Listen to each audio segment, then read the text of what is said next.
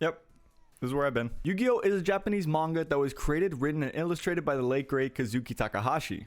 Rest in paradise, Duelist. And will be published in Shueisha's Weekly Shonen Jump magazine between September 1996 and March 2004. And fun fact, the original planning of the manga was to be a horror manga, which, if you've actually read the manga,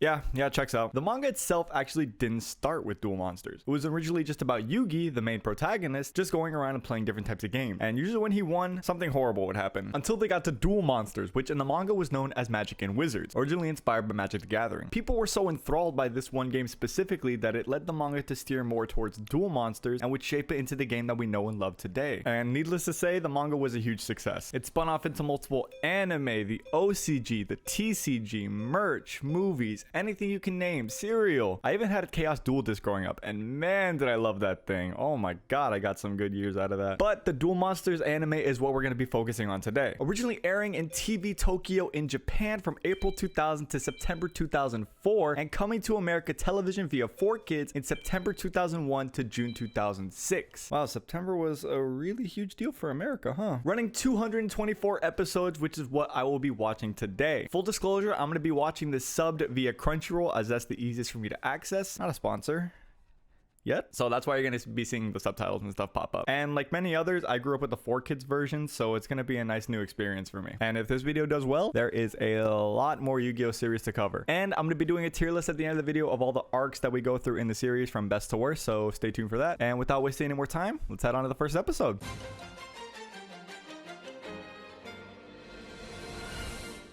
We start off by being told the history of Shadow games and how it's relevant in today's world, with Yugi Muto, the main character, being the heir to the Shadow games, as his necklace houses an ancient pharaoh who is the king of the Shadow games. I'm so used to the English 4Kids opening that this new one actually kind of caught me off guard. It was still a banger though. The episode officially starts off with Yugi and Jonichi, not Joey, playing the game in class and explaining the basic rules of it. You and your opponents both have 2,000 life points. You both summon monsters, use spells and different types of traps to try to bring your opponent's life points to 0. And Jonichi sucks.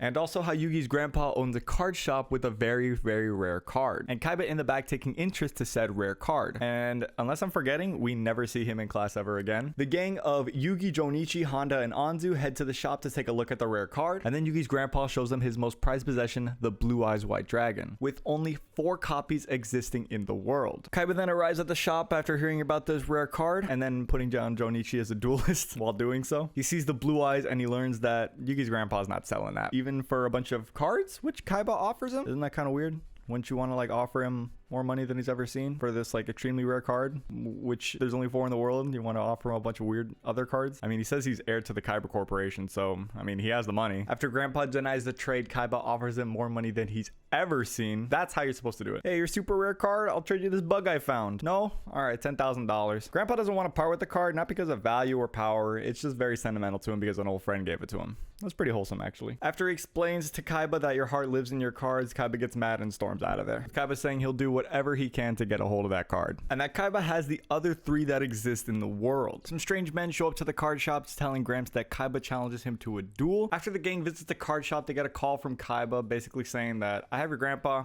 come get him. Yugi finds his grandpa on the floor saying he failed to teach Kaiba the heart of the cards. Kaiba then holds up the blue eyes that he won from Yugi's grandpa and tears it in half. He says it's useless to him since you can only play 3 of each copy in the game.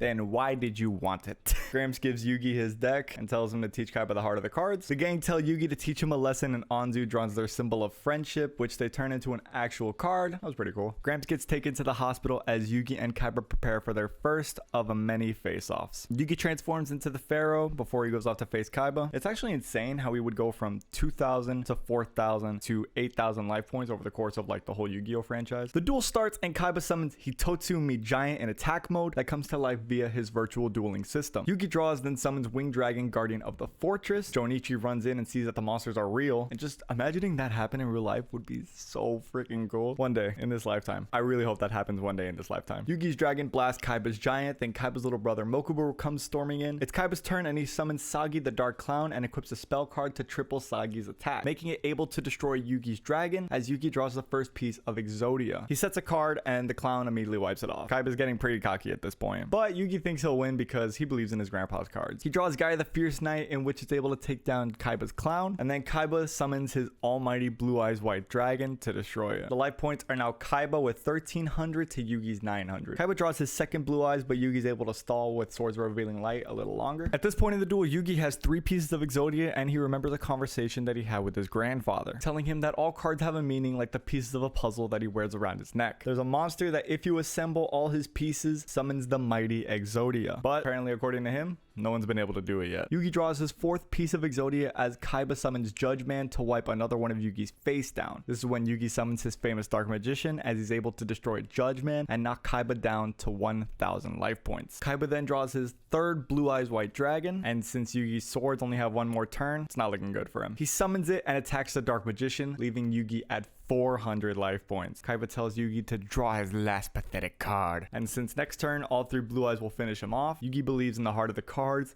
and the card he draws is the final piece of Exodia, giving us this amazing iconic scene and winning him the duel. This is when Yugi says he'll destroy the evil in Kaiba's heart, which, come to think of it, throughout the course of the series, he really did not do. And he saves his grandpa. This is when a mysterious man who we see named Pegasus gets told that Kaiba just lost the duel. And that's where the episode caps off. I mean, this episode's amazing. Come on. Am I biased? Maybe a little bit. But I don't even care. This is the reason that me and millions of other people became duelists today and would be an amazing kickstart to the series as well as the Duelist Kingdom arc. And real quick, I'm not going to go over the play-by-play for every single duel for every episode. I'm just going to keep it more to like key moments or parts that I really like. But mainly for this, I'm just going to be focusing on the plot of the series. All right. Next episode.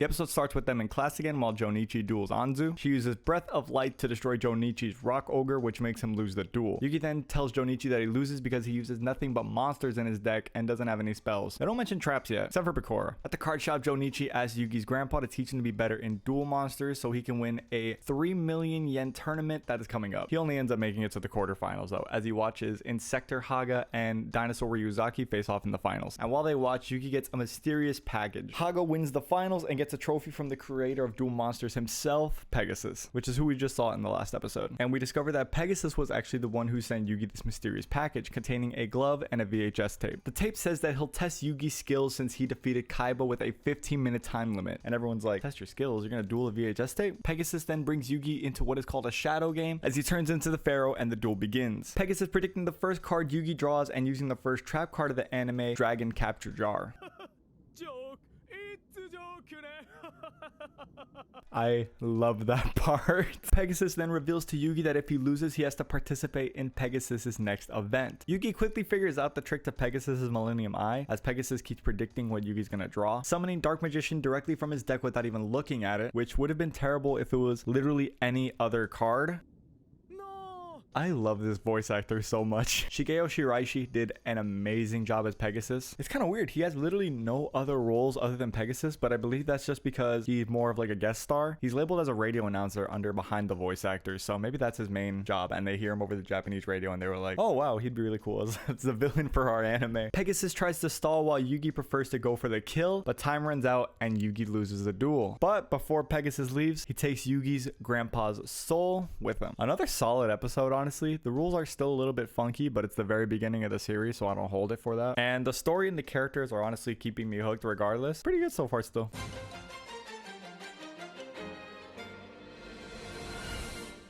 Yugi sits on a roof while Jonichi watches a tape from his sister who he hasn't seen in years. And Yugi gets an invite to Duelist Kingdom. We find out that Yugi's puzzle is from an ancient Egyptian ruin, and Honda and Jonichi used to be horrible people to him. I haven't seen season 0 yet, so I'm not sure if this is like a sequel to that, or if this is just like some flashbacks that never happened. Yugi's friends try to sneak aboard the ship to Duelist Kingdom. Jonichi gets caught, but Yugi gives him one of his 2 star chips to let him come aboard with him. We're then introduced to Mai, the love of my life until Akiza was introduced in 5Ds, Ryuzaki, and Haga.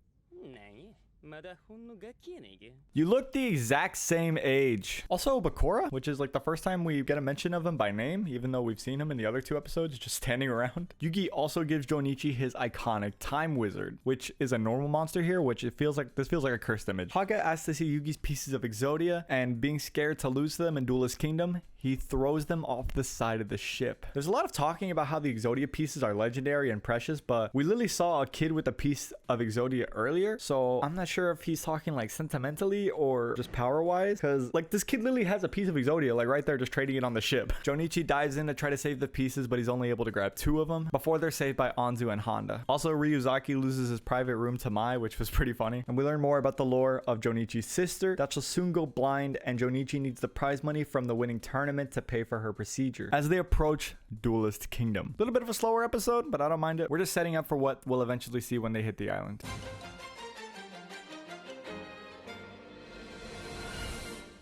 We're here, baby. Duelist Kingdom. Honda's dad tells them all to gather at Pegasus's castle. I'm joking. I know that's not actually Honda's dad. On the way up, they see Bakura just chilling in the forest. They treat him like Bigfoot. Like, oh, did you see that Bakura sighting? Is he real? Is he not? We also get a quick introduction to Ryota Kazuki, who grabbed 3rd place in the tournament behind Haga and Ryuzaki. Pegasus welcomes them all and tells them the rules. Each player must gather 10 star chips in 48 hours. You wager star chips in the duels you participate in on the island, and if you don't have 10 star chips by the end of the 48 hours, you are off the island. Food, water, shelter? Nah, you guys can figure that out. Just get star chips. Anyways, Yugi's first opponent is Haga, wanting payback on him for throwing the Exodia pieces off the side of the ship. They can duel anywhere thanks to these duel rings, and there's a lot of questions I have regarding these duel rings, and yeah, I'm just not gonna ask any of them. Yugi tells Haga to bet both his star chips, and in exchange, Yugi wagers his entire deck. One of the new rules in the kingdom was the field that they play on also changes the duel field, giving a boost increase or decrease to certain monsters. So if you're playing like a forest field, your bug monsters get an increase, and if you're playing like a water field, your fire monsters would get like a decrease, stuff like that. And some also gain magic resistance. Yeah.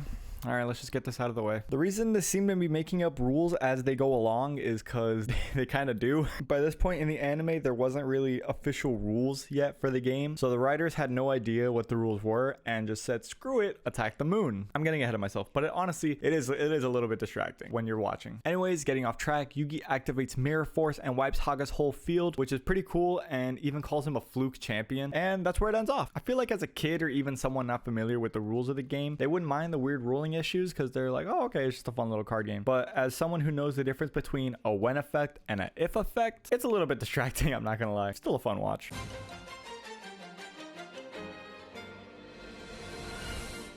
Mai shows up to give her 2 cents on the duel, saying the duel isn't over yet. And also we see Kuribo for the first time and immediately gets destroyed. Haga turns his moth into a cocoon and puts Yugi on a timer. In 5 turns, Haga will have his perfectly ultimate great moth. I'm not making the joke. Mai tells them no one has ever beaten Haga's combo. Is it a combo? Yeah, why not? I mean, combo back in these days was summoning a monster, equipping it with a spell, and that was it. Yugi uses the combo of Curse of Dragon to burn down the forest and lower the cocoon's defense, and using Gaia the Fierce Knight to pierce the cocoon. But he waited a little too long as the cocoon is able to create Great Moth. Honestly, they treat the duels like Pokemon battles, and that's where it throws me off the most, because sometimes it feels like instead of trying to make it its own identity right now, they're just like, oh, well, Pokemon does this, let's do that. Pokemon's popular right now. But again, still the beginning. They're still learning. I'm not going to try to hold them to it that much. Haga wipes the field with his moth, but Yugi's able to cover it with water and make it vulnerable to electricity, and makes the final blow with Summoned Skull. See what I mean? Taking both of his star chips and eliminating the champion. First one gone. Wow. And Jonichi also loots his glove.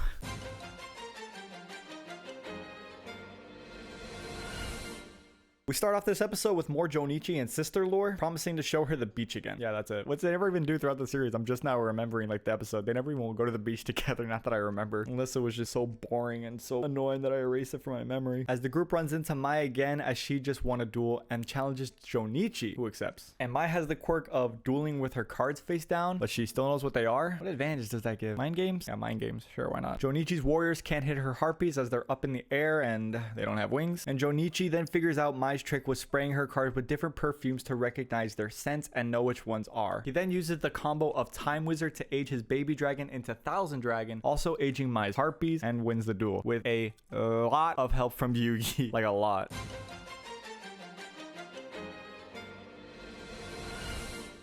Hey, they actually brought up the food thing. Jonichi smells cooking fish and it leads them right to Ryota Kazuki, who placed 3rd in the national tournament. Side note, God, I wish I was him. He feeds them, damn near kills Yugi, and challenges them to a duel. 2 star chips on the line. This duel is interesting as Kazuki's monsters hide in the water so Yugi can't see them and attack them. As much as I complain about the Pokemon style battling, the field they play on affecting their duel monsters is kind of cool. It's like field spells before they actually thought of field spells. Yugi summons Feral Imp and equips him with Horn of the Unicorn to give him electrical powers. But Kazuki summons Jellyfish, which absorbs the electricity and protects all of his monsters from it. Yugi then plays the Moon and Silver Fang, which quickly gets washed away. And we learn some lore on Kazuki, as he used to be scared of the ocean since it took away his father, but wants to use the prize money to buy a boat to become the best fisherman around. He expands the ocean to 95% of the field, leaving Yugi with just a little plot of land to summon monsters on. And then the infamous scene where Yugi uses Giant Soldier of Stone to attack the moon, a scene so infamous they actually made a card of it. This makes the ocean recede and Yugi is able to attack Kazuki's monsters, and Yugi wins the duel. This was definitely the silliest one yet, but Ryota honestly was such a really cool character and just so much fun to watch that I didn't mind it. He easily became one of my new favorites just from his positivity and his fun attitude alone.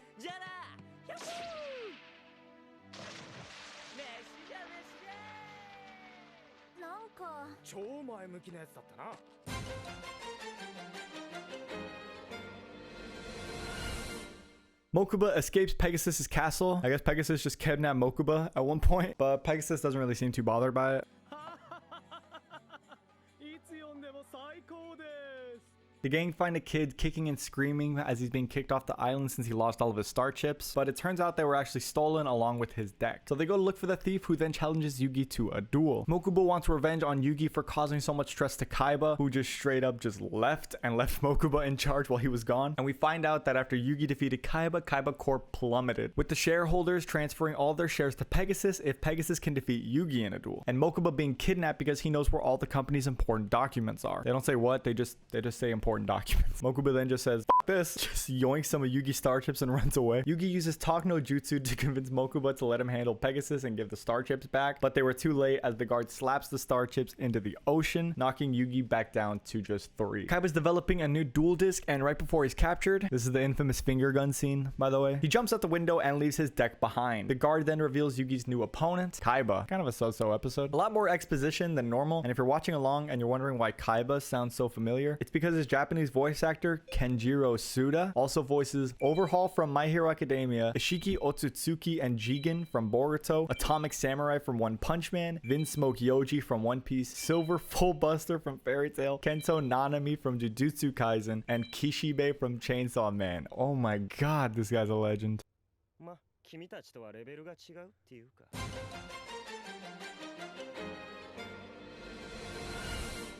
So it's not Kaiba, it's his ghost. And the funniest part is when they question him about it and he's just like, yeah, Kaiba's dead. The duel is on and the wager is 3 star chips. I've noticed that they use this animation of Yugi drawing and Dark Magician doing the black magic attack quite a bit. I got nothing to say, I'm just saying, like, I've noticed it. We find out Kaiba's still alive and he finds out that they have Mokuba, and Pegasus will have control of Kaiba Corp if Yugi loses. Yugi was already skeptical if this was Kaiba's real deck or not, but as soon as the Blue Eyes is brought out, Yugi has no idea what to think. He starts to wonder if the real Kaiba is actually dead, and the real Kaiba tries to figure out exactly where Yugi is. Yugi tries to stall with Magical Hats, which is a spell card here. I think it's the spell card throughout the whole series, now that I think of it. And that's where the episode ends. Nothing much happens. A lot of Kaiba on his computer trying to figure out where Yugi is via weird methods like blowing up a virtual door with virtual dynamite and them just wondering if Kaiba's actually dead. Next episode.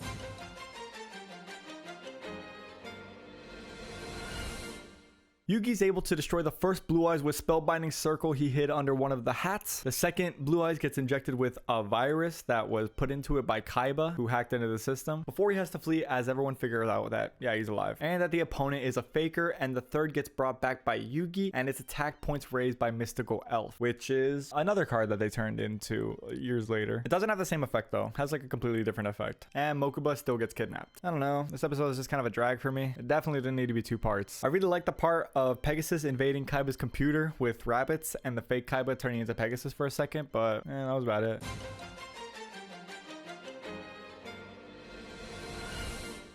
Mai wants revenge on Jonichi for defeating her in a duel, so she sends Dinosaur Ryuzaki after him, thinking that if Dinosaur Ryuzaki defeats Jonichi and she defeats Dinosaur Ryuzaki, that technically means that she's better than Jonichi. I feel like we've all used that logic at some point, but ironically, whatever helps you sleep at night. But the caveat is that Jonichi is not allowed any advice from any of his friends during the duel. Jonichi accepts as he wants to win on his own with no help from others, and I like that. That's something a real person would want. Oh, hey, look, they actually fixed Time Wizard. Ryuzaki loses a monster Monster to Jonichi's Flame Swordsman because fire is powerful against Dino, which Jonichi didn't even know, so he just goes on a spree and eliminates all of Ryuzaki's dinos. Jonichi is able to stay in the duel because of the power of friendship with the card Honda gave him earlier in the episode, but Ryuzaki has a more powerful card hiding in his deck that would become very, very iconic in the series.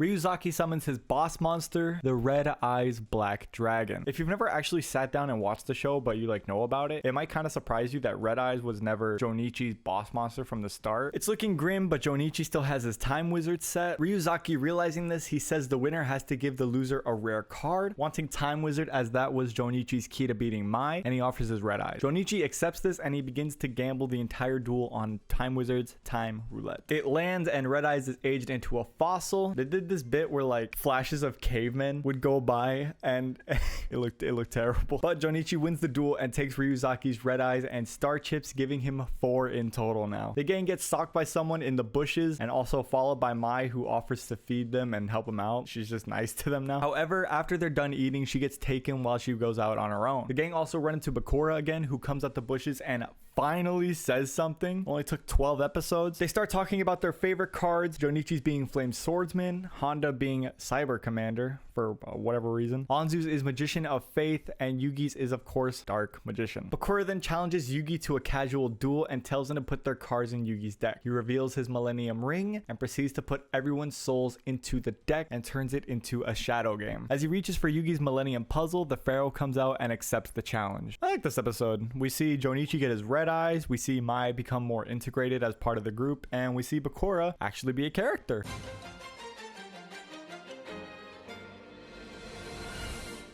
It's not Bakura, it's a shadow duelist in Bakura's body, and we discovered that whoever has all the Millennium items has the power to rule the world. So this duel is for each person's Millennium item, and when Yugi summons Cyber Commander, we see that everyone's souls are inside their favorite card, and when he gets destroyed, the soul and the card get sent to the graveyard. However, if the Reaper patrolling the graveyard catches them, they die in the real world too. So Yugi plays it careful. He summons a Flame Swordsman cosplaying Jonichi to destroy Bakura's white magical hat, summon little baby Dark Magician Yugi next, and then Monster Reborning Honda from the graveyard. And this is when Yugi tells his friends the truth about the spirit in the Millennium Puzzle. Falling for a morphing jar a second time, Pharaoh draws into a Magician of Faith and takes 1500 life points of damage from just desserts. Scared of another morphing jar, he summons Anzu, but Yugi took the bait as it was Electrical Wizard, stopping Dark Magician Yugi from attacking next turn. Jonoichi sacrifices himself willingly so Yugi can activate Horn of Heaven to stop Maneater Bug from being flipped up, and before Reaper can get him, Anzu brings back Monster Reborn to bring back Jonoichi from the grave. The not Bakura uses Change of Heart to try to get Yugi to attack his friends, but real Bakura swaps him with Lady of Faith. So Yugi and his friends can end the duel and send him to the graveyard. We find out Bakura got his Millennium Ring from a vendor in Egypt who sold it to his father along with a card. The vendor was from the Shadow Realm. I mean, you gotta get it to him somehow, I guess.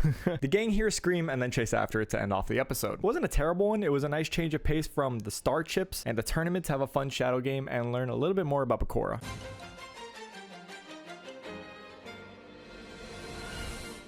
New opening epilogue. This is what would give us the classic previously on Yu-Gi-Oh! Intro. The scream was Mai. She got eliminated and all of her star chips taken from a player killer who roams around the island eliminating players from the tournament. And we learned that these player killers are all over the island hunting for Yugi, which is what the ghost from Kaiba was from the earlier episode. Wagering all of his star chips to get Mai's back, he's too short. His 6 to the player killer's 8 he took from Mai. Player killer says he'll make up the difference by threatening to burn Yugi alive. Yeah, okay, that's a fair trade. This is a literal shadow game. Being played at night, the darkness gives the PK's monsters a boost. He summons his Castle of Dark Illusion to cast a shadow over his field so Yugi can't see a thing. His monsters get destroyed gruesomely too. There's like bones cracking and their screams. It's kind of messed up.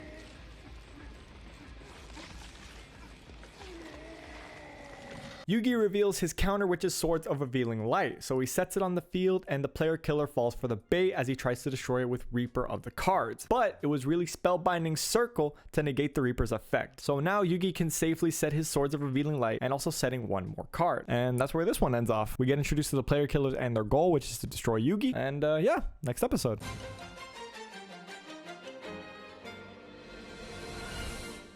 Pharaoh starts counting the turns that the player killer has left, going from 5 to 4 and trying to throw him off of his game. After player killer summons King of Yamimake, he attacks the Pharaoh but uses spellbinding circle to make Reaper of Cards the target instead. Not how the card works. Yugi activates swords finally so he can see that the field isn't in total darkness. As 4 goes down to 3, player killer is able to stall with yellow luster shield, but this doesn't phase Yugi as 3 turns goes down to 2 turns. A lot happens here, so bear with me. Yugi fused Gaia and Cursive Dragon together to make Dragon Champion. Then he used Catapult Turtle to launch them into the Castle of Dark Illusions and break its levitation ring, but Swords of Revealing Light keeps it in the air until the end of his turn. Then when he ends his turn, Castle of Dark Illusion crushes the player killer's monsters who couldn't escape because yellow luster shield kept them in place. Player killer says screw it and tries to torch him alive anyways, but Yugi hits him with the Mind Crush and takes all of my star chips back. Another weird duel this one. I liked player killer's monsters though, as their weird attack point stats really made him stand out, and this is the first time we would see Yugi do his Catapult Turtle strat. And that's about it. Next episode.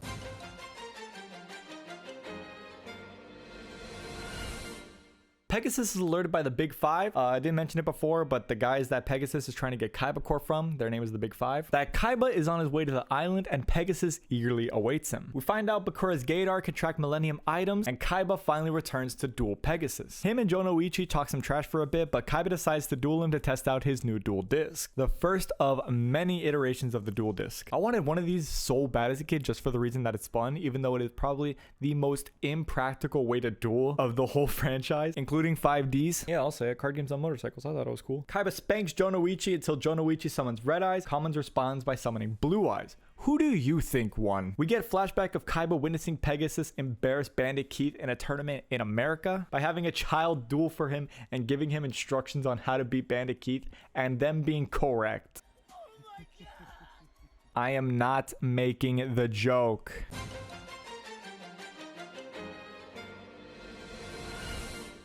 Jonoichi has PTSD from getting spanked by Kaiba, and that's not the first time we're gonna see him in a dog costume, by the way. Spoilers, I guess. Mai goes off on her own, and I just realized that it's only been 1 day of this tournament. All the past episodes have happened in a single day, which is pretty funny. It reminds me of the storming the castle scene from Hunter x Hunter. Anyway, the gang is stalked by Bandit Keith's goons as he wants revenge on Pegasus for embarrassing him.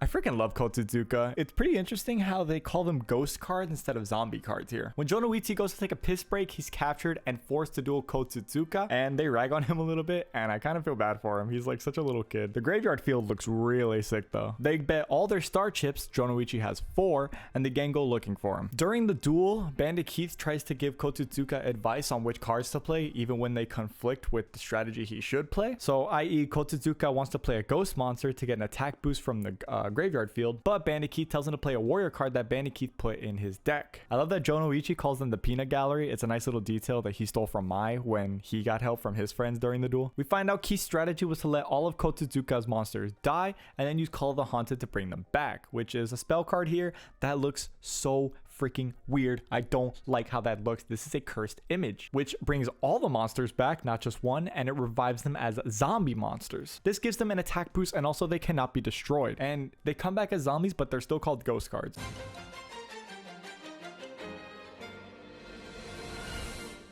I actually kind of like the wacky Scooby-Doo antics that the gang gets into when they're trying to find Jonoichi. And Bakura is really funny here to me. Just like the wacky antics he gets into and the cartoon sound effects and the doink, like all that stuff. I don't know, it's funny to me. Jonoichi keeps trying to destroy the zombie monsters, but every time he does, they revive and with even more attack. But this is when he's able to try to draw his out. He draws Time Wizard and uses Time Roulette, but it fails. Huh, I actually wasn't expecting that. The first time it actually backfires. He wipes out his own field and then Kotsuzuka draws his boss monster. Pump King, the King of Ghosts. That's such a boss name. Which strengthens all of his monsters every turn. Keith tells him he's missing one last card for his combo, with the card being Stop Defense, meaning Jonoichi will have to play his monsters in attack mode. He draws Red Eyes, which takes out Pumpkin, but it soon gets taken out on his own. Then Jonoichi draws in a Sword and Shield, which swaps the defense and attack of all the monsters on the field. All of Kotsuzuka's zombie monsters get their attack swap with their defense, which is 0, and Jonoichi goes in for the game-winning kill and brings his star chips up to 8 now. On the way out the cave, the gang sees that Bandit Keith used his goons to seal up the cave entrance, trapping them inside, and then he beats them up and takes all their star chips and goes to Pegasus's castle. Oh, poor Kotsuzuka.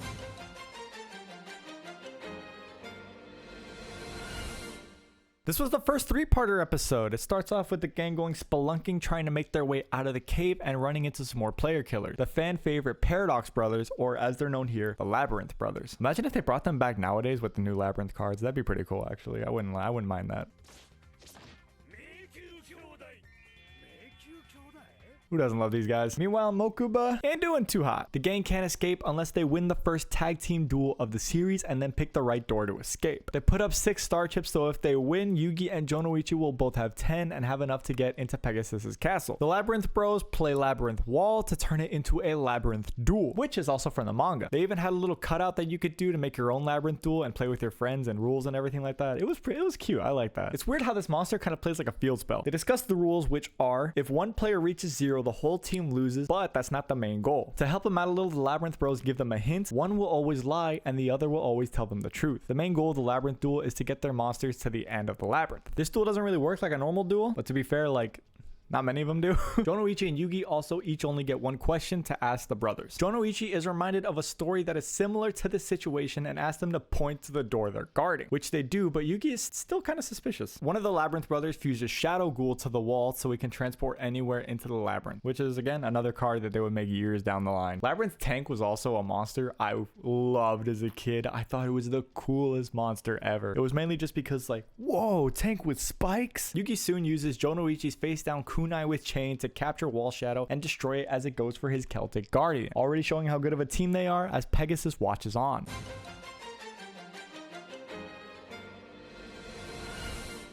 Yes, I'm wearing a different shirt. Leave me alone. Recording is hard. Kaiba's on the way to free his brother, but he stopped by Honda's dad, and this next sequence I have no words for, so I'm just going to show you.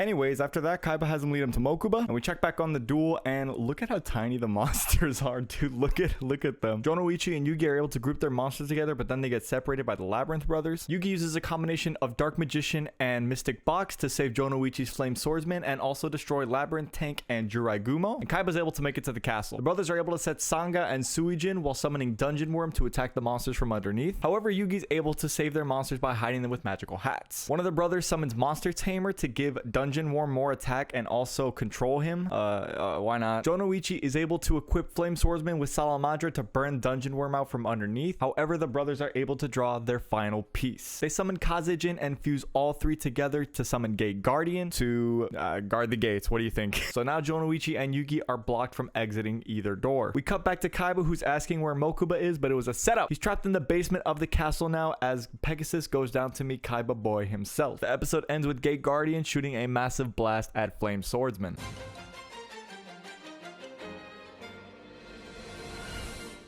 Yugi had a face-down mirror force to deflect Gate Guardian's attack. He's able to destroy Monster Tamer, but Gate Guardian lives it. How does he live it? Just because I literally cannot get over how tiny they are. All this talk of the mighty monster known as Gate Guardian, and he's like 3 feet tall. Yugi uses Summon Skull to electrocute the floor because Suijin flooded it, so that destroys it. I don't even know, man. These writers are on shrooms. But okay, Yugi fuses Summon Skull and Red Eyes Black Dragon to summon probably one of my favorite fusions in the game. Not from usefulness, just like sentimental wise. I love this monster so much. Beast Skull Dragon. However, he still needs to move it through the maze. Yugi Monster Reborn Suijin to use it as a wall to protect them from Gate Guardian's attacks. And okay, last time, look at how tiny Beast Skull Dragon is. The ending of the duel is pretty cool though. Yugi uses Shift to swap the places of a Dark Magician and Beast Skull Dragon to put Beast Skull Dragon at the front of the maze and destroy Gate Guardian. And this wins them the duel, getting them both to 10 star chips. Kaiba's been playing a lot of the Sly Cooper games recently, so he's able to find Mokuba. Dude, if I have to see this picture one more time, I haven't been showing you guys in the editing. I don't know if I'll show it, but the amount of times this picture has popped up just in these few episodes, it's easily on like 2 hands. They really love this photo of them. Yugi's able to scam the brothers to tell him which door is the correct door, and I actually really like this part. It reminded me a lot of the clever ways he'd win games in the manga. And before Kaiba can free his brother, Pegasus shows up and snatches Mokuba's soul, only giving it back to Kaiba if he can beat him in a duel.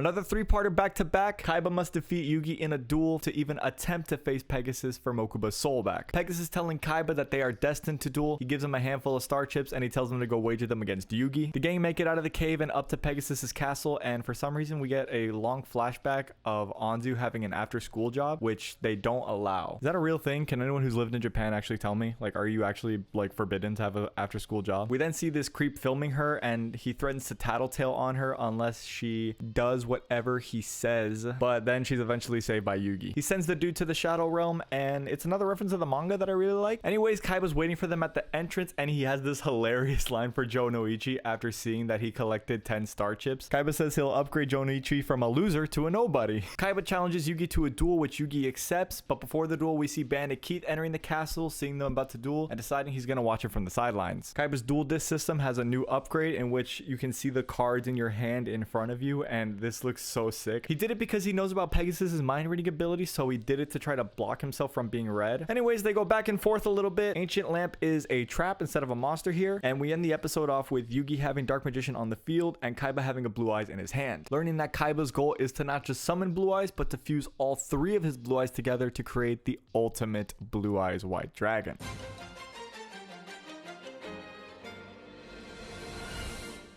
Yugi uses Eye of Truth to scout out Kaiba's whole hand. He sees that Kaiba has the 1 Blue Eyes in his hand and he's like, why didn't he summon it? And then he just immediately puts the pieces together and figures out Kaiba's plan. It literally cuts from Kaiba thinking, I can't wait to fuse all these Blue Eyes White Dragons together to get revenge on Yugi, to Yugi going, he's definitely going to fuse them together.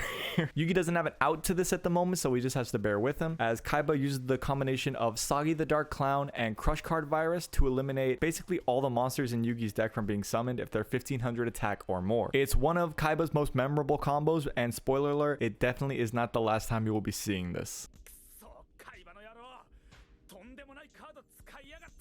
Wow, even back then people complained about floodgates, huh? Kaiba then draws into his 2nd and then his 3rd Blue Eyes, summoning one of them to try to scare Yugi. He then draws into polymerization and then fuses all 3 of his Blue Eyes together, forming the most powerful monster Yugi has yet to face, Blue Eyes Ultimate Dragon. Kaiba is grinning from ear to ear, excited to make Yugi face the grief that he's been dealing with ever since his defeat. He destroys Yugi's giant soldier of stone, and low on life points, unable to summon most of his deck, and with the most powerful monster he has yet to face, Yugi draws what is seemed to be his very last card.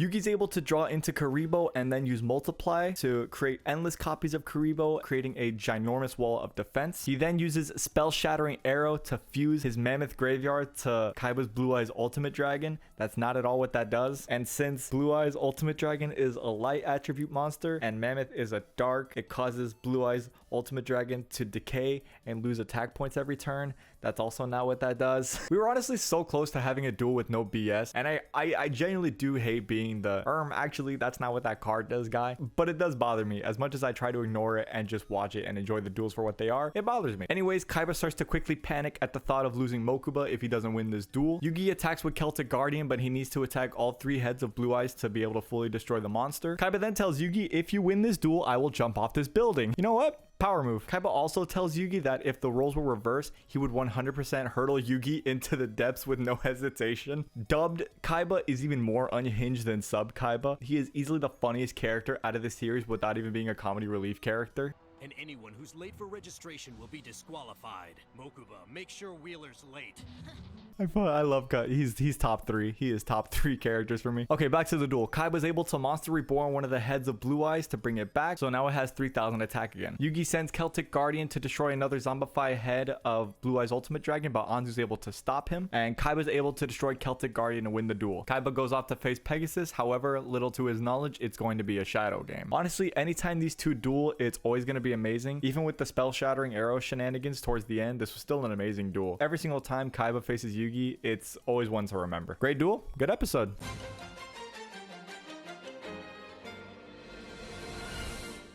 Yugi is devastated, not from losing the duel and losing his star chips. He's more devastated as to what his other self was doing. He was scared that the lengths that his other self would go to win the duel, almost killing Kaiba just to win. We then see Mai show up and she offers some of her star chips to Yugi since she has a bunch of extra. She has 16 in total, so even if she gave Yugi some, it wouldn't affect her at all, but he's still just nothing. This is when Anzu challenges Mai to a duel for the star chips, because I guess she thinks that if the star chips are won, then Yugi will be more likely to take them. Mai accepts and she says if she wins that Anzu has to stop all the spouting about friendship nonsense, so I am 100% rooting for Mai in this duel. I know Mai's supposed to be like the villain in this duel and you're supposed to root for Anzu, but what Mai says does make a lot of sense if you think about it. That to be a good duelist, you need to depend on yourself and not have other people basically spoon feed you advice and wins all the time. And she says it's basically better to be strong on your own and rather than depend on your friends, have them there just for support, which is just good advice. I can't hate on that. However, this speech would end up proving meaningless as Mai would just essentially forfeit the duel, letting Anzu win and just handing her the star chips. And what bothers me so much is that they play it off like Anzu won from skill and not from Mai just feeling bad and letting her win. She got babied into winning because Mai felt bad. Like, it's just so pointless. I mean, it wouldn't be completely pointless because Mai's words did stick with Yugi since he's the only person that noticed that Mai let her win. Yeah, this episode just didn't do it for me. I wish we could have gotten an actual duel between the two instead of just a quick plot convenient way for Yugi to get some of his star chips back.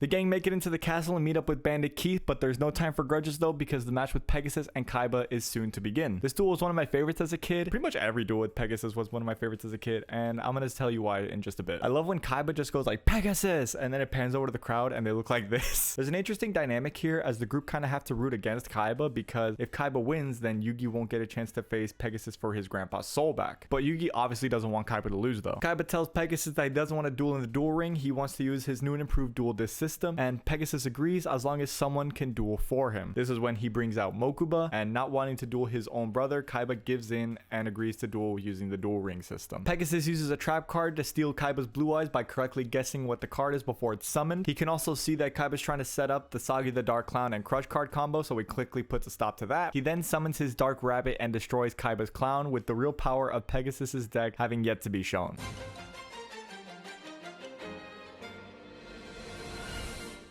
We start off with Pegasus reminiscing to Kaiba about how much he loved cartoons as a kid and how he would always watch them growing up, and this whole reminiscence is to set up the card that Pegasus will play next, which is home to easily my favorite archetype, Toon World. Pegasus plays Toon World, which protects all of his monsters from battle. Pegasus then goes to summon Kaiba's Blue Eyes, which turns it into Blue Eyes Toon Dragon. Look, I love these guys so much. I even have this little Blue Eyes Toon plushie that's easily one of my favorite Yu-Gi-Oh possessions. Kaiba at this point, he is seething. He uses the same tactic that Yugi did in his duel against Pegasus, just discarding his whole hand and playing cards straight from the deck, not even looking at them. He's able to play his second Blue Eyes White Dragon, but the toons prove to be too much for Kaiba as they overwhelm him and they cause him to lose the duel. Accepting his fate, Pegasus has another soul to add to his collection. Yugi is filled with rage and he promises to defeat Pegasus and get Kaiba and Mokuba's souls back along with his grandpa. Yeah, this duel is great. The toons and the animations are just amazing. I love everything about it, especially the fact that it's like Japanese anime trying to imitate like Western cartoons, and they do it so amazing. This is, I love it.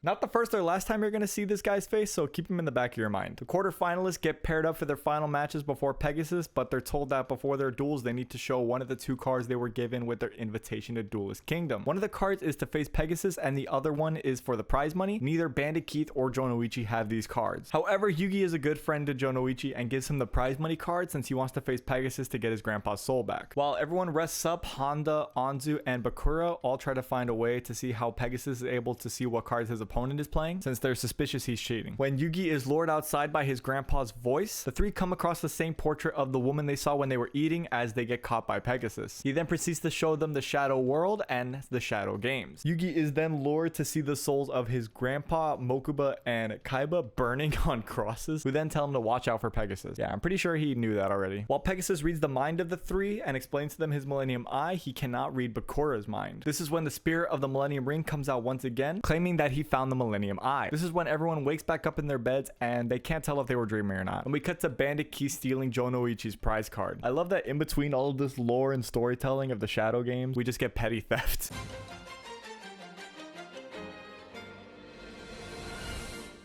It's the morning of and everyone gets ready for their duels as Jonoichi still doesn't know that Bandit Keith swiped his prize card. The first duel up is Mai against Yugi, and Pegasus tells him that if they make it to the finals and defeat him, that they will be known as the best duelist in the world. I think this is the first time we've ever seen Yugi actually cocky. He straight up says Mai is not good enough to defeat him. It's a pretty standard duel so far. At one point, Mai activates Mirror Wall to basically stop Yugi from attacking with his monsters. At this point, she kind of starts to wipe the floor with him. She starts to get in his head because all he can think about is just getting to the duel with Pegasus, not really paying attention to the duel he's having with Mai. He basically treats this duel like a free win, and she takes advantage of that. He keeps falling for her traps, and she constantly clears his field when he thinks he'll start making a comeback, telling him the same riddle that he told Jonoichi when he dueled her. It's honestly a really good duel so far, and this is also the first time that we see Harpy's pet dragon, and Mai hasn't even taken any damage yet. It's still her 2000 to Yugi's 300. Pretty cool seeing Yugi actually get cocky and be punished for it, so it's gonna be pretty cool to see him wake up and finally snap back into it and treat this like an actual duel.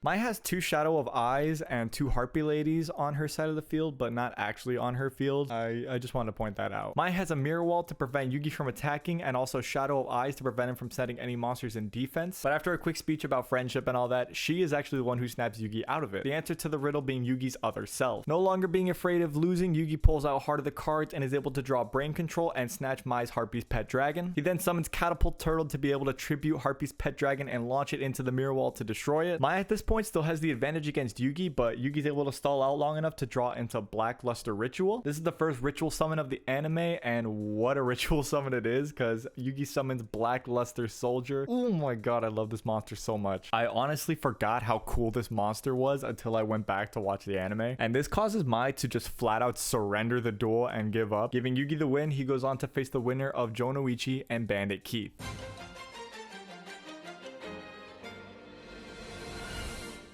We jump straight into the next duel between Bandit Keith and Jonoichi, and they both need to show off their prize cards to show that they actually got invited to the duel tournament. But Jonoichi still doesn't know that Bandit Keith stole his prize cards, so he's looking around trying to find it. Luckily, as soon as he's about to give up, he runs into Mai in the hallway, who gives him hers since she doesn't need it anymore. And the two actually share a pretty heartfelt moment, as long as you ignore that this is the second instance in which someone has given their prize card to Jonoichi so he can continue the tournament that he wasn't even invited to in the first place. He comes back, shows off his prize card, and the duel begins. That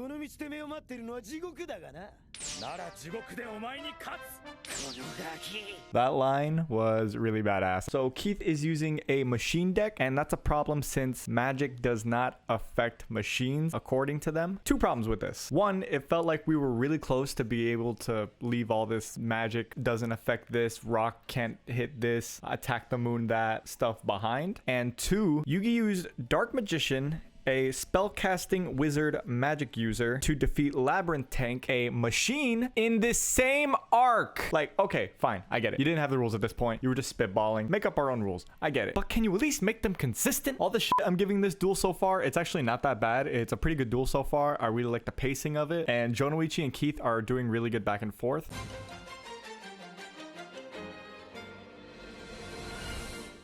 Pegasus takes a glimpse into the competitors. I guess the Millennium Eye can also show you people's pasts and not just read their minds. He never uses that ever again. We see that Keith basically became addicted to drugs and alcohol after losing to a literal child. And this was pretty funny to me just because Keith is a big scumbag. Keith summons Barrel Dragon to wipe Jonoichi's field, and damn, that design is awesome. Jonoichi responds by summoning Time Wizard and Baby Dragon at the same time in the same turn. Why not? Sure. Jonoichi then activates Time Roulette to age his Baby Dragon into Thousand Dragon and corrode Barrel Dragon. He destroys Barrel Dragon, but Bandit Keith brings it back with the Time Machine Trap card to destroy Thousand Dragon. Jonoichi's able to draw into Red Eyes and use his Copycat to copy Keith's Metal Morph card and turn Red Eyes into Red Eyes Metal Dragon. One of the worst cards in the game, but I can't even lie, that design is so cool. We also see that Keith is hiding completed 7 cards up his sleeve to raise his monster's attack. Pegasus also spots this, but he keeps quiet about it for now. Now, this next sequence I actually really love. So Keith uses Blast Sphere to try to destroy Red Eye's Metal Dragon, but Jonoichi's able to save it. So Keith then steals Sword and Shield from Jonoichi's hand to swap the attack and defense of all the monsters on the field. Bandit Keith goes for the final kill, but Jonoichi uses Grave Robber to steal Bandit Keith's Time Machine Trap, bringing back his Red Eye's Metal Dragon with its original attack and defense. He then attacks Keith's monster to win the duel. Even when this guy was cheating, he still lost against Jonoichi. That whole ending sequence with the Time Machine and the Grave Robber and all that, just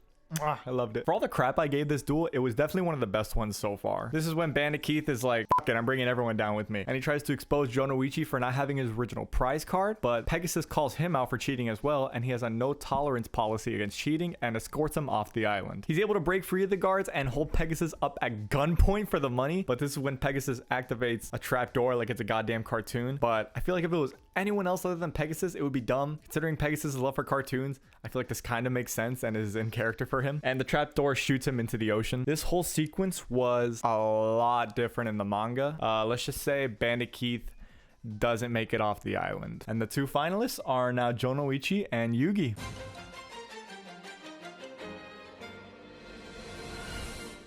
I had the DVD of this whole duel when I was a kid, and I rewatched it endlessly. I think it was in like the checkout line of Vaughn's for like $5 or something, and I begged my mom to get it for me. Anyway, these two have come a long way since dueling each other in the classroom. The finals between Yugi and Jonoichi are finally here, and Anzu could not be more annoying during this. She makes it sound like it's a fight to the death, and on that note, they keep calling it a fight. I don't know why they're calling it a fight. They just said Jonoichi's gonna get the prize money regardless of who wins, so what is there to worry about? They try to make it seem more suspenseful when they should make it seem more exciting. Like, oh man, the two main characters are finally going to be dueling each other. Regardless of all that, the duel itself is very fun to watch, and they did a really good job with all the duels towards the end of this arc. Yugi is able to stump Jonoichi with Gaia the Dragon Champion, and this is when Jonoichi busts out a really cool play. Jonoichi summons Red Eyes and then uses Grave Robber to steal Yugi's summoned skull, and then he uses Copycat to copy Yugi's polymerization, and then fuses the two to make Red Eyes be Skull Dragon. That was a really good play on Jonoichi's part, and they did a really good job of fleshing him out and slowly making him more better at dueling and just picking up his own combos and strategies along the way, learning from the people he's faced before.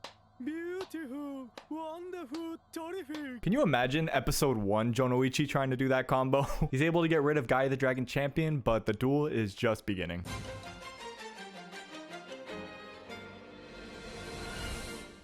Yugi's able to stall for a bit when he summons Dark Magician and then combos that with magical hats. Oh, I get it now. Hat, magician, top hat. I get it, dude. That's clever. He hides a trap under one of the hats and gets lucky when that's Jonoichi's target, and Spellbinding Circle. Yugi's able to weaken Beast Skull Dragon and make it unable to attack. Jonoichi uses Baby Dragon and a set card to lure Yugi into his trap of Kunai with Chain. Also, okay, I think I solved this mystery. So Jonoichi sets a spell card in his spell and trap zone, and Yugi thinks that it's Time Wizard. So I think if you're using an effect monster's effect, you can essentially set it in the spell and trap zone and use the effect as a spell or trap. That explains why Jonoichi is able to use Time Wizard and Copycat's ability that turn, even though he already summoned a monster. This is giving me a headache. Okay, anyways, after Yugi falls into Jonoichi's trap, that's when Jonoichi decides to use Time Wizard's effect to age everything on the field. He succeeds, and not only does he turn Baby Dragon into Thousand Dragon, he's so excited thinking that he finally has Yugi on the ropes and that he's about to beat him. But Jonoichi also turned Dark Magician into Dark Sage, which is another one of the worst cards in the game. So now Yugi's able to add a spell to his hand every single turn because of Dark Sage's effect, which is a much better effect than they actually gave him. That would have made all the effort to summon him way more worth it. Every turn? Are you kidding me? Anyway, Yugi adds Monster Reborn to be able to bring back Beast Skull Dragon to his side of the field, and with tears in their eyes, Jonoichi tells Yugi to bring it on and finish the duel, to which Yugi does, and he wins. See, that's how you make it emotional, not having Anzu on the sideline screaming every 5 minutes about how they shouldn't fight. Jonoichi tells Yugi to take back the prize card so we can win the money, but Yugi tells Jonoichi to keep it for his sister's surgery. It's a pretty heartfelt moment, even though like we knew it was gonna happen anyways. They said multiple times that Jonoichi was gonna get the prize money and, you know, pay for his sister's surgery, but regardless, Yugi goes on to face Pegasus now.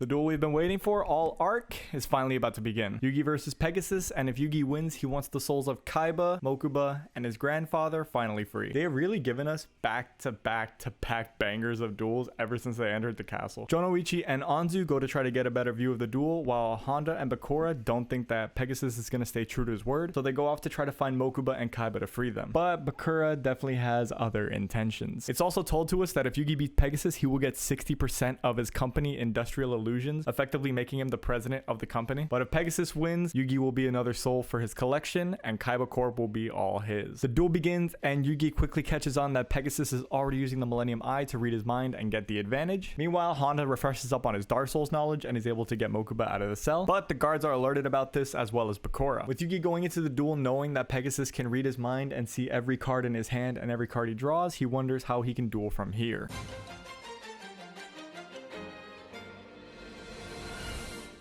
Bakura goes off and eventually finds Honda and saves him from the guards using a card effect in real life. Interesting. Meanwhile, Pegasus throws Yugi a bone as he pretends to fall for one of Yugi's traps, but then immediately counters it and starts playing some mind games on old Yugi boy. Pegasus quickly brings out Toon World, making all of his monsters invincible. Pegasus then activates his Mimicat card to copy Summon Skull and bring it over to his side of the field. And since Toon World is on the field, you know what that means. God, I love the exuberance every single time that Pegasus copies a new monster and turns it into a toon. It's just so, it feels like an event. I love it. Honda and Bakura quickly reach a dead end and Pegasus starts to corner Yugi, and Yugi starts to wonder, is there actually any way that he can win this?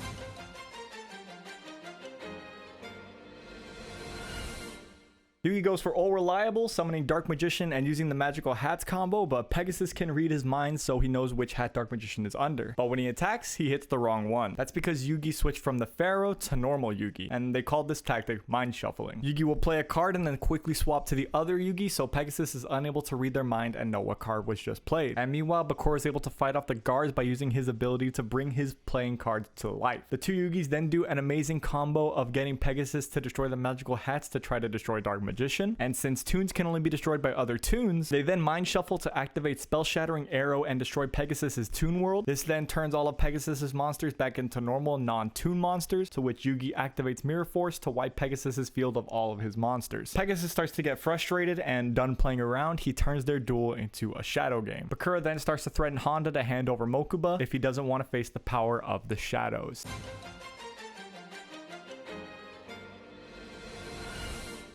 Honda is able to knock out Bakura though, and chucking the Millennium Ring into the nearby forest, bringing both him and Mokuba back safely. And we start to see that the Shadow Game is a little too much for the normal Yugi, and he starts to not be able to handle it. This causes both Yugis to try to speed up the duel so that way Yugi doesn't get too hurt, and this causes some missteps along the way. This is when we see that the toons aren't the only monsters to worry about in Pegasus's deck. Pegasus then brings out his other boss monster, Relinquished. Relinquished is able to absorb Yugi's monsters to use them as shields while also doing damage to Yugi. This makes its other name, Sacrifice, make a lot more sense. The Shadow Game proves to be way too much for Yugi to handle, so he tags out for the Pharaoh while leaving one face down card unknown to both Pharaoh and Pegasus. Pegasus is now able to mind scan Yugi again, knowing all the cards that he draws and all the cards in his hand. He also puts him on a timer when he summons Jigen Bakudan, a monster that will blow up the field in 2 turns and dealing damage to the monsters destroyed. And while Relinquished has 0 life points, so it will deal 0 damage, he absorbed Dark Magician, who has 2,500 attack points, so it'll end Yugi real quick. Hopefully the last card that Yugi drew is going to be able to save the Pharaoh.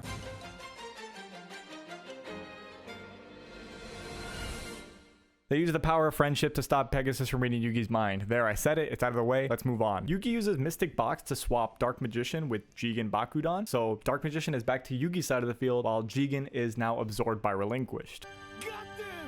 He then uses Brain Control to steal Relinquished, and he flips over the set card that Yugi left for him. This card is Black Magic Ritual, and this is able to summon his trump card. With Dark Magician and Jigen, he ritual summons Black Magician of Chaos. Oh my god, he is literally me. Shit.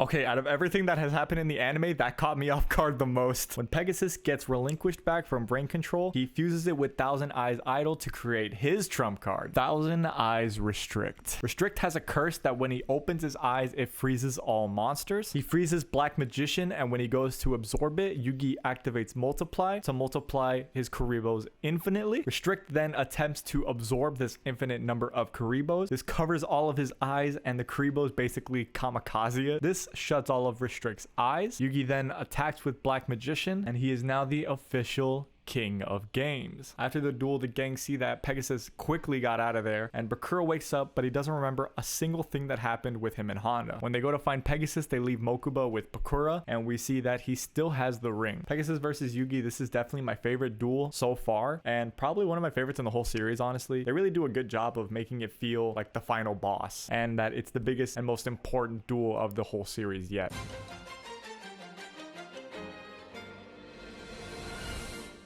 Pegasus keeps true to his word. He frees the souls of Kaiba, Mokuba, and Yugi's grandpa, but then afterwards he's found by Bakura, who wants that Millennium Eye. Shut up! This is when the gang find Pegasus being carried away while he's unconscious. This is another scene that's very, very different in the manga. Yeah, Bandit Keith wasn't the only one that doesn't make it off the island in the manga. Pegasus doesn't make it off the island either. This is when we learn that the woman in the portrait that we've been seeing all this time is Pegasus's former lover, Cynthia. And also Pegasus is American. That makes sense now. He lost her to illness at a young age. Pegasus then would go to Egypt open to literally anything that could even possibly bring his love back. This is when we meet Shadi. He tells Pegasus to turn back. He's not going to find what he's looking for here. Pegasus gets captured and he's forced to be chosen by a Millennium item, which would be the eye. And this is when we learn that the reason he wanted to own Kaiba Corp was to have control of their virtual reality system and turn the card of his former lost love into real life. And this is when Shadi pays Yugi a visit. He's trying to find out who took the Millennium Eye, because it ain't with Pegasus anymore. Shadi uses his Millennium Key to look inside Yugi's soul to see if he took the eye, and when he sees that Yugi didn't take the eye, he then explains that Duel Monsters was a game originally created in ancient Egypt. It would be played on stone tablets to see who would become the king, and this is when Dark Magician pops up and tells him to get out. When Yugi tells Dark Magician to let them leave peacefully and Dark Magician obeys, this really surprises Shadi, as the only person who Dark Magician is supposed to obey and protect is the king. Shadi heads out and he tells Yugi to find out the true power of his Millennium Puzzle, and he also tells Yugi that they're gonna meet again. And there it is. That was the final episode of the Duelist Kingdom arc. Even with the not consistent and not great rulings,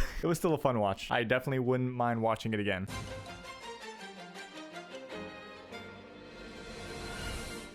Now that we're done with Duelist Kingdom, we're going to move on to this little 2-episode stint before the next filler arc involving this girl. But before that, Kaiba and Mokuba reunite, and Mokuba has this really weird line.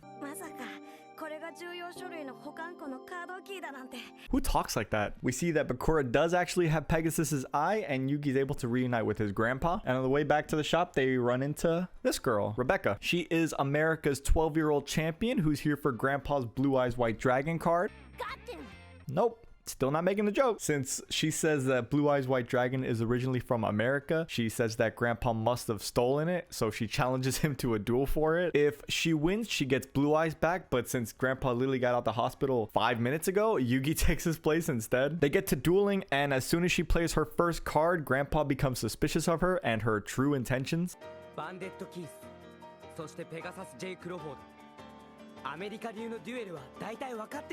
Wait, did they just insinuate that every player from America is a cheater? Grandpa then realizes quickly that he has played this exact same duel against a man named Arthur Hopkins, who is Rebecca's grandfather. Grandpa then calls Rebecca out on this, and she says, "Yep, I'm his granddaughter, and I'm here to take back the blue eyes that you stole from him."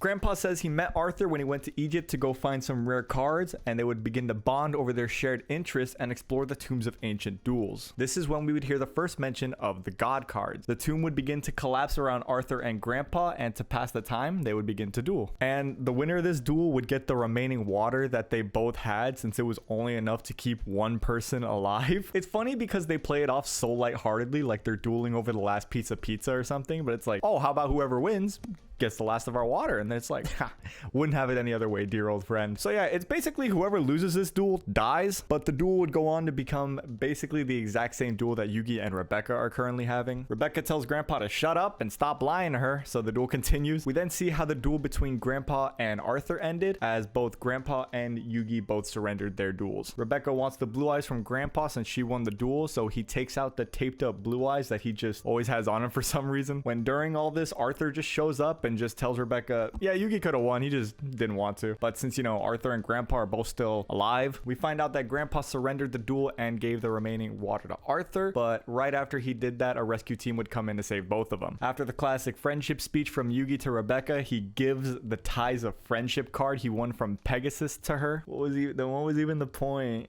What was the point? Oh, this makes my brain hurt. Okay, whatever. The duel was alright. It wasn't even about the duel, it was more just about Grandpa. Rebecca's really annoying, but she's a kid, so I guess she's supposed to be. I don't know, it's just filler until we get to Battle City. Speaking of,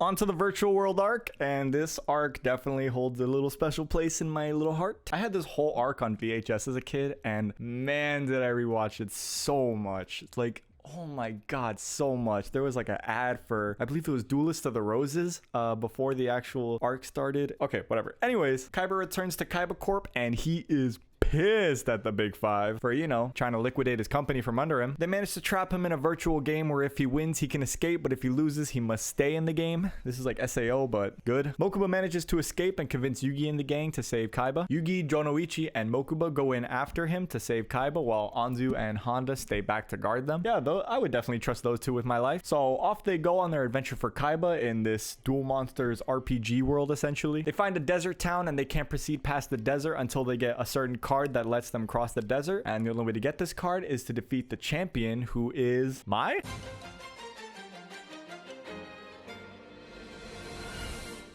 Mai just also got lured in by the Big Five and trapped in this world. They just say, fuck it, and steal the card and cross the desert to find a temple. In this temple, they find a maze, and then they hear a scream, so they go to try to find out who's in danger. After some close calls with Labyrinth Tank and Gate Guardian, they find Mokuba in a dress. Oh, they did him so wrong. Yeah, whatever you want to say. It's not Mokuba, it's just the princess that just happens to look like Mokuba. Oh yeah, and Kaiba's being crucified. He's about to be sacrificed to revive the five-headed dragon, but they need one more person for the sacrifice, so he's just being taunted by Witty Phantom while being crucified. Anyways, the princess brings them back to the castle and lets them know that she's the second sacrifice needed to bring back the dragon. And then right after that, the castle gets invaded and the princess gets stolen, except her and Mokuba swapped costumes so that way she can be saved and he can act as a decoy. So now it actually is Mokuba in a dress. They managed to rebuild an ancient ship using Time Wizard's effect to go and save Princess Mokuba and Kaiba.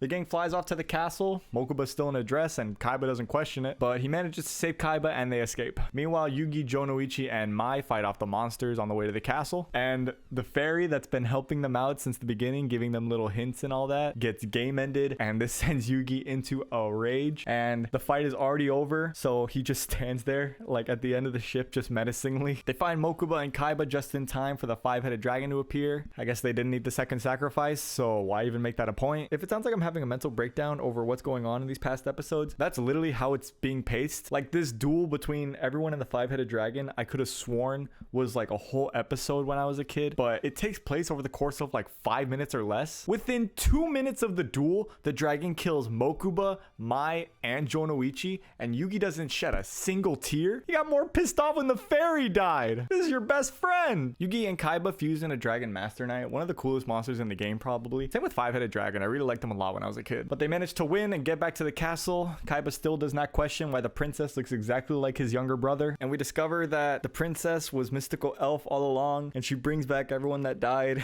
including Yugi's best friend, the fairy. Kaiba then proceeds to, I'm having a breakdown reading this back. Kaiba asks Yugi, did you make up Dragon Master Knight? Because I don't remember that card being in the game. Yugi replies with, I don't know. And they lived happily ever after. Oh, I had way fonder memories of this arc as a kid. Don't get me wrong, it's not terrible, but wow, the pacing is. What was the point of the whole desert town? It was to introduce Mai. You could have just had Mai at the card shop with them from the beginning and just go in with them. That would have saved like half a whole episode. I don't know, this is definitely like the weirdest filler of the series probably.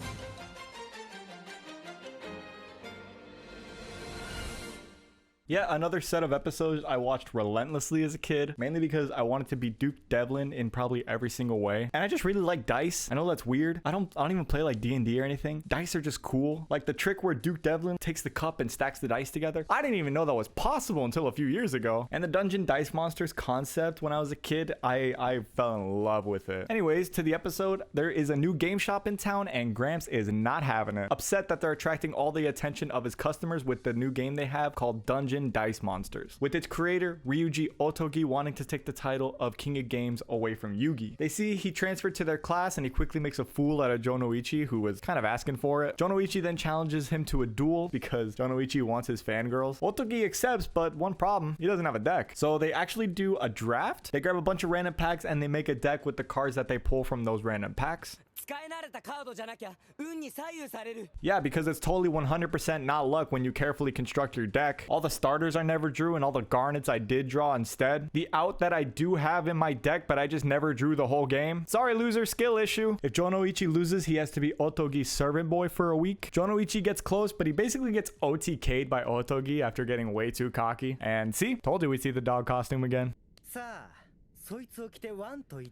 Otogi would really like Chainsaw Man. Yugi then has had enough of Otogi making a fool out of his friend, so he challenges him. If he wins, he has to let Jonoichi go. Otogi accepts, but it's going to be Dungeon Dice Monsters instead of Duel Monsters. And if he wins, Yugi can never play Duel Monsters ever again, and will relinquish the title of King of Games to Otogi. I mean, I don't want to spoil the outcome, but still 180 episodes left, so...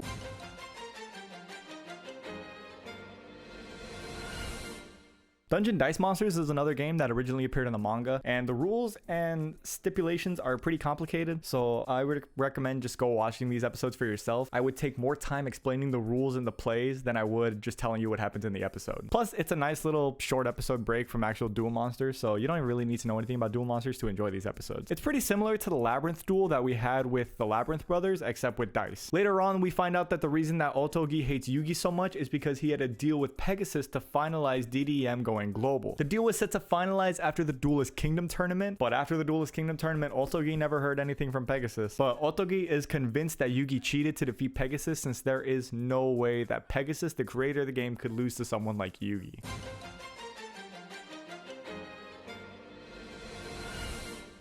Yugi's grandpa sees a TV with a live feed of the game, and he goes and cheers for Yugi. This whole episode is Yugi basically mounting a comeback against Otogi. Both players are given 3 hearts, go down to 0 hearts, you lose, and Yugi manages to get 2 hits on Otogi. With Yugi getting a good grasp on the rules of the game very quickly, Otogi starts to wonder, did he really cheat to beat Pegasus?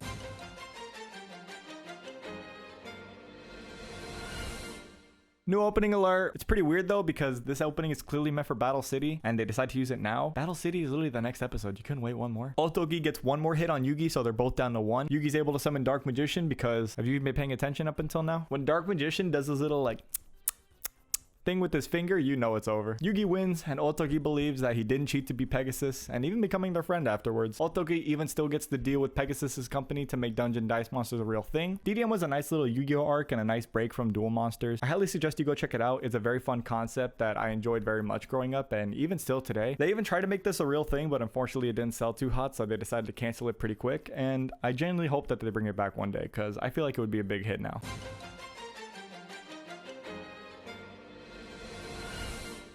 Battle City, baby! I'm waiting to start this one. We see Yugi upgrading his Millennium Puzzle from a rope to a fancy new chain. And then when he's leaving his room, we see him say goodbye to this woman. Who is this woman? We have literally never seen or heard of this woman, so let me just... That's his mom? And this is her only other scene in the anime. Apparently she was bedside with Grandpa when he was in the hospital, but I don't remember that. And this scene wasn't even in the dub, so she's less in the anime in the dub version. What was even the point of giving him a mother in the first place? Okay, well anyways, after that he and Anzu head off to school when Yugi stopped by a fortune teller who wants to take a closer look at his Millennium Puzzle. Yugi reluctantly agrees, and then it gets snatched by Yugi from the fortune teller. Yugi chases him down, and Anzu goes to grab their friends. Anzu runs into Bakura on the way, and she tells him what happened, and Bakura decides to go handle it himself by searching for the thief. I honestly thought Bakura was really annoying at first, but the more we see him in the anime, the more I like him. Specifically his dark spirit. His dark spirit in the Millennium Ring is really cool. Yugi manages to catch up with the thief, who tells him he will give the puzzle back if he's defeated in a duel. They really settle everything in this world with duels, huh? We see the thief being controlled by someone with a Millennium item who wants to learn more about the spirit inside the Millennium Puzzle. The Pharaoh tells Yugi that Yugi's all alone on this one, because the Pharaoh feels like he's being watched by someone. After seeing that the fortune teller is using nothing but machine monsters, Yugi figures out quickly that it is Bandit Keith. I guess no one else in the world uses machine monsters. Bandit Keith then keeps telling Yugi to bring out the Pharaoh, which is odd to them because he shouldn't even know about the Pharaoh in the first place. Even when he's being controlled though, he still has to cheat, slipping some powerful rare cards up his sleeve to use against Yugi in this duel. Trying to bait the Pharaoh out to help Yugi, Bakura comes across them, and he notices that there are some strong shadow powers coming from this duel.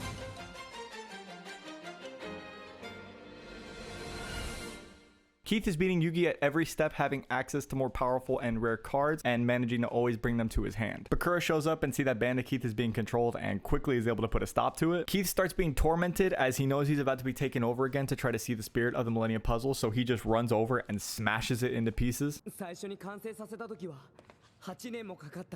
It took him 8 years to put that thing together. The model kit one takes people like an hour. Bakura helps Yugi pick up the pieces of the Millennium Puzzle while also putting himself inside one of the pieces so we can spy on the Pharaoh to learn more about him. It is said that when all the Millennium items are together, the true power of the Pharaoh will be unleashed. Bakura wants to acquire this ancient power, and Keith, still being tormented, causes a fire inside the building, causing some wires to snap and ignites some gasoline canisters that were full and just sitting there next to each other. I only read the first few volumes of the manga, but it's really cool to see how Jonoichi and Honda went from being terrible, awful people to Yugi to now saving his life by pulling him from a burning building. Okay, so it is established that Yugi took 8 years to build the Millennium Puzzle the first time, right? He's never had to rebuild it since then. This is the first time he's had to rebuild it since the first time he built it. Now, I don't think it's been that long since he built it, but it also hasn't been a short amount of time to where he can remember exactly how to put it together. He manages to rebuild it this second time in about 30 seconds to a minute while inside of a burning building. Meanwhile, Honda and Jonoichi are trying to rip it off the chain. Guys, it's on a little carabiner right there, like right there, a little carabiner. All you have to do is just like untwist it, unclip it, pops right off. You don't have to. Dude, no, it's right there. Just twist the carabiner. Okay, am I the stupid one here? Is there something wrong with me? Okay, whatever. They managed to escape. Everyone's safe and sound, and they even gave a reason why Yugi was able to build a puzzle so fast this time.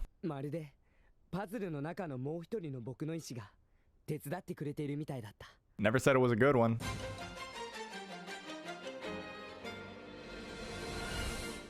We're introduced to Ishizu Ishtar, the director of the Egypt Archaeological Society, and she wants to meet with Kaiba to give him a rare card. But first, she gives him a little history lesson about the history of Duel Monsters and how it was a game started in ancient Egypt, and she even shows him some stone tablets from them, including one of the Pharaoh dueling a priest. The Pharaoh looking exactly like Yugi and having a dark magician, while the priest is using a blue eyes white dragon. She shows him visions of ancient Egypt, and then we also see the god cards: Obelisk the Tormentor, Fly for the Sky Dragon, and the Winged Dragon of Ra. They were stolen by rare hunters, so she sends Kaiba to go get them back for her, giving him the only god card she was able to keep safe, Obelisk the Tormentor. Yugi meanwhile asks the Pharaoh who exactly is he, while the Pharaoh has no recollection of his memories or even his name.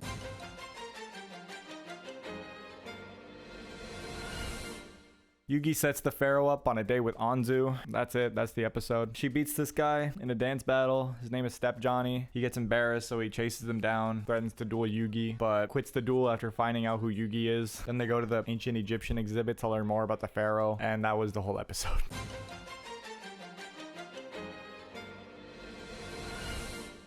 The Pharaoh finds out that he's an ancient Pharaoh, but he ends up having even more questions than answers. I mean, it was a filler episode, last one, so didn't really expect much to happen. He manages to run into Ishizu though, who warns him about a new enemy on the horizon with the Millennium item. And then she tells him that if he can gather all the Millennium items, he can regain his memories. Meanwhile, Kaiba's testing out his new duel disc, which is the version that everyone would associate with Yu-Gi-Oh! And is definitely the most well-known. He's also testing out the power of Obelisk to see if it can handle the most powerful deck and monsters. This is actually a really big moment for the anime. It brought us the wearable duel disc, life points raised from 2,000 to 4,000, and tribute summons are now introduced, so you can't just spam Dark Magician and Blue Eyes without some kind of cost. It is actually crazy how much changes in just this one scene. Kaiba manages to bring out Obelisk, which destroys his ultimate Blue Eyes White Dragon, and is finally realizing the true powers of a god. Yugi and Anzu meet up with Mai, who tells him that powerful duelists from all over are gathering in Domino City for a special announcement.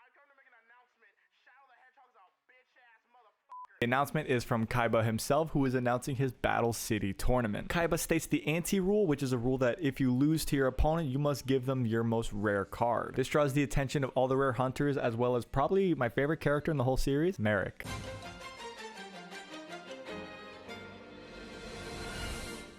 Yugi and Jonoichi go off to get some duel discs so they can participate in the tournament. Yugi gets one no problem, but Jonoichi is not qualified to get one as he is a level 2 Nobody? Damn, Kaiba does not like Jonoichi. The shop owner changes Jonoichi's level after seeing that he has a red eyes black dragon, so he gives him a duel disc, but we see that he has other secret motives after they leave. It's getting late, so Jonoichi heads over to the hospital so he can be with his sister during her surgery, but he's stopped by a rare hunter who wants that red eyes. Seeing Jonoichi's Battle City deck is so nostalgic for me. Basically, every single card that is synonymous with Jonoichi is in this deck, so it's really cool seeing him just use them, and it's just really nostalgic. This is also where we find out that Battle City rules allow you to attack the player directly. Yeah, you weren't allowed to do that before. The rare hunters win with pieces of Exodia that they illegally copied. They beat up Jonoichi and then take his red eyes. Shizuka, Jonoichi's sister, refuses to have the surgery since he's not there. Honda then finds Jonoichi and brings him to the hospital, but she still won't have the surgery because he wasn't there the night before like he said he would be. This scene made me so annoyed, and it's just the first of many scenes with Shizuka that will make me very annoyed, but I'm not gonna touch that yet. Jonoichi convinces her to have the surgery, and it's a success as Yugi and Jonoichi both prepare for Battle City.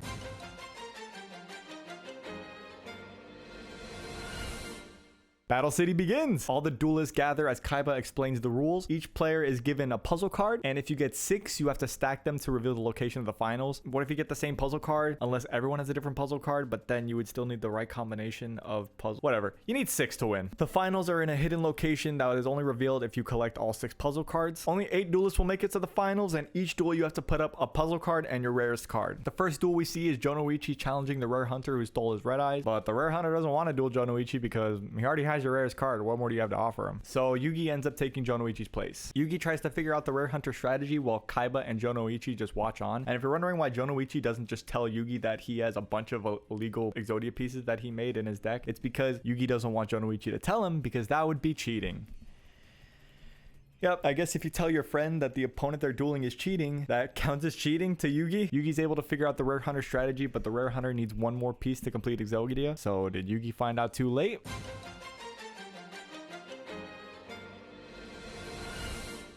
This is a pretty good duel. It's basically just both of them trying to stall each other out. Yugi trying to keep him from drawing that last piece of Exodia, and the rare hunter trying to stall Yugi so he can keep drawing pieces of Exodia. Yugi's able to win though, and he takes back the red eyes that was stolen from Jonoichi. Merrick pops up again to say hello. He tells Yugi that he has the Millennium Rod and is after the final god card since he has the other 2. And once he gets all 3, he can take over the world and then become the Pharaoh. After this, Yugi tries to give Jonoichi back his red eyes, but Jonoichi doesn't accept it since he doesn't want to be weak by always accepting Yugi's handouts. He tells Yugi he'll take red eyes back when he becomes a stronger duelist, and him and Yugi duel again.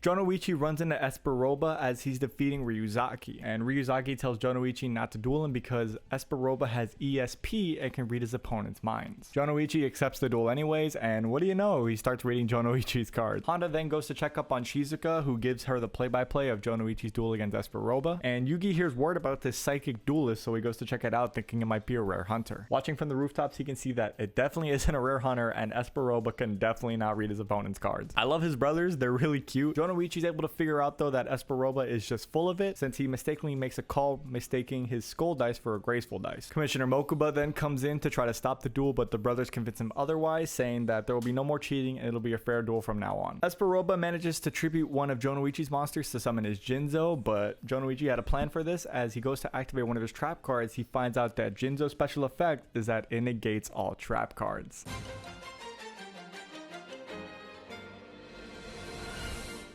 Jonoichi tries the Time Wizard Roulette on Jinzo, but it doesn't work even when it succeeds because Jinzo has a special alloy in his metal or something that keeps it from aging. I don't know. Point is, Jonoichi activates Roulette Spider, which causes Jinzo to attack randomly. Jonoichi gets lucky as always as Jinzo attacks Esperoba's Reflect Bounder, winning Jonoichi the duel, the puzzle piece, and Esperoba's rarest card, Jinzo. I like this little moment he had with Esperoba after the duel. It feels real in a sense, and that's also why I'm just enjoying these characters so much in general. Regardless if it's nostalgia blindness, these characters felt real in a sense and their motives relatable. Roba is especially angry when he loses because when he was winning, nobody bullied his brothers, so he's scared that now that he finally loses again, people will go back to bullying his brothers. Jonoichi getting more confident, knowing that his sister is watching him duel. I'm not saying Yu-Gi-Oh is special or unique for this type of stuff, but I'm just saying it definitely helps me enjoy the show more when characters are more than just good guy and bad guy.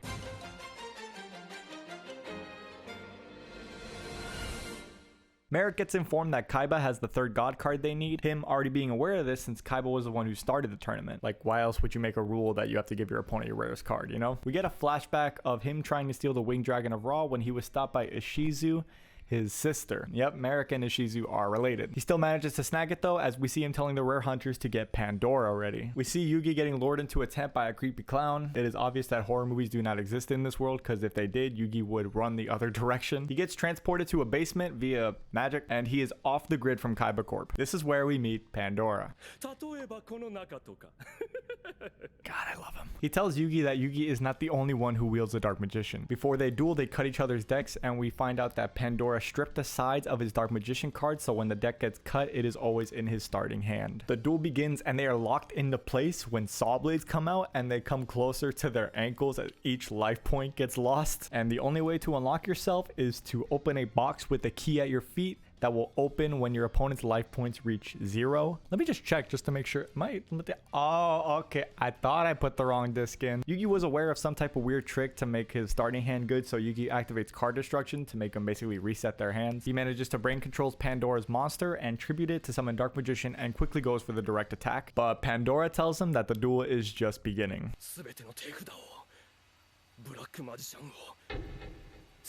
If you're wondering why Pandora sounds so familiar, it's because his voice actor is the amazingly talented Takahito Koyasu, who some of his roles include Sartorius from Yu-Gi-Oh! GX, Zeke Yeager from Attack on Titan, and Dio from JoJo's Bizarre Adventures. Yu-Gi-Oh! Is a JoJo reference. There, I said it. There, are you happy now?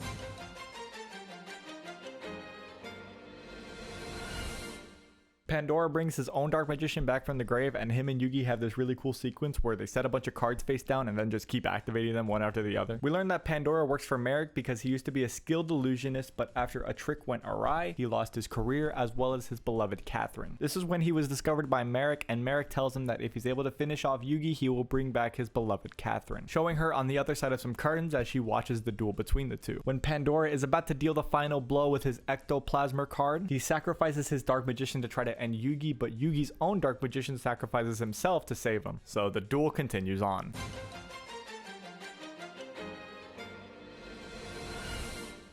Pandora uses Dark Magic Curtain to pay half of his life points to bring out another Dark Magician. When he goes for the final attack on Yugi, Yugi also activates Dark Magic Curtain, but since his only Dark Magician is in the graveyard, he brings out Dark Magician Girl, her first appearance. She gains attack for Dark Magicians in the graveyard, including Pandora's, so she's able to destroy his Dark Magician and then attacks directly to end the duel. Pandora kept a spare key up his sleeve just in case, but Merrick says that he lost, so he must suffer the consequences. Yugi manages to free him, and Pandora runs over to Catherine, but it was just a lie. Merrick takes control of his body and tells normal Yugi, not the Pharaoh, that he's after the god cards to become the new Pharaoh, and someone will soon challenge him with Slifer the Sky Dragon. Merrick takes his Winged Dragon of Ra and heads over to Battle City to challenge Yugi himself.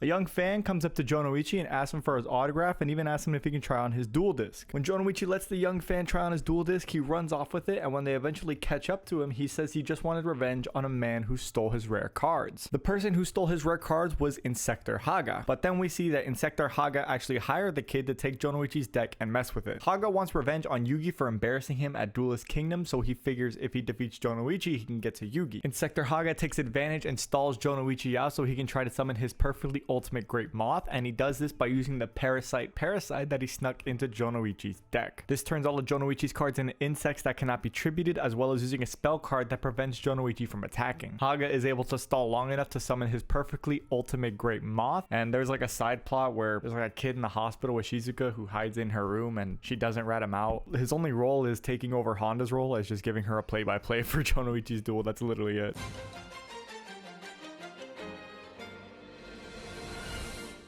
Jonoichi's able to destroy his perfectly ultimate Great Moth with the Skull and Graceful Dice combo, but we have yet to see Insector Haga's true trump card, his Insect Queen. It's a monster that gains attack from insects on the field, as well as summoning insect egg tokens every time it destroys a monster by battle. Jonoichi then summons Gearfried the Iron Knight, which Parasite cannot turn into an insect, as Gearfried cannot be equipped with cards. When Haga goes for the final attack on Jonoichi, Jonoichi uses Grave Robber to steal his Eradicating Aerosol to destroy Haga's Insect Queen and attack for game. Oh yeah, and the kid like doesn't want to leave the hospital because he doesn't want to go to school or something. I don't know. Every time Shizuka's on screen, I fall asleep, dude. It's so boring. But after the duel, we see Yugi go on the search for Merrick's god-wielding puppet.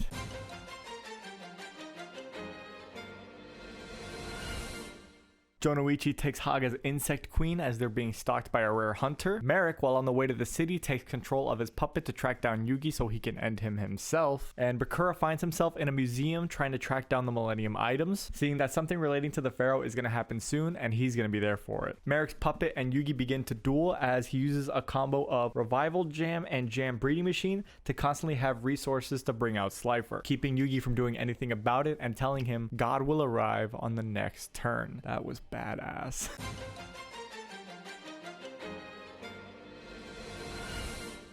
Kaiba goes off looking for the god cards, trying to find the rare hunters before they find him, and Merrick is able to summon Slifer the Sky Dragon. Slifer's attack points are based on the number of cards in your hand, gaining 1,000 attack points for each card in your hand. So Merrick activates Pot of Greed to... wait. This is the first time we're seeing Pot of Greed. It took 60 episodes to get to Pot of Greed. It is so crazy how many Yu-Gi-Oh staples were in Battle City and not Duelist Kingdom like I assumed they would be. Anyways, he uses it to draw 2 more cards, and his new strategy being to make his hand have no limit. Yugi now has to try to defeat a god. Jonoichi's on the search for his last opponent as he needs 1 more puzzle card as he runs into Kaiba. He challenges Kaiba to a duel and Kaiba actually accepts. However, their encounter is cut short when they tell him that they found a god card. Merrick has this cool combo where he has a card that lets him draw 3 when a monster is resurrected, and he combines it with a card that lets his hand have no limit. So whenever Yugi attacks, Merrick uses Revival Jam to block it. He brings back Revival Jam and allows him to draw 3 more cards and raise Slifer's attack by 3,000 more. The difference between Duelist Kingdom duels and Battle City duels are night and day. There has not been a single bad Battle City duel yet. Kaiba shows up and sees Yugi facing a god card, and he actually cheers Yugi on. Well, I mean, kind of. That is probably the closest thing we ever get to a pep talk from Kaiba.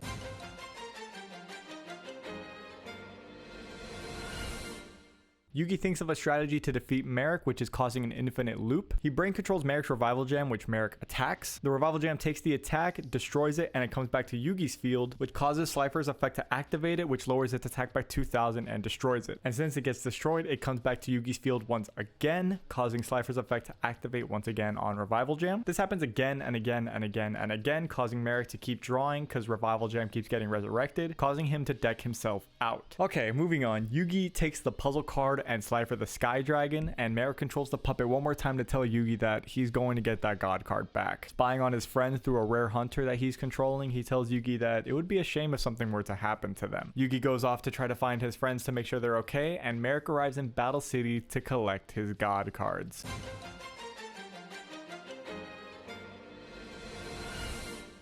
Yugi, while on the way to find his friends, gets challenged by 2 rare hunters who threatens his friends if he doesn't comply and duel them. They debate on who will face him first. I mean, at least they play fair. Kaiba shows up and makes it a 2-on-2 tag team duel, and he quickly summons Obelisk and deals with them faster than they showed up. He offers to help Yugi find Jonoichi, not even because he wants to help out. He just says, the sooner you find your friends, the sooner I can defeat you. Meanwhile, Bakura can sense Merrick coming closer to him, and Jonoichi decides Kazuki can be his next opponent. Jonoichi still being followed by rare hunters, Jonoichi and Kazuki both put up 2 puzzle piece cards since that's what they both need to make it to the finals. And Jonoichi forgot to take out Parasite from his deck. Meanwhile, Bakura and Merrick meet, and Merrick wants to know how Bakura knows the secrets of the Pharaoh, since only the Gravekeepers, Merrick's family, should know about them. But you need more than the Millennium items to unlock the secrets of the Pharaoh. With the secret being carved on Merrick's back, Merrick and Bakura have a Millennium item battle to try and settle their differences, and we get a glimpse of Kazuki's trump card. There's this bit in the beginning where Kazuki is fishing for food, except he's fishing in an aquarium and not the ocean. That gave me a pretty good laugh.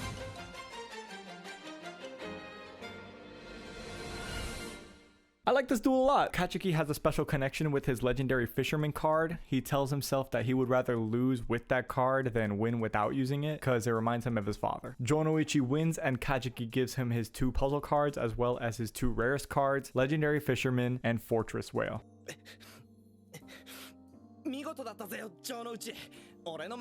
That part made me tear up. Jonoichi is the first one we know of to make it to the finals. Merrick and Bakura put their differences aside and realized they should just work together to take down Yugi, since that's both of their shared goals, and decide to use his friends to get to him. And unfortunately, this is the last we will see of Kazuki. He makes other little appearances as cameos and quick cuts, but as far as dueling goes, this is the last duel you'll see from Kazuki. It's honestly really such a shame. He is a top tier character for me, even with the little amount we saw of him.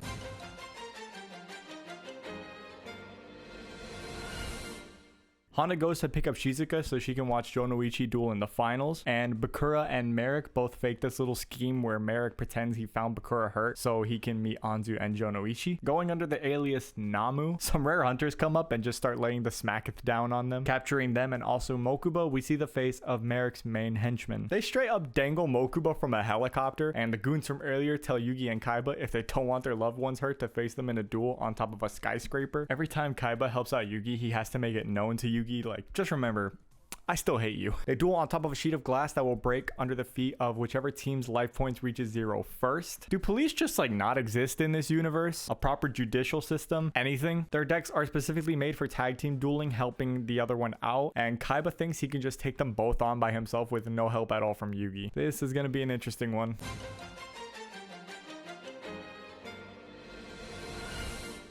The hunters have microphones in their masks so they can communicate with each other during the duel, and we see where Mokuba and Anzu are being held. I like how they go to these extreme lengths to try to get the main characters to duel them instead of just taking the god cards by force. We'll kidnap your friends and your family, but we still gotta win those god cards fair and square. We're not monsters. We start to see them work together as they do this pretty cool play where Yugi uses card destruction because he knows Kaiba has a card he wants to get rid of in his hand, and Kaiba uses Monster Reborn to bring back the blue eyes that he just discarded because of Yugi. And Yugi thinking they finally figured out how to work together.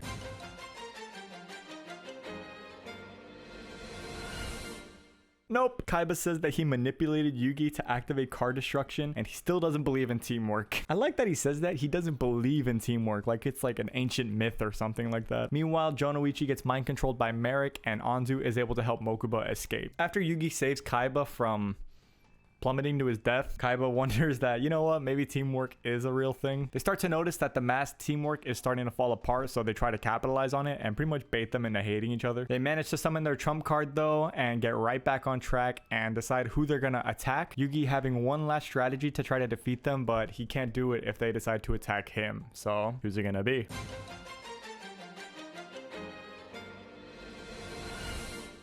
Kaiba manages to bait them into attacking him, and Yugi is able to summon his comeback card, Valkyrion the Magnet Warrior. It's so bizarre to me that they didn't make this one a fusion card. You literally need all 3 magnets to summon him, but no, they just made him a regular monster card. Yugi even uses defusion on it in the same duel, so like, what? Kaiba then tributes all 3 of the Magnet Warriors, and he attacks one of the masks and makes them go bye-bye. He has a parachute, so he's fine. This makes the other one surrender, and Merrick pops in once again to say hello. He tells them that he's still coming after those god cards, and he indeed has Yugi's friends. Kaiba loots the 2 puzzle cards off of the hunter for him and Yugi, being the last ones that they needed. We now have 2 more finalists. But Yugi has to go off and be a buzzkill, like, wah, I don't care about being a finalist. My friends might be getting tortured. Wimp. Mokuba arrives, and they go off to try to find Yugi's friends, and Honda is still trying to plow Shizuka.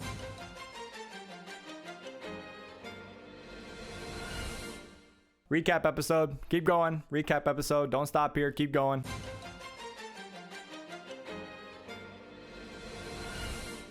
This is Rishido. He collected 12 puzzle cards while Merrick was doing his whole revenge plot thing, and he gives 6 to Merrick and keeps 6 for himself. So now we have 2 more finalists. Rishido also turned Jonoichi's deck into a burn deck, which means it focuses more on effect damage rather than battle damage. Yugi and Kaiba find mind control Jonoichi and Anzu and then proceed to get led to where they will be dueling. This is pretty much the same setup as the Pandora duel. Yugi and Jonoichi are both chained to an anchor that will drop to the bottom of the ocean. It is also on a time detonator, so they cannot stall out for time. And the only way to unlock yourself from the anchor is to win the duel, to open the box under you with the key inside. And once your opponent's life points drop to 0, you only have a few seconds to grab the key, unchain yourself before the anchor drops, and your opponent is dragged to the bottom of the ocean. And if anyone tries to stop the duel, Anzo is being held captive and will be crushed by a shipping container. You know, I could see why 4Kids heavily censors this anime so much. I wouldn't want my kid recreating expecting this. They are both pretty terrible ways to go, so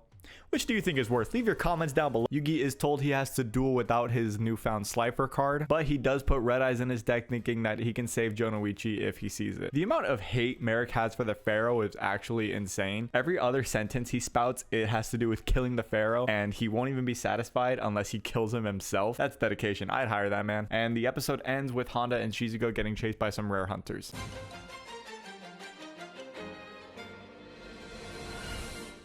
This whole episode is pretty much just Yugi trying different ways to snap Jonoichi out of his mind control, from summoning red eyes, turning into normal Yugi instead of being the Pharaoh, and even putting the Millennium Puzzle around his neck. They all slowly start to chip away, so you can see some progress. And Shizuka and Honda get saved by Otogi. He saves them by just flicking some dice at the rare hunters, and Yugi can see that Jonoichi is very slowly fighting back against Merrick.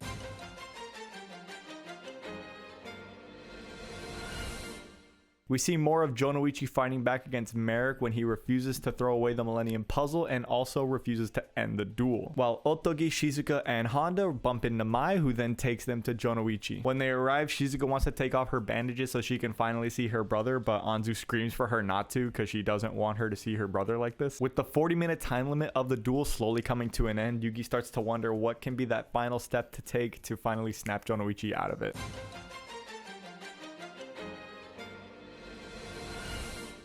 Jonoichi draws a card that will win him the duel and eliminate the rest of Yugi's remaining life points, with Merrick non-stop screaming at Jonoichi to play it and end the duel. Merrick is done playing games, so he takes complete control of Jonoichi so he can play the card himself, and this leads to probably my favorite scene in the anime so far.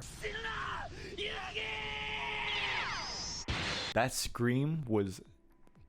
Jonoichi finally breaks free of the mind control, and Kaiba called in a chopper to just straight up kamikaze the crane that's holding the crate over Anzu, while also knocking the remote out of the rare hunter's hand who's sitting in it. God damn, Kaiba Corp must pay its employees really well. Anzu is saved, and they manage to make the duel end in a draw, which causes both of their boxes to open with keys, but too little too late as the anchor drops and drags both of them into the water. Jonoichi was able to grab Yugi's key and free him as he slowly floats to the top, while Jonoichi just keeps sinking down, and unfortunately that's the end of Jonoichi. Nah, I'm just kidding. Could you imagine though, in front of his sister and everything? Oh my god. Speaking of Shizuka, she finally takes off her bandages and jumps into the water to save her brother. This causes Kaiba to promote Jonoichi to an ordinary duelist. This scene played out a little bit differently in the manga. Kaiba is the one who saves Jonoichi. He basically takes Jonoichi's key, tosses it into the water, and if Jonoichi lives, he lives. This is a pretty good difference from the manga. I like how they actually made Shizuka do something, but everyone ends up okay. Jonoichi gives Yugi back his Millennium Puzzle, and everyone heads to the finals. The battle for the god cards begins.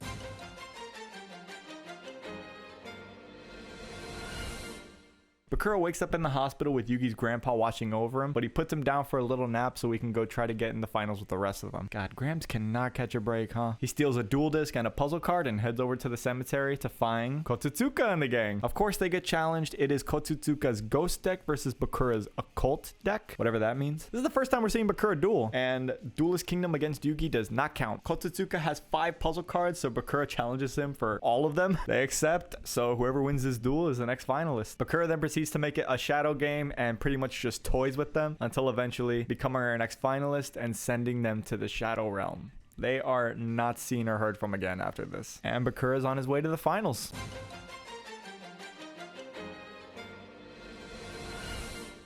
On the way to the finals, they meet this famous Hollywood actor who wants to marry Mai, and surprise, surprise, needs one more puzzle card to make it to the finals. They duel, he loses, he tries to kidnap Mai, he fails, and they continue on their way to the finals. Can you guess where he's from? Oh, goddamn boy!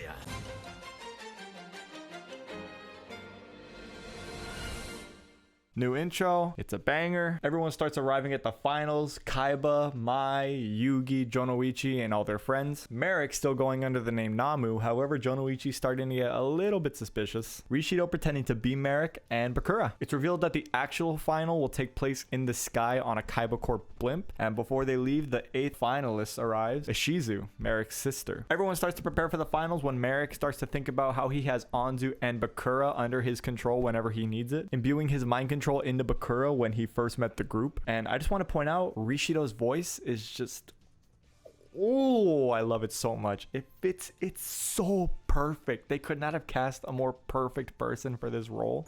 私は負けるわけにはいかない。一族のためにも、そしてまたマリク様のためにも。 His voice actor, Konta, I hope I'm saying that correctly, did a phenomenal job. And everyone gets a heads up as the first duel will soon begin.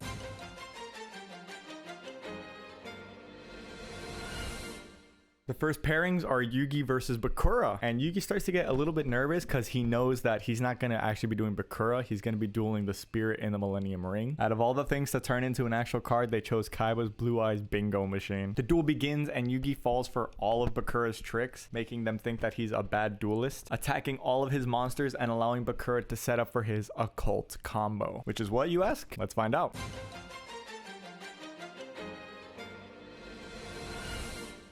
Bakura activates Destiny Board. Each turn it spells out D-E-A-T-H.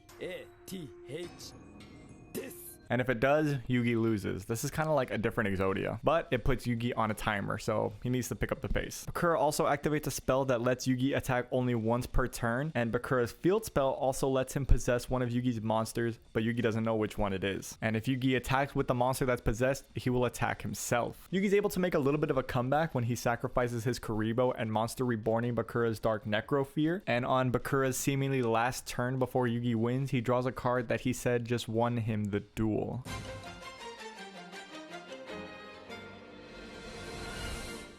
Bakura drew Jowgen the Spiritualist. His effect allows him to destroy Yugi's Dark Necrofear, which sends it to Bakura's graveyard, which brings back the field spell, allowing Bakura to possess one of Yugi's monsters without Yugi knowing. Turn goes back to Yugi, who draws into Slifer the Sky Dragon. He summons it, and when he's about to attack, Merrick says that he had a contingency plan for this. He sends Rishido out with the Millennium Rod. Rishido tells Yugi that Bakura isn't under the Millennium Ring's control, but he's under his control. The real Merrick then tells the spirit in the Millennium Ring to stop controlling Bakura for this plan to work, which he complies. Rishido then tells Yugi that attacking with Slifer the Sky Dragon would prove fatal to Bakura since he's weak from all his other injuries. So either Yugi passes his turn and loses, or he attacks his friend and possibly kill him. This is when the spirit of the Millennium Ring then takes control of Bakura again, much to the dismay of Merrick, and he tells Yugi to just attack and finish the duel. The spirit tells Yugi that he should believe him because he doesn't want the host body to die since he shares the thing. He then tells Yugi that he'll win eventually. With Bakura bedridden, Merrick takes control of Anzu to show that he has the Millennium Ring now.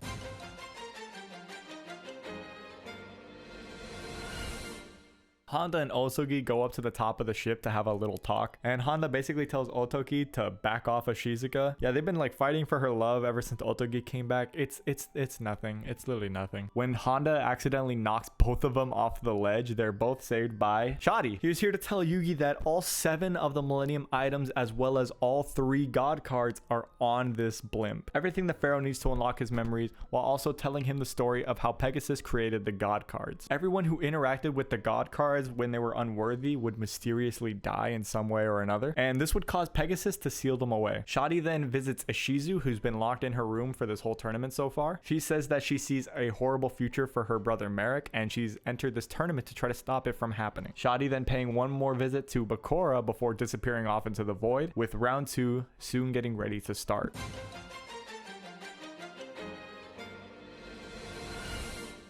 The next round is up, and it is Jonoichi versus Merrick Ishtar. Before the duel begins, Rishido pulls out the Millennium Rod to show Jonoichi that he's not going to use this duel and he's going to play fair. However, we cut to the real Merrick holding the real Millennium Rod. He gave Rishido a fake Millennium Rod until he can figure out why the priest in the stone tablet is dueling with the Blue Eyes White Dragon and has the Millennium Rod. And also, why can Kaiba control a God card when only those with Millennium powers can control a God card? Rishido activates Temple of the Kings and proceeds to set a bunch of cards face down and pass his turn. Jonoichi fills up his field with a bunch of monsters and then activates Giant Trune to send all the face down cards back to their hand, but nothing happens. He activates Judgment of Anubis, which wipes Jonoichi's field of monsters when he activates a spell card.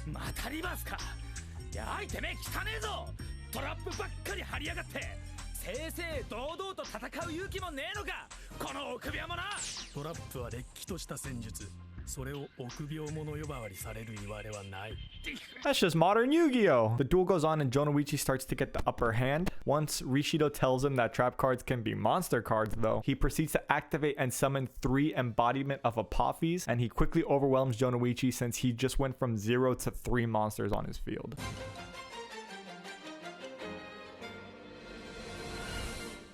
I hate Chizuka, dude. I hate her so much. Her whole personality, and I mean her whole personality, is just being Jonoichi's sister. She gives a speech to Jonoichi about how he gave her courage for like the 100th time, and her speech even gets to Rishido a little bit, giving him a flashback of him being taken in by the Ishtars when he was just a baby. Jonoichi then thinks about all the people he beat to get to where he currently is, like Haga, Kajuki, Roba, and no Ryuzaki. They never brought up Dinosaur Ryuzaki, the person Jonoichi got his most iconic and powerful card from. It's either because Jonoichi doesn't have his red eyes back or because that was in Duelist Kingdom and not Battle City, but that was a pretty big duel for Jonoichi regardless. He uses a combo of Foolish Burial, which in the anime lets you put a card from your deck into your opponent's graveyard, and Grave Robber to bring back the monster that he just put in there, which was Jinzo, a card that negates all trap cards. He also manages to bring out Insect Queen and Legendary Fisherman, all cards that he won in Battle City. Rishido then seals a card away in the temple and is able to complete a ritual since he used Swords of Revealing Light to stall. He summons Mystical Beast of Surket, a card that protects the temple, and the card that he sealed away was Winged Dragon of Ra, which Merrick put into Rishido's deck. Now let's see how it actually performs in a duel.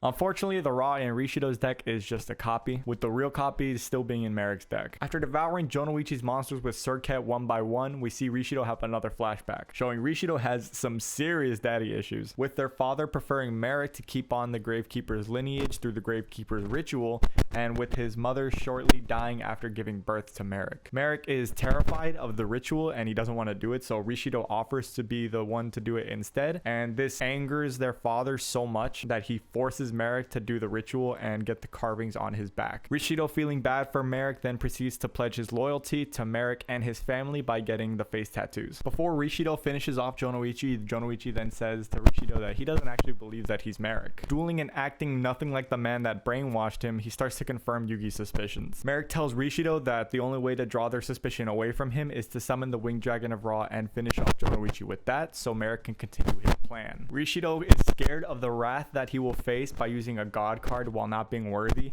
while also being a copy of the god card and not the original. But unfortunately, he has to risk it so Merrick can continue on safely with his plan. Does it pay off? Let's see.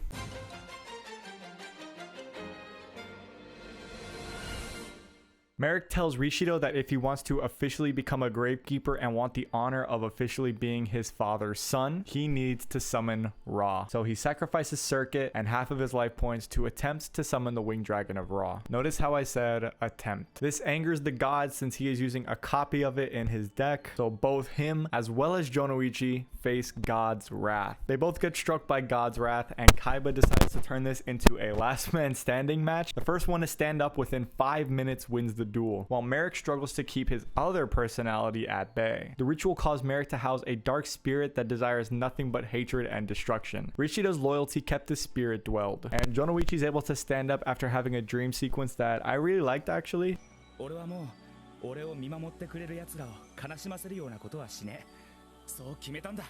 Which means that he wins the duel.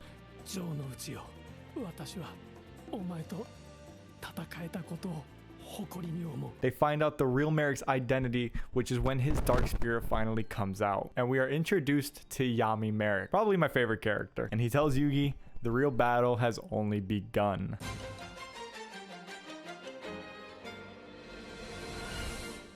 Jonoichi figures out that the only reason that he was able to get up and Rishido wasn't was his friends. Thinking of his friends gave him the strength to stand up, but Rishido has no one, betrayed by the only person that he looked after. And Jonoichi, after being, well, a dick to Mai says she doesn't need friends and she can do just fine on her own, as the next pairings are up and it is Mai versus the real Merrick, with the announcement stopping Merrick from putting Rishido to sleep for good, which is a nice callback to what Rishido tried to do to Merrick when Merrick was first born. Merrick saying that the tattoo on Rishido's face is what keeps him sealed away, so if he can get rid of Rishido, he can be free permanently. The duel begins and Mai wants no help or even cheers from her friends as they see Merrick bring back the revival jam combo that he did in his duel against Yugi, and even the mask combo that they did in the tag team duel with Kaiba and Yugi. He steals Mai's monster and decides that he wants to start having fun in this duel, so of course he turns it into a shadow game. When Mai destroys her own monster, Merrick reveals that every time a monster is destroyed, the owner of that monster loses a memory of someone. Destroying her own witch, she now has no memory of Anzu. Merrick tells her his Millennium Rod can show him what gives someone the most pain, and for Mai, it's being all alone. Merrick decides that he not only wants to kill Mai in this shadow game, but make her forget everyone she knows before he does. Jesus Christ, that is fucked up. Imagine being bedside, about to pass away, and not even remembering the friends and family around you before you pass. That is genuinely probably the most horrifying fate I can think of.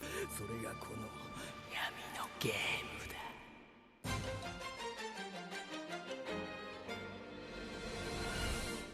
Mai destroys Merrick's monster to make him lose the memory of his puppet from Battle City earlier. He even says he won't care no matter who the memory is of. Merrick quickly gets back at her and destroys one of her monsters to make her forget Jonoichi next. Mai comes back by sending her own monster to the grave to use its effect to pay 1,000 life points to steal a monster from the opponent's deck. And that monster she stole was Winged Dragon of Ra. The duel goes back and forth for a little bit until Mai is able to draw into the Winged Dragon of Ra and tribute 3 of her heartbeats to summon him. Except the final product looks a little bit different than the advertisement, and the episode ends with Merrick just laughing away.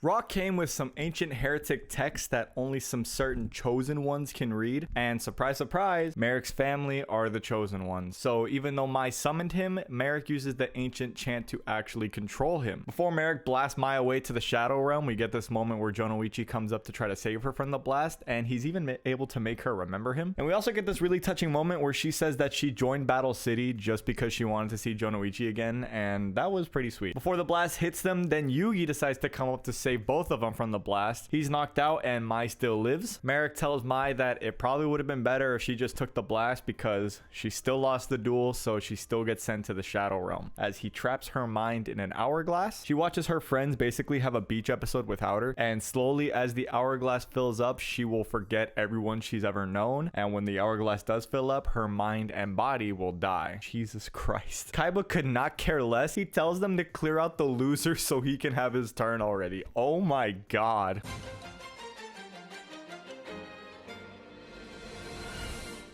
During his duel, Kaiba has Mokuba doing some research to decode Ra's text, while his next opponent, Ashizu, finally arrives. She brings out a little bit of the normal Merrick, and she says she's only here to save her little brother from the darkness within him. Kaiba thinks all the Millennium items and all their powers are nothing but mumbo jumbo, including Ashizu's Millennium necklace that shows her the future, including Kaiba losing this duel because of Obelisk. She actually even says that she's not allowed to look into the future during a duel, but she's willing to suffer the consequences to save her brother. She stalls while warning Kaiba that he will draw the card that will lead to his defeat, and when Kaiba draws Obelisk, he says he sees nothing but victory in his future.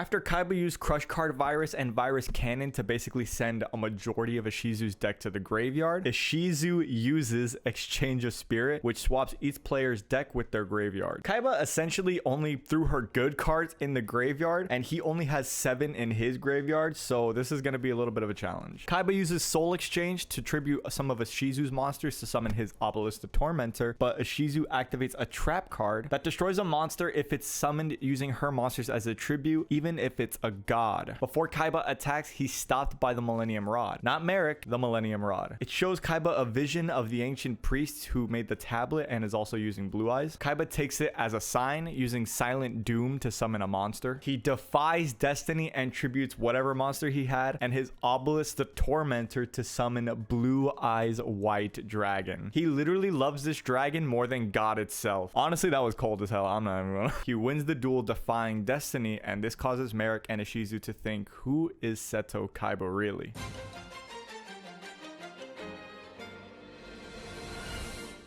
Kaiba checks on Mokuba's progress with deciphering the Ra's text when he realizes he can read the text just fine as it is. Shizuka is still like the worst character. Mai is literally in a mental torture chamber and Shizuka's crying, saying this isn't the world she wanted to see and she can't do this anymore. What? Yeah, and I saw a dead possum on the road the other day. Do you think I wanted to see that? Shizu gives some backstory on the Ishtars and Merrick's hate. When he was a little kid, she took him to see the outside world, something they are forbidden to do. And they run into Shadi, who tells him that that because of the Pharaoh's will, they will suffer a great tragedy. Rishido tries to cover for them while they're outside, but by the time they get back, they realize that his father found out. They see their father punishing Rishido, and before he can punish Merrick, the Yami Merrick comes out to kill his father. But he's able to turn back before he can kill Rishido as well. Shadi comes back to tell him that the Pharaoh's soul gave him this destiny. Whose side are you on, man? Ashizu gives her Millennium Soul to Yugi and tells him to save Merrick. Bakura finally wakes up, and with the help of normal Merrick, they stop Yami Merrick from killing Rishido. And they decide to finally settle it all in a shadow game.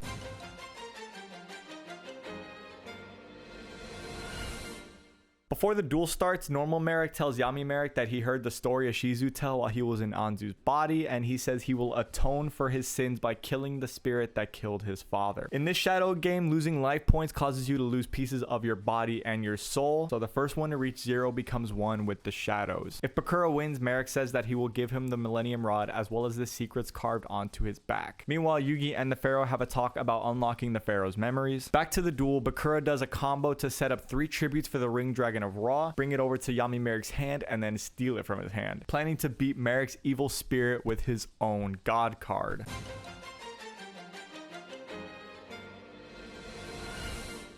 Bakura is able to summon Wing Dragon of Ra, but before the monsters get tributed, Yami Merrick activates a trap card to gain life points to the monsters he's about to tribute and then turn their attack points to 0. One of Ra's 3 effects is that its attack points are equal to the total attack points of all the monsters you tributed, and since all the monsters tributed were 0 attack points, Ra is summoned with 0 attack. Obviously useless to Bakura, he tributes it for Dark Ruler Hades, while also summoning out Dark Necrofear and special summoning Goblin Zombie. Over to Kaiba, he calculates some combos to try to defeat the Wing Dragon of Ra, and you see Mokuba sleeping next to him in the chair using Kaiba's jacket as a blanket. It's so adorable. Back to the duel, Yami Merrick tells Bakura that he's about to one-turn kill him with Ra's second effect that even normal Merrick doesn't know about. He Monster Reborn's Wing Dragon of Ra and then uses its effect to pay all of your life points except 1 to turn it into attack points for Ra. And Yami Merrick has over 8,000 attack points. He attacks, he wins the duel, and he takes the Millennium Ring, but not before Bakura telling him that he will be back. We see Bakura chilling in the Millennium Puzzle from an earlier episode when he transfers some of his soul into it, and we see Merrick inside of Anzu.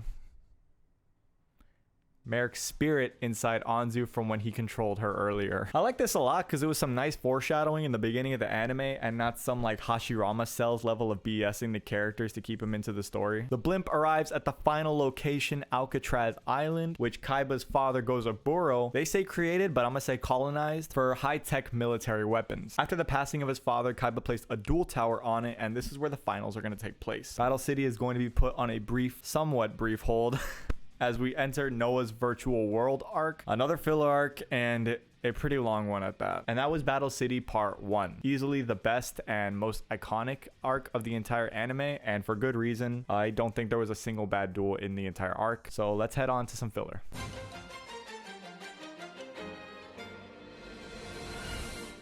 The blimp gets hacked and taken off course by this kid, Noah. He traps them in this giant submarine thing and forces them all off, but Merrick stays behind and he just lets him. Then they meet again with the Big Five. Remember them? Noah found them all stuck in cyberspace and he offered them Kaiba Corporation itself if they can defeat him in a duel. The whole gang gets transported into the virtual world and get taught the rule of deck masters. Each player has a deck master and you can summon that deck master at any time, but if it is destroyed, you lose the duel. If Kaiba and the gang win, they're all free from the virtual world, but if any of them lose a duel with the Big Five member, they get their bodies taken over and they are stuck in cyberspace. I actually don't mind the deckmaster format. It's kind of like a very, very older brother to the skills that you use in speed duels, and it's a nice little break from the regular dueling that we've been seeing.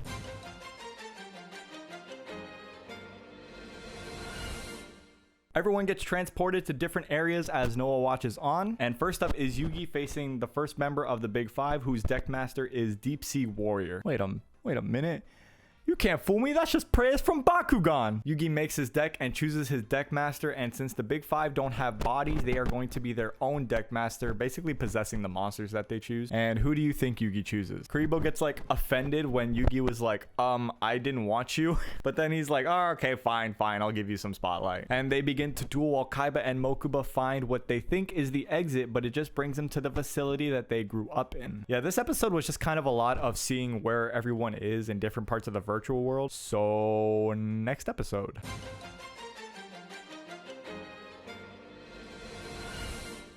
Kaiba and Mokuba are actually the adopted sons of Gozaburo. Kaiba defeating Gozaburo in a chess match, and if Gozaburo lost that chess match, he would have to adopt them. That's one way to do it, I guess. Honda and Otogi meet up with Shizuka. Anzu gets kidnapped by some goblins. This is reminding me a little bit too much of another anime that I don't want to talk about. This monster has a really unfortunate name, and Yugi's about to lose. How will he come back from this one? I mean, in other situations, like, yeah, okay, Yugi's about to lose. How is he going to come back? But like, do you really think this is going to be the one that does it?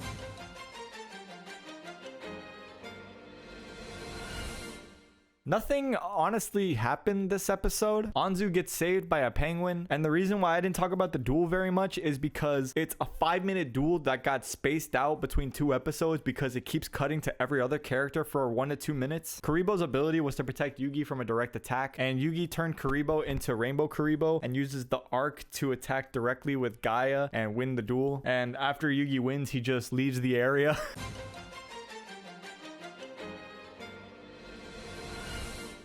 Noah traps Yugi in a maze, and Anzu runs into the next big 5 member. You said you were 6 foot on your dating profile. This guy's deck master is Nightmare Penguin, and fun fact, he is the reason that I tried to make a penguin deck when I was younger, but there weren't enough penguin cards. Anyways, Anzu makes her deck and chooses Dark Magician Girl as her deck master. The big 5 member just randomly starts giving her backstory, telling him that he's obsessed with penguins because they gave him comfort as a child while he had a troubled home life, and he wants revenge on Kaiba because he wanted to add a penguin exhibit to Kaiba Land, but Kaiba said no because, quote, pandas are better. Okay. This episode wasn't that bad. I actually like the big 5 Nightmare Penguin. He made me laugh a lot.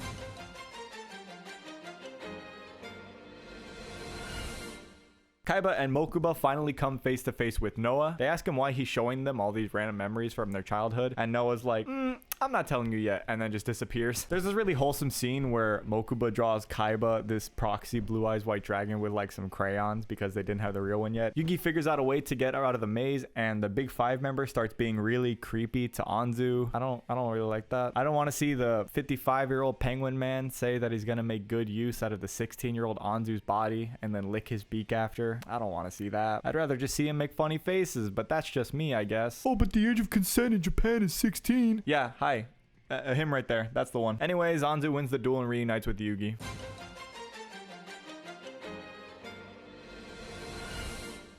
Jonoichi's turn. He finds the next big 5 member. He's a lawyer. He picks Judge Man as his deck master. Jonoichi makes a deck. Flame Swordsman is his deck master. And the duel begins. That's the whole first half. We'll get some more flashbacks of Gozaburo being a dick to baby Kaiba. Yugi and Anzu find Jonoichi, and that's the episode. These duels are all just playing out the same, honestly. They all just kind of blend together. They don't have the charm of the Duelist Kingdom duels or the Death Note style strategy of the Battle City duels. It's just filler.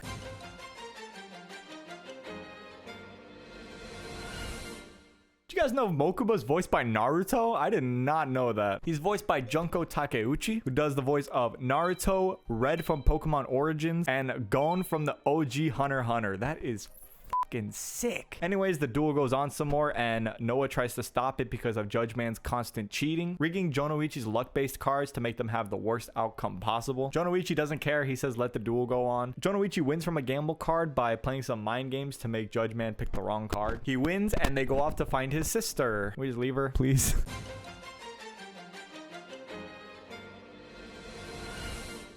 This was like the first genuinely bad episode. Like beginning to end, I hated this whole episode. Okay, where do I start?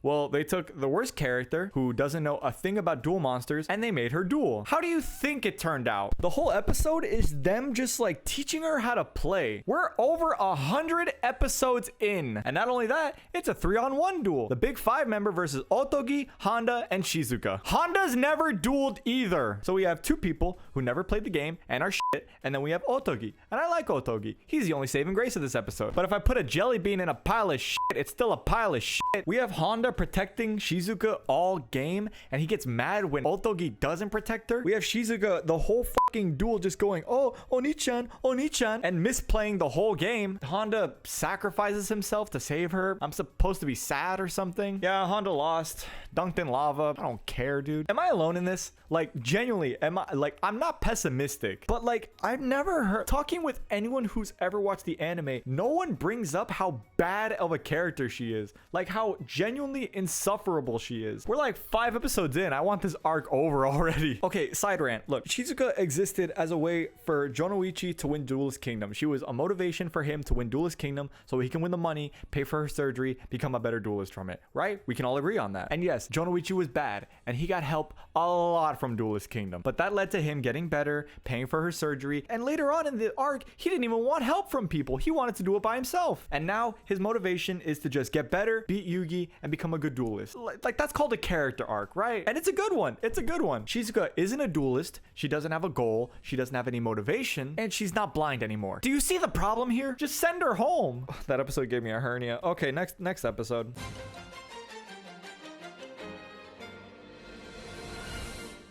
This episode sucks too. This one's bad. You want to know why? Because it's part 2 of the shitty part 1. But wait, Shizuka defeats the bad guy because she remembers what Honda taught her. You want to know what he taught her? He taught her you can use polymerization to fuse 2 monsters together to make a bigger, better one. And I saw some Crunchyroll comments that said they were happy for her character development. Those made me so mad. You want to know why? That's not character development. Her remembering a basic aspect of the game is not character development. Because as soon as the duel's over, she gets on her knees and starts crying for her brother again. She won because of plot, not because of character development. Otogi turned the Duelist and Dungeon dice monsters for a little bit. That was pretty cool, especially because they made these cards again in real life that were pretty cool to see, even though they're not that good, but still. Honda's still gone and the Big Five has his body now, and we get introduced to Robot Monkey Honda. This arc sucks.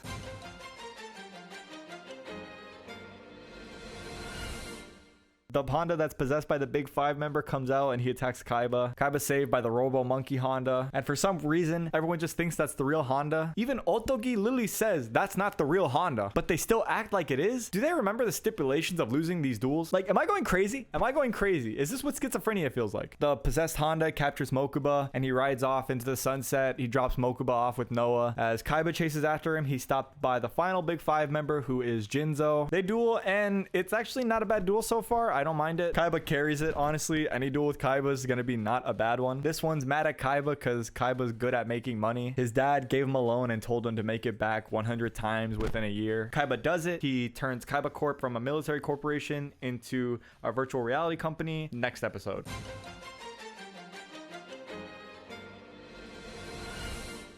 Noah attempts to turn Mokuba against Kaiba, and okay, let me see if I get this right because this honestly kind of confused me a little bit. So Kaiba used the Big Five to slowly gain more stock in Kaiba Corp, and when he reaches 49%, he lied and said Mokuba was leaking info to Gozoburo to get Gozoburo to stop stockpiling the stock because Kaiba knew that Mokuba would come back and give him the last 2% of his stock, which makes Kaiba the primary owner of Kaiba Corp. I failed economics if you couldn't tell. Anyways, it just doesn't work. Mokuba just doesn't care, and Kaiba wins with Blue Eyes White Dragon. Wasn't a bad duel, honestly. I didn't mind it. I liked it. Oh yeah, and the gang know that Robo Honda Monkey is real Honda because he flipped a switch on the back of his head that turns his monkey speech into human speech after he was talking about how good it feels to be in Shizuka's boobs. Next episode.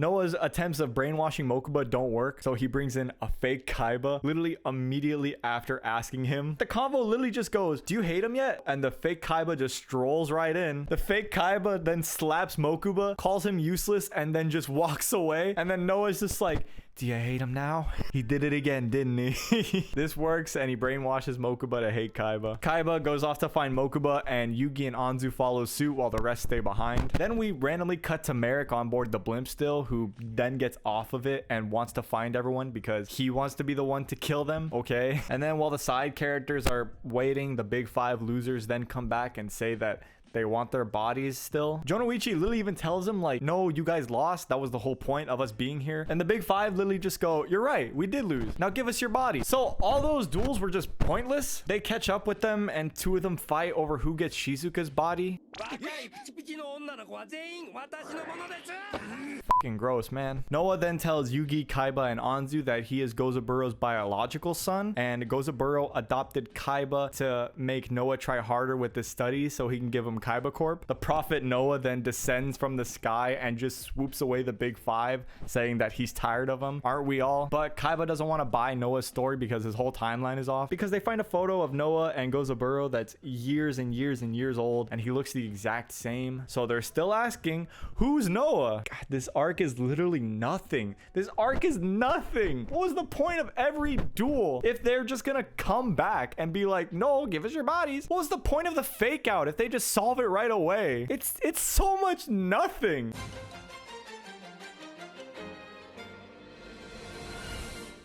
Noah gives the grown-ass men a scolding for breaking his rules, but they beg for another chance because they really, really want their bodies back. Noah can't stay mad at the little guy, so he lets them off the hook. And Noah tells him if they can beat Yugi in a duel, they'll all get a body. Every single duel in this arc so far has been pointless. They all share Honda's body to duel Yugi, but Jonoichi says it's unfair because it's 5-on-1. What? But they're all using the same deck and life points, so Jonoichi evens it out by making it 2-on-5. Now it's actually unfair for the bad guy. Like, it's not like they all have 5 turns in a row. They just have 1 turn. It literally was a 1-on-1. There's a moment where Jonoichi sees some heartbeat cards, so he throws them in his deck because they reminded him of Mai. While searching for Mokuba, Kaiba has 2 theories. 1, either everything is a lie, or 2, Noah is dead and that's his ghost. I mean, yeah, I can't think of literally any other reason. The big 5 bicker after every turn because one of them is taking too long, so they're waiting for their turn. Like school children on the water fountain. Yeah, you can already tell how this is gonna end up.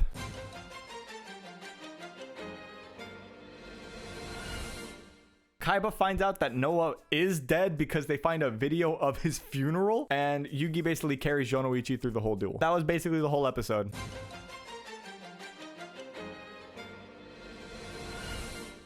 They summon 5-headed dragon, who's a ritual monster in this. That looks so weird. And Magical Hats is still a spell card. Within the same minute, the big 5 say they need to be careful with 5-headed dragon because Yugi defeated it last time. And then they immediately tell Yugi and Jonoichi that there's no way to defeat 5-headed dragon. Come on, guys. Okay, so Yugi and Jonoichi fuse their deck masters, Flame Swordsman and Dark Magician, to create Dark Flare Knight. And then they attack into 5-headed dragon, destroying their Dark Flare Knight to bring out Mirage Knight. Doesn't that mean they lose because they just willingly destroyed their deck masters that were both does fusing not count if and I was given this format compliments. They get special summoned back, so I guess it didn't count. Yugi and Jonoichi win the duel, and guess what happens? The exact same chain of events. The big 5 try to take their bodies by force, and Noah stops them and starts scolding them once again, except this time he sends them away for realsies. I gave this duel some shit, but it gave us some pretty cool monsters. It's the second best duel of the arc behind the Kaiba duel, but that's not saying much.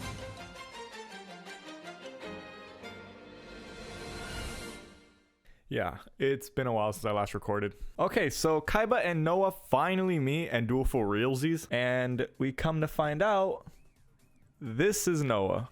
Yeah, Gozaburo put all of Noah's thoughts and memories into this thing after Noah had his accident. And guess what? If Noah wins this duel, he gets Kaiba's body. They actually did a really good job of giving the, oh shit, they're finally gonna duel kind of feeling. But it's also just because that they've come across each other so much during this arc that I just kind of want to get it over with. And speaking of arcs, a lot of biblical references. Noah's deckmaster being Shinato's arc, his name being Noah, him calling his deck the creation deck, and just straight up calling himself God. I like it. It's pretty cool, actually. Kaiba's kind of dueling a younger version of himself, basically, so how can this not be a good duel?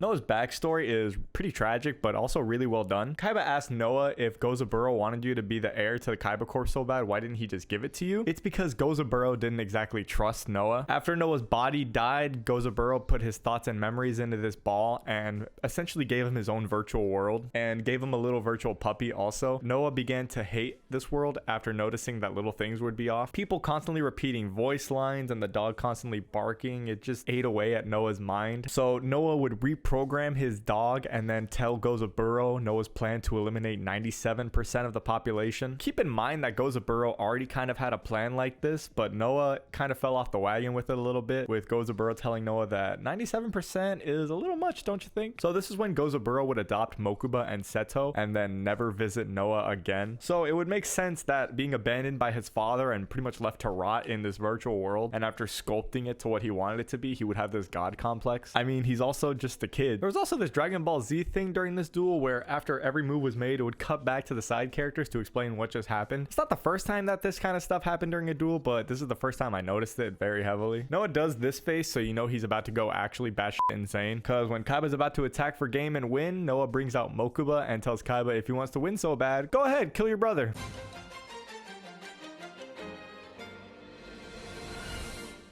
Kaiba is able to free Mokuba from his brainwashing when he summons Blue Eyes White Dragon. Kaiba then activates this trap called Last Turn, which basically ignores life points, and both players have to choose a monster to battle, and Kaiba has to sacrifice his whole hand to be able to use this effect. Noah chooses his Deckmaster to battle, which then becomes Shinato, the king of a higher plane, and essentially becomes Noah's final form. Noah defeats Kaiba, and we get this pretty genuinely sad moment between Kaiba and Mokuba where Noah turns them both to stone before they're able to reach each other, and Yugi, furious at Noah's dirty tactics to win the duel, he inherits Kaiba's deck and life points and challenges Noah to a duel. Of course, Noah accepts, so Yugi starts the duel at 400 life points with no cards in his hand to Noah's 7,400 life points. The duel begins, and finally this arc starts to get good. It only took 20 episodes.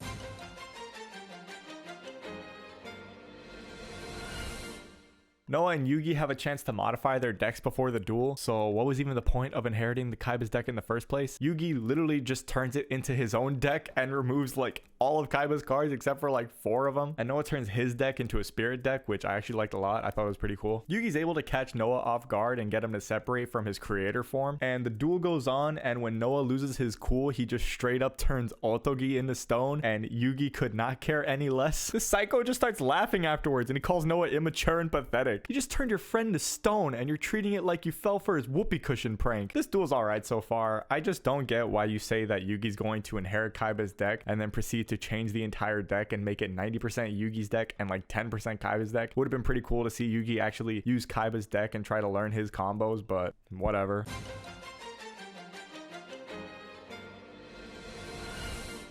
Noah just decides to say fuck it and turn all of Yugi's friends into stone, including Shizuka. So you know what? Maybe Noah's just misunderstood. Maybe he's not all that bad. Yugi's able to summon all of his magicians. He summons Dark Magician Girl, and Magician of Chaos. And this moment was actually super sick. I marked out pretty hard for this moment. This moment is short-lived as Noah has a trap for them, and the duel becomes really fast-paced from this point on, and I love it. There's a lot of back and forth, and Yugi's friends are all turned to stone, so there's no one to cut back to react to every single combo that gets made. This last combo I fell in love with, so after a little pep talk with his friends beyond the grave, Yugi Monster Reborns a Blue Eyes from the grave and then uses polymerization to fuse it with 2 more Blue Eyes. He then creates Blue Eyes Ultimate Dragon and attacks Noah, and then after that attack he uses Defusion to split it into 3 Blue Eyes again and attack Noah with all 3 of them for game. That moment was super sick, and it's the type of stuff that I wanted throughout the whole duel when they said Yugi was going to inherit Kaiba's deck, but at least we got that.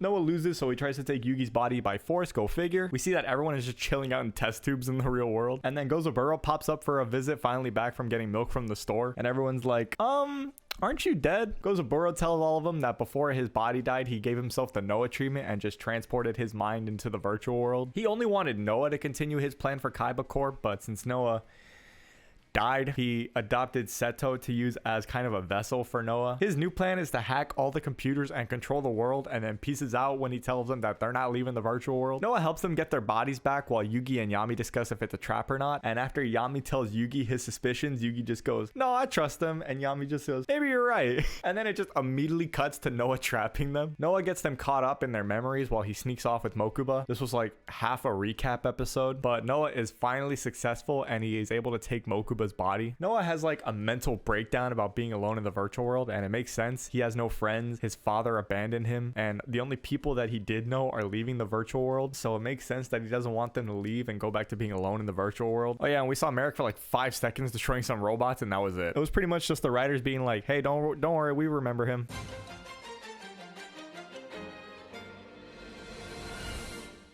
gang get ambushed by duel monsters being summoned by Gozoburo, and Noah has a plan to send a rocket into the fortress they're all in and basically kill them all. Kaiba finds Gozoburo and demands to set them all free, and Gozoburo will let them on one condition: Kaiba has to beat him in a duel. Merrick also put a halt to Noah's plans by basically just destroying everything he comes into contact with. The duel starts and Gozoburo activates Painful Choice. He chooses 5 cards. Kaiba picks 1 for him to keep and the rest go to the graveyard. The 5 cards Gozoburo chooses are the 5 pieces of Exodia. Noah's still able to set the missile, but before he escapes he has a change of heart, thinking about how terrible Gozoburo was to him and how kind Mokuba was to him even after everything that Noah did to them. And Mokuba even offered to bring Noah back to the real world as like an android with Kaiba Corp tech. Noah goes to turn it off, but Merrick got to it first. Meanwhile, Gozoburo summons his boss monster Exodia Necros, a monster that can't be destroyed by battle, gains attacks, unaffected by spells, traps, and monster effects. Noah goes off to tell everyone in the virtual world, don't hate me for this, guys, but you're all gonna die, so you might want to get out of there.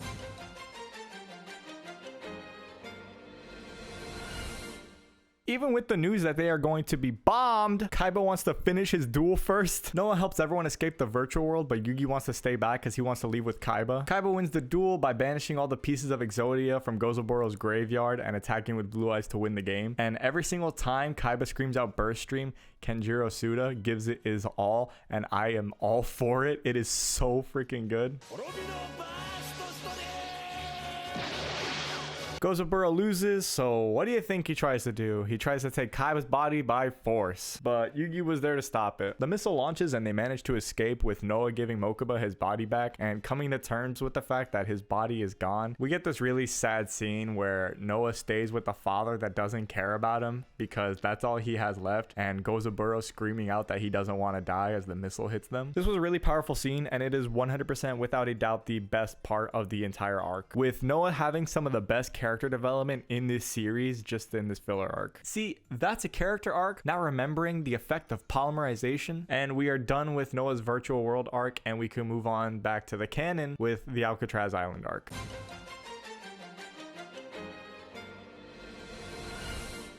We finally arrive at Alcatraz Island, and Merrick is a little scared to his sister since she doesn't have her Millennium Necklace to protect her anymore. Merrick's saying how easy it would be to mind control her and learn Rishido's location, but he's saving that for after the duels are done. We arrive at the duel tower, and to find out who's gonna face who in the semifinals, we have a battle royal. Everyone duels at once while being raised in the duel rings. The first 2 players that hit the top duel each other, while the 2 players on the bottom duel each other. So they do this really cool thing where if you play your cards right, you can basically choose your opponent. Kaiba and Merrick want to face Yugi, but Yugi doesn't know who he wants to face off against just yet. When Kaiba goes for an easy attack on Jonoichi, Yugi finally decides after saving him that he wants to fulfill his promise to Jonoichi.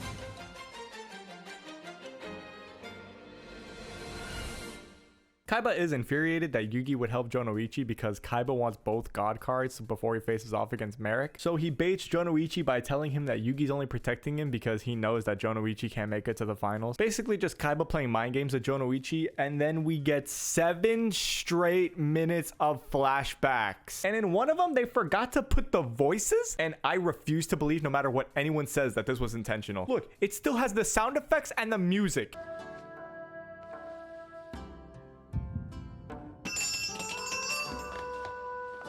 All the other ones had voices too, so you cannot convince me otherwise. Anyways, after that blunder, the duel goes on, and it's actually a really fun watch. It's a fun change of pace, and everyone's strategizing to get the opponent that they want. Jonoichi wants to duel Merrick so he can try to save Mai since he doesn't know how much time she has left. And then Yugi starts to worry when him and Kaiba's pods are on the same level.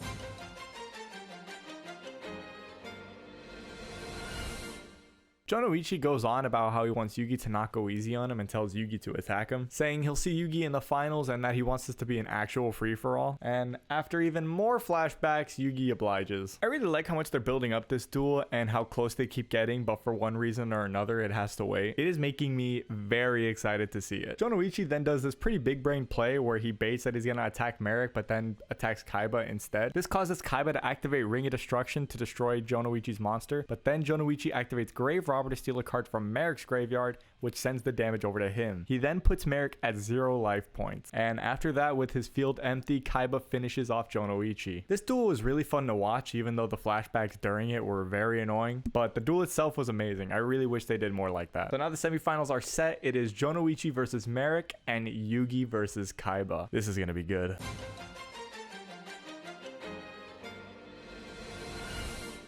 First ones up are Merrick and Jonoichi, and Merrick wastes no time turning it into a shadow game where the loser basically goes to hell, and in this shadow game they feel the pain and fear of their monsters during the duel. Merrick really loves torturing people. He practically gets off on it.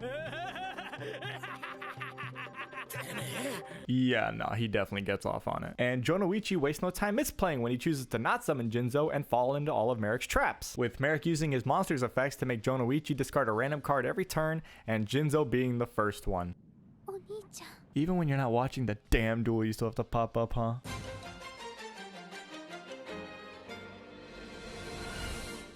When Merrick keeps overwhelming Jonoichi with his trap cards, Jonoichi makes a slight comeback when he activates his question card, a spell card that makes Merrick guess what card is at the bottom of Jonoichi's grave, and since it was discarded randomly, Merrick has no idea. And since Merrick can't guess, Jonoichi then special summons out Jinzo. This victory is very short-lived as Merrick tributes Jonoichi's Jinzo and Baby Dragon to give him Lava Golem. I actually thought this card sucked as a kid. I was like, why would you want to give your opponent a 3000 monster? Yeah, I know. Anyways, Lava Golem puts Jonoichi on a timer since it burns him for 700 damage every turn. Merrick then sets a card and tells Jonoichi to attack him for an easy win.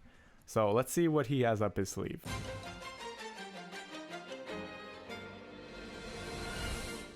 Jonoichi uses some clever, graceful dice strats to be able to tribute Panther Warrior, Lava Golem, and Rocket Warrior to summon Guilford the Lightning and wipe Merrick's entire field. However, Merrick is done playing around and activates a trap and claims that it's over for Jonoichi and is very mad at the fact that he has to bust out his god card to defeat him. Merrick Monster Reborns the Winged Dragon of Ra with 0 attack and then uses its third effect to transform him into God Phoenix. Ishizu then goes over to Shizuka and tells her that she should be there to support her brother during this duel, and the subtitles called him Odidon instead of Rishido, which was his American name. Weird. Anyway, Shizuka agrees and goes off to support her brother. Thank you, Ishizu. Thank you so much. Merrick claims since it's just a shadow game that he doesn't really need Raw to have attack points to send Jonoichi to hell, but I'm sure that's just a scare tactic. I'm sure that Jonoichi's gonna make a comeback. He's gonna pull out some big brain play to be able to defeat Merrick and everything's gonna be fine.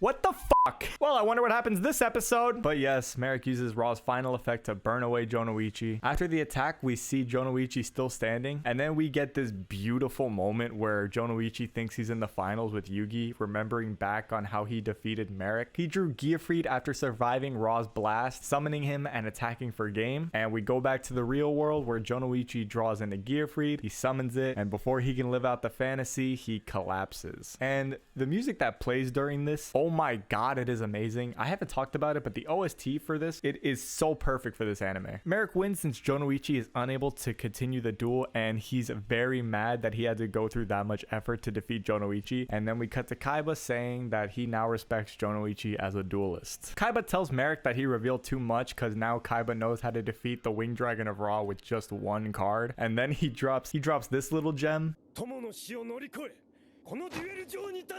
They take Jonoichi to the medic and try to fly him out to a real hospital, but they're having troubles trying to get a helicopter out there to them. While Yugi goes on to face Kaiba, the Millennium Necklace that Ishizu gave to Yugi shows him a future of Yugi and Jonoichi fulfilling their promise to each other. Yeah, that duel between Melvin and Jonoichi were amazing. The interactions were great. It was fast paced. The stakes were as high as they could probably be. It was just a great duel all around. On to the next semifinal.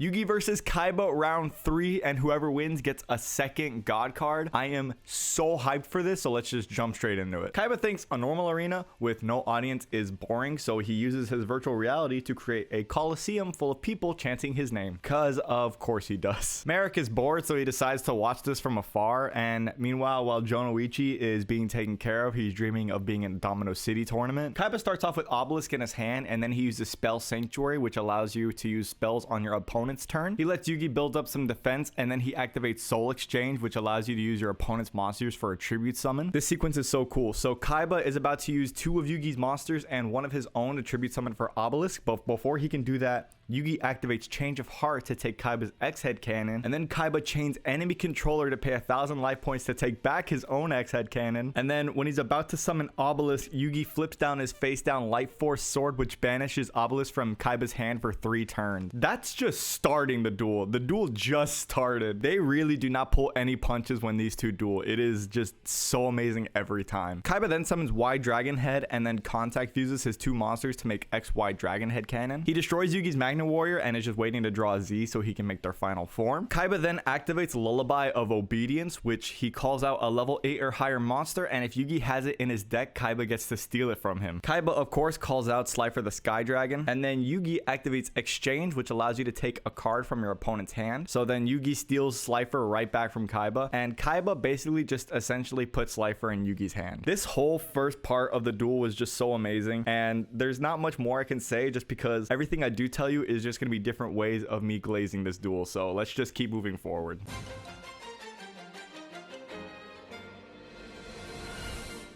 This duel is so amazing. Kaiba and Yugi just constantly try to bait each other, and there is an admittedly long and annoying flashback sequence in the middle, and Mokuba also called in a chopper to finally pick up Jonoichi. But nobody cares about Jonoichi, so back to the duel. Kaiba draws into Z, and then he's able to summon it and then contact fuse in an XYZ Dragon Cannon. Yugi meanwhile was able to summon all three of his knights, Queen's Knight, Jack's Knight, and King's Knight, and then tribute all of them to summon Slifer the Sky Dragon. And when he goes to attack, Kaiba baited him, and then he uses a card to banish his XYZ Dragon Cannon until the end of the turn so it does not get destroyed. Yugi meanwhile sets his Pot of Greed to try to play some mind games on Kaiba, since Slifer's attack is based off of cards in your hand. Meanwhile, the obelisk that Yugi banished from Kaiba's hand goes back to Kaiba's hand, and then Kaiba tributes his XYZ Dragon Cannon to summon Obelisk. Both god cards are on the field, so let's see who wins.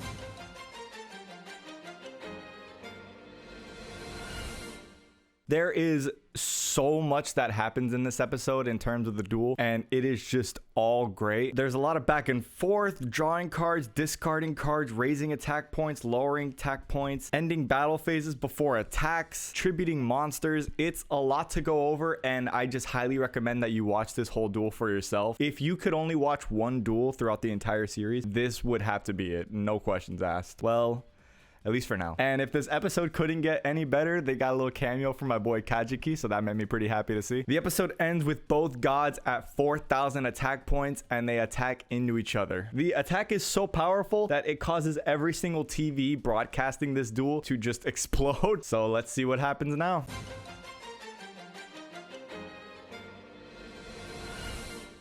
The gods clash, and we see that the Millennium Puzzle and Millennium Rod begin to glow, and Kaiba and Yugi are taken into a flashback of the priest and the pharaoh dueling in ancient Egypt, with the priest and the pharaoh summoning a blue eyes white dragon and a dark magician, and this unlocks some of the pharaoh's memories. When we snap back to reality, we see that both gods have been destroyed by battle, and just like the flashback, Kaiba summons out his blue eyes and Yugi summons out his dark magician. But Kaiba is able to use Yugi's monster reborn to bring back his obelisk and get the upper hand against Yugi.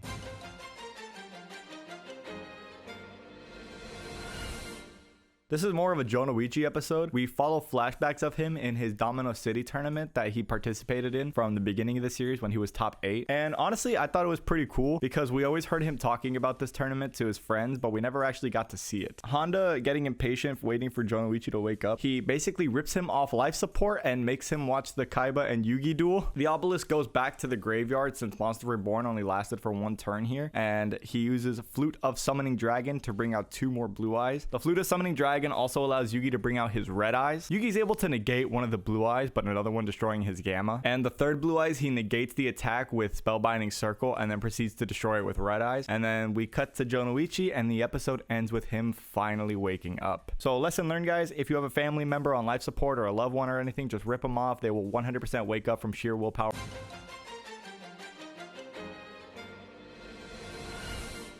Jonoichi starts running over with everyone else so we can see the Yugi and Kaiba duel, and Kaiba activates a trap card called Final Attack Orders. This card forces every monster on the field to stay in attack position, and both players choose 3 monsters from their deck and send the rest to the graveyard. So no matter what, this duel is ending in 3 turns. Yugi chooses his 3 cards while trying to wonder what 3 cards Kaiba's gonna pick. He knows that Kaiba's gonna Monster Reborn a Blue Eyes from his graveyard, so that's one of the cards, and he knows that Kaiba's gonna try to turn it into Blue Eyes Ultimate Dragon, so he basically chooses cards to try to counter it. And just like Yugi suspected, Kaiba activates Monster Reborn to bring back a Blue Eyes, and then he activates a set polymerization to fuse it into Blue Eyes Ultimate Dragon. This catches Yugi off guard because Yugi didn't think that he already had it set. They then get this little dialogue going where Kaiba only cares about the future and Yugi only cares about the past. Yugi activates Double Spell, which allows you to use all the spell cards your opponent used this turn. So he Monster Reborns his Buster Blader and uses polymerization to fuse it with his Dark Magician on the field, and he creates Dark Paladin. He gains attack for all the dragon type monsters on the field, but it is still weaker than Blue Eyes Ultimate Dragon. When Kaiba goes in for the attack on Dark Paladin, Yugi activates Diffusion to turn it back into 3 separate Blue Eyes White Dragons, and then Yugi activates Diffusion Wave Motion, which allows Dark Paladin to attack all the monsters on Kaiba's field. So the super boosted Dark Paladin destroys all of the Blue Eyes White Dragons, and Yugi wins the duel. We've come such a long way from Giant Soldier of Stone Attack the Moon. This duel genuinely made me feel like a kid again. I was so happy watching every single moment of this duel. There wasn't a moment I didn't like about this. Please go watch it for yourself if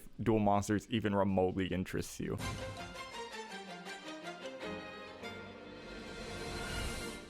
Kaiba hands over Obelisk to Yugi, and Yugi tries to tell Kaiba that he lost because he has too much hate in his heart and he prefers to do everything alone instead of having the help of friends, always saying that he doesn't need friends. Jonoichi challenges Kaiba to a duel just so he could prove Kaiba wrong, and also just for the hell of it to see who's going to be third place in the Battle City tournament. When the duel begins, Normal Merrick takes control of Anzu so he can go say what's up to his sister and ask her why she hid the truth from him about the evil spirit being the one that killed their father. She said she just wants to keep her little brother alive, and then Merrick runs off to go try to get rid of the dark spirit once and for all. Kaiba's able to quickly pop off his virus combo by baiting Jonoichi to attack him and leaving Jonoichi with only all the weak monsters in his deck. Let's see who takes it.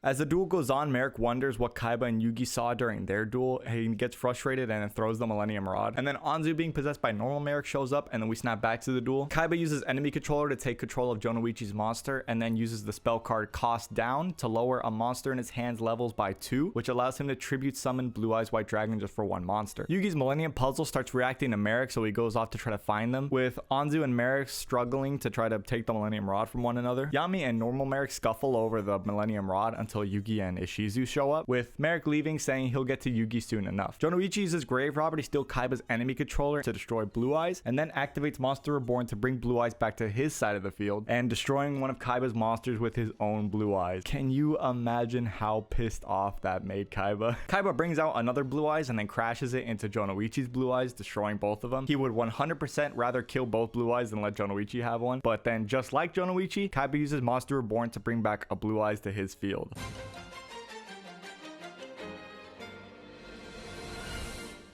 Ishizu asks Yugi to help her save her brother, and Yugi's just like, fine. Jonoichi's able to pull off his Time Wizard and Baby Dragon combo, but Kaiba's able to use Interdimensional Matter Transporter to save his Blue Eyes. Kaiba's able to finish off Jonoichi next turn and get the win. This was still a really fun duel to watch, and it turned out better for Jonoichi than their last encounter together. Kaiba and Ishizu discussed the tablet of the Pharaoh some more, and about how the priest on the tablet was the one who actually created it as a symbol of friendship. Kaiba has absolutely had it with the power of friendship, so he tells Mokuba to just go blow up the duel tower, and Mokuba, being fed up with dealing with his pissy brother, he tells Kaiba that he misses when Kaiba used to smile for real. He misses when his brother used to be happy, and then Kaiba has this whole mental battle about maybe friends can help you be stronger and can help you be happy. Yugi and Anzu meet up with the rest of them, and Jonoichi is rightfully kind of a little pissed because his first duel out of his coma and half of his friends bailed on him. Yugi goes up to start his duel with Merrick, and Kaiba says that Yugi only has a 3% chance of winning since Ra's secret ability is much more stronger than the other 2 gods. But with Kaiba's key card, the percentage jumps up to 20%, and then we end off on this line from Kaiba that made me smile from ear to ear. It was pretty cool.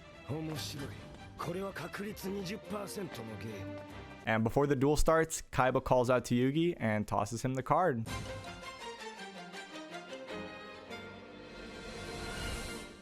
The card Kaiba gave Yugi was Fiend's Sanctuary, the key to breaking Merrick's 1-turn kill combo, and also giving Yugi a little hint on how to use it. Yugi puts it in his deck, they shuffle it up, and the duel begins. Once again, Merrick wastes no time turning it into a shadow game, while also showing Yugi how Mai has been doing. In this duel, both Yamis are dueling, and their normal selves are basically being crucified behind them. When the spirits take damage, the normal selves slowly fade away. Yugi's obviously wondering what to do during this duel because obviously if he loses, that means goodbye Yugi. Yugi, but if he wins, that also means Merrick is gone. Remember when I joked about that Merrick kinda gets off by hurting other people? Yeah, this episode just basically made it canon. This duel is pretty fast paced, with Merrick quickly getting Raw into his grave and Yugi being able to summon all of his knights. Yugi summons Slifer and then goes in for the attack, but Merrick's able to counter it by using a spell card that allows him to Monster Reborn his Raw from the graveyard. It's Slifer versus God Phoenix Raw, so let's see how it goes.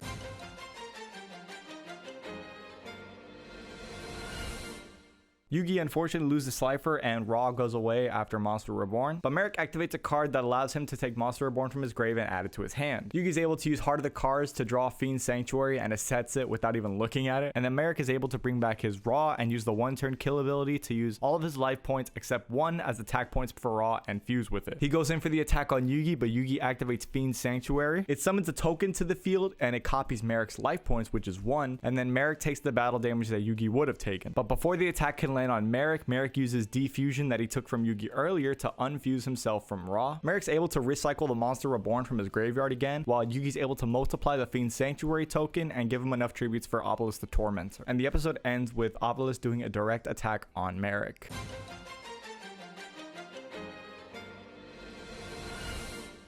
Merrick is down to 700 life points, and normal Merrick goes off to say his final goodbyes and thank you to Rishido for everything he's done for Merrick. Yami Merrick then activates Metal Reflex Slime, a trap monster that's defense is 3/4 of a selected monster's attack points. Kind of weird. So he copies Obelisk and makes his defense 3000, and then he fuses it with Revival Jam to create Egyptian God Slime. Out of all the anime cards that they turn into real cards, this one was probably one of my favorites just for the fanfare alone. I do not even care what anyone has to say. It cannot be destroyed by battle, so Merrick uses the Jam Defender combo to basically make all of his other monsters untouchable. Normal Merrick possesses Anzu to tell Yugi that it's okay and just go all out to destroy the evil dark spirit, and he knows that it wasn't the Pharaoh's cause of those horrible things, it was his dark spirit. Yami Merrick then activates a card which allows him to bring back Monster Reborn from his graveyard again. He says he'll bring it back next turn, but then the episode ends with this.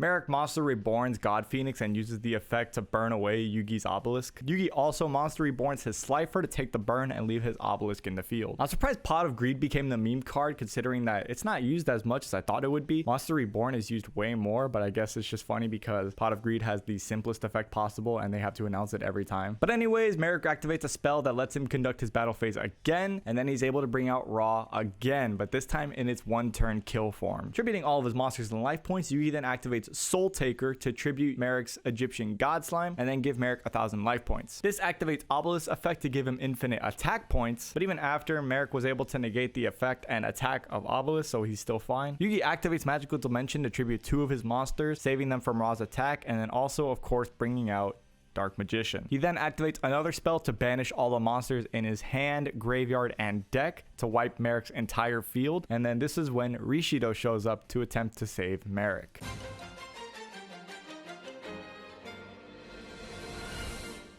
Rishido is able to give a speech to Merrick to tell him to keep fighting and to keep living, being able to take over the Dark Spirit and telling Yugi to finish it off. Yugi activates Ragnarok, Kaiba still couldn't care less, and wipes Merrick's field. When the dust settles, Merrick was able to swap places with his Yami version, and then he surrenders the duel, which sends the Yami spirit to the Shadow Realm. We had this really wholesome moment when Rishido, Ishizu, and Merrick all talk about how they're a big family and they love each other. When this amazing OST is playing in the background, this is probably my favorite song in the entire OST. I love every single time they use it. Merrick gives Yugi the Winged Dragon of Ra, the Millennium Rod, and the Millennium Ring, and then he shows Yugi the secrets of the Pharaoh that are carved onto his back. Kaiba says that now that the Battle City tournament is over, he's still going to blow up the Duel Tower. They start the 1 hour timer before they even get on the blimp, and when they do get on a blimp, they check on Mai and Bakura because they should be awake by now, and they are. And I'm gonna be honest, I kind of miss these two. They cut to Bakura just eating a bunch of food, and it's really just nice. It just made me happy. Except the blimp malfunctions, and Kaiba and Mokuba are nowhere to be found. Yeah, maybe that's why you should start the timer when everyone's on board and the ship is running. I'm genuinely really happy that the Ishtar clan got a good ending. Merrick is definitely tied with Pegasus for my favorite character, and I love that Ishizu and Rishido genuinely care and love for him and want him to be safe. They feel like a real family, and it's really nice to just see them get a happy ending.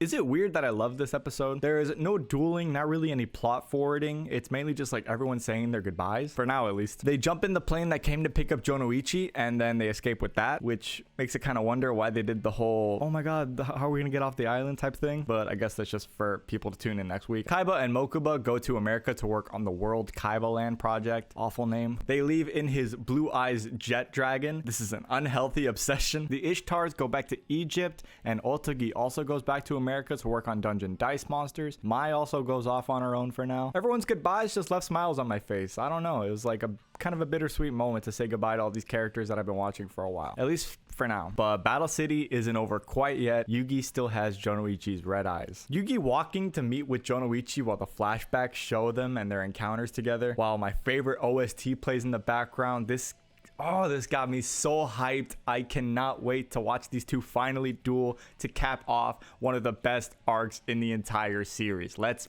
fucking go.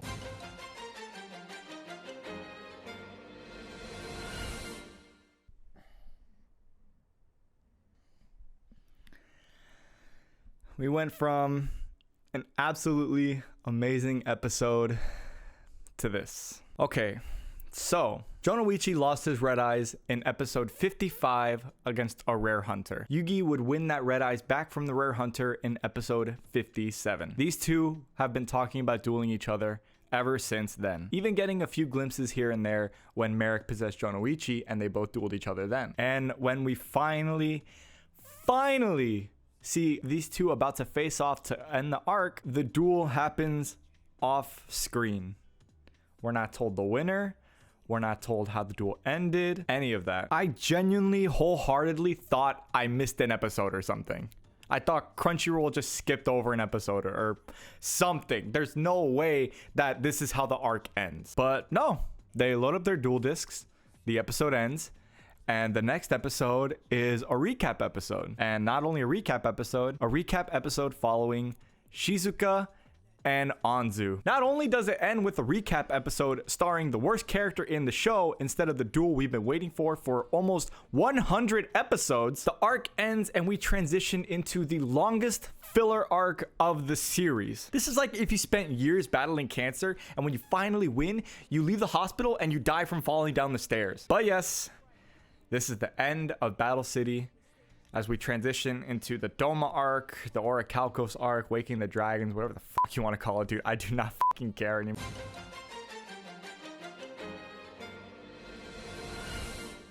Okay, I'm gonna attempt to go into this arc untainted since the transition from the last one left a really bad taste in my mouth. Also, this arc is pretty controversial because people online either love it or hate it, so let's just see how it happens. Hey, remember him? Professor Hopkins discovers some ancient ruins, and then we cut to Ryuzaki and Haga, of all people, after the god cards. They get stopped by this big dude who says he's gonna take their souls, and then he busts out a Chaos Duel disc, and the smile on my face when he busted that out, oh my god, so much nostalgia when I saw that. It was crazy. Meanwhile, the Pharaoh goes out to get his memories back when he's stopped by a mysterious force that seals off the tablet. They go outside to then see Duel Monsters roaming around the city, destroying it like some Godzilla movie. And they run into Ryuzaki and Haga, spewing some cult talk about how the world will end and stuff like that. And Kaiba Corp has to make an official statement that these monsters are not a result of their virtual reality system. It's something else entirely. And while Yugi's grandpa is cleaning the god cards on the counter of the card shop, you're not going to keep them in like a vault or a safe or a case, at least anything, literally anything. Someone breaks in and steals the god cards and starts spewing even more cult talk about Orichalcos. These are Doma's three musketeers. They know about the Pharaoh and they tell Yugi that if he wants the god cards back, he's got to go meet them in an abandoned building. Yugi then does this and he runs into Gurumo, who is one of the minions of Raphael, and he's also the big dude that Ryuzaki and Haga ran into earlier. Raphael is one of the three musketeers, by the way. The duel begins and Gurumo activates the Seal of Orichalcos, which basically just turns the duel into a shadow game. If you lose the duel, you lose your soul. Millennium items have no effect while this card is in play. All the monsters on the field are turned into dark attribute monsters and they gain 500 attack points. We see the three musketeers talk about how they're after Yugi, Kaiba, and Jonoichi's souls, and I feel like Jonoichi would actually be happy that the bad guys are after him for once too, not just Yugi. Anyways, we go back to Yugi and he summons Valkyrion the Magnet Warrior, and Gurumo is able to summon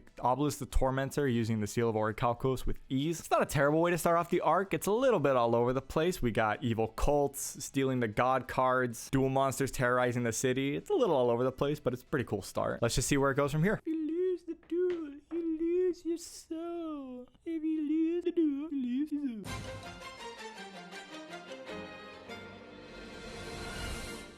We start to see the effects of the seal on Gurumo, and the three musketeers talk about how not even the seal can fully tame a god card, and how they have Ryuzaki and Haga's souls in the cards that they hold. Yugi's able to get rid of Obelisk pretty easily though, and we learn more about the seal, like how it lets the spell and trap card zone be allowed for extra monster zones, so you can technically have up to 10 monsters on the field if you have the seal, and also you need to get rid of the monsters in the front to attack the ones in the back that are summoned in the spell and trap zone. And when Yugi tries to dust tornado it away, only the power of Orichalcos can destroy the seal. Yugi's able to win pretty easily when he summons Dark Magician Girl and uses diffusion wave motion to attack all of Gurumo's monsters. Gurumo tosses Obelisk up to Raphael when he loses, and Raphael tells Yugi he can get the god cards back if he defeats all three of them. Did you really expect the arc to end that quickly? He just defeats Gurumo and gets the god cards back and just goes home. He does, however, release Ryuzaki and Haga's souls from the cards, and they discover this stone around Gurumo's necklace that has like Dark Millennium powers. They interrogate Haga and Ryuzaki to try to learn more info, but they have nothing. But they offer their help when they find out that Yugi's trying to get his god cards back because they want them for themselves. This is when we run into Rebecca again, calling Yugi her boyfriend and saying that her grandpa wants to speak to the Pharaoh. And the episode ends when we see the three musketeers flying off to some island. I like the reason that they give when Rebecca looks obviously older, but the rest of the crew look the exact same. Jonoichi just says that Americans grow up fast, and that gave me a pretty good chuckle.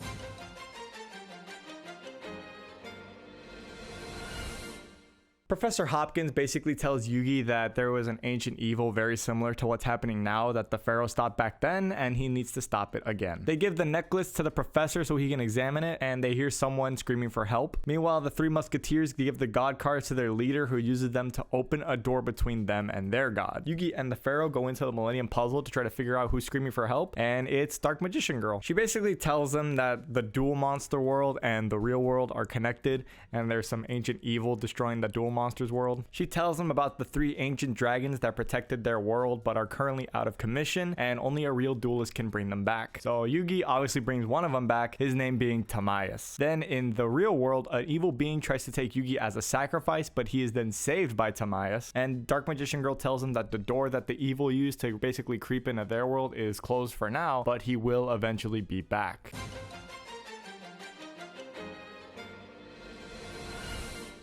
The gang are just chilling in Yugi's room when he gets a package from Pegasus. God, I missed that voice. With a card and a VHS tape, giving them some serious Duelist Kingdom PTSD. But the clip is of Pegasus telling Yugi to come to America so they can speak in person because someone is watching him. And he even sends a plane to fly them out. You couldn't just like send an email or something. Haga and Ryuzaki overhear this conversation over a literal bug that they put in Yugi's room. Funny. So they decide to follow them so they can get some rare cards because they're yesterday's news and they are bad duelists. Meanwhile, the three musketeers leader Darts needs more souls to sacrifice so their god can become stronger. Raphael goes after Yugi, the redhead goes after Kaiba, and the prototype Jaden Yuki goes after Jonoichi. Pegasus is visited by a familiar face, and the gang head to America. Ryuzaki and Haga hide in some luggage, but they get taken back when no one recognizes the bag. They really did just turn him into Beavis and Butthead, didn't they? Meanwhile, Kaiba is getting a bunch of Kaiba Corp stock bought out from under him and doesn't know it until Pegasus calls him and tells him that it's him buying all the stock. He challenges Kaiba to a duel, and he says that if Kaiba does not accept, he will sell all the Kaiba Corp stock he just bought, making the value plummet. I'm honestly just happy Pegasus is back and we can finally get back to some dueling. There has been a lot of exposition these past few episodes.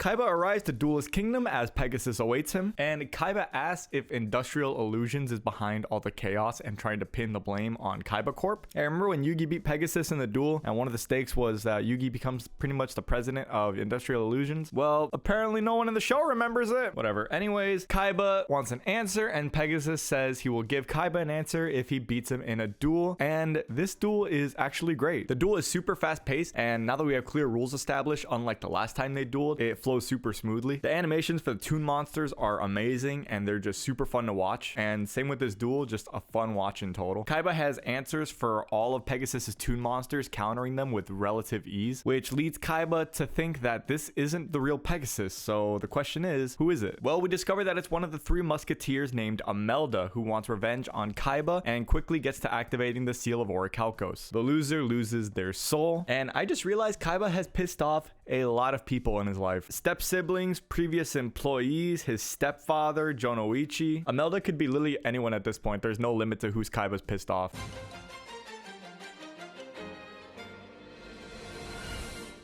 Well, I guess now we can add Orphan of War to the list of people Kaiba's pissed off. When Imelda's home country was at war and Kaiba Corp was still being run by Gozaburo, who used Kaiba Corp for military purposes at that time, he would sell weapons and ammunition to both sides to profit off the war, and also testing out his new equipment, including a missile that would blow up Imelda's brother. Now, I don't remember watching the Orichalcos arc in 4Kids dub, but I cannot even imagine how they possibly could have worked around this one. They do a pretty cool fake out, actually, where a tank pulls up with the Kaiba Corp logo on it and you think the tank is about to blow up his brother, but it's actually there to help him. As the duel progresses and Kaiba is about to lose, he's transported into the Duel Monsters world to free the second dragon, Critias, which then gets put into Kaiba's deck as he's about to draw it. And when Kaiba goes in for the final attack on Imelda, he activates a card that lets them both take the amount of damage, and the duel ends in a draw, so no one loses their soul. Meanwhile, Yugi and the gang's driver just stop in the middle of a creepy gas station in like nowhere, Illinois or whatever. I feel like the fake out with Imelda being Pegasus was pretty obvious, but it was still pretty cool to see. Kind of seeing a rematch between Pegasus and Kaiba, just to show how much the game has changed since the last time they dueled and how much Kaiba has grown as a duelist.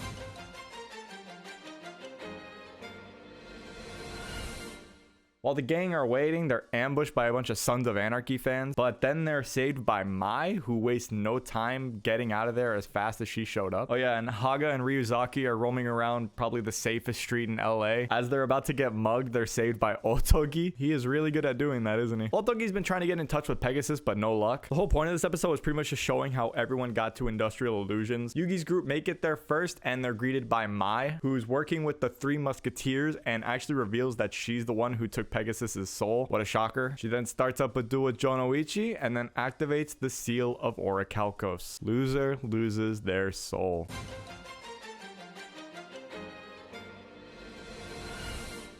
Everyone's trying to figure out what's wrong with Mai. Are the three musketeers controlling her? Are they manipulating her? But actually, it's none of that. She actually has PTSD from when she lost to Merrick and almost died, not being strong enough to defeat him, and even going on a winning spree after Battle City ended. That's when she met Valon, who wanted to show her that she can be a strong duelist all on her own. And to prove that she's a strong duelist, she wants to defeat Yugi in a duel and Jonoichi. Pretty much to show herself and everyone else that she doesn't constantly need to be saved. I really like that reason, actually, and the fact that she's doing this all on her own free will. It's pretty in character for Mai. Jonoichi is about to surrender, but Yugi convinces him not to because he doesn't want to pretty much go all out against Mai. But then Jonoichi finally agrees to give Mai a real duel.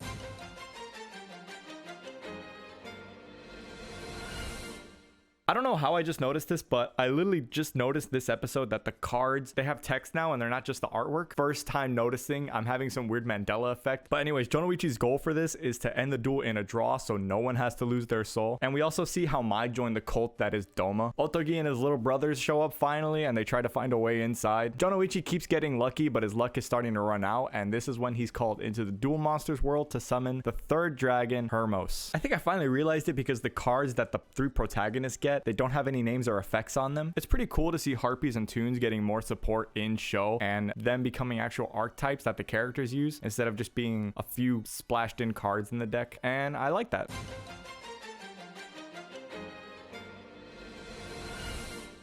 I remember when I used the Claw of Hermos and Red Eyes deck in Duel Links, it was pretty fun to use, constantly equipping and unequipping and popping cards on the field. It was really fun. Anyways, when the duel starts to tip in Jonoichi's favor, Valon breaks the seal of Orichalcos and gets Mai out of there so she doesn't lose her soul, with Raphael warning him that breaking the seal like that could possibly kill him. And now that I'm thinking about it, I think that's like the only time that's happened in this arc, so... Hotoki unlocks the door and the Kaiba bros show up. They unlock a room full of statues of Pegasus's toon monsters, along with a message from the man himself telling them that Doma is one of the most powerful forces in the world, causing every unexpected event in world history. That was thanks to them. Revolution, destruction of empires, creation of new ages. Doma was behind all of it. Pegasus hid a special card for Yugi in the room, and when they find it, the card is just blank, and Pegasus tells Yugi to go defeat Doma. Yeah, this whole part is like super contrived, and there's a lot of questions that can be asked at this part, but let's just keep it going, with Yugi saying that with all their new dragon cards, they are more than capable of stopping Doma. Like FBI, government, police, the United Nations, anyone, like, just doesn't exist in this universe. We just don't have that. If your family's held up for ransom, I guess you just duel your captor to save them. Sorry, mom, I bricked.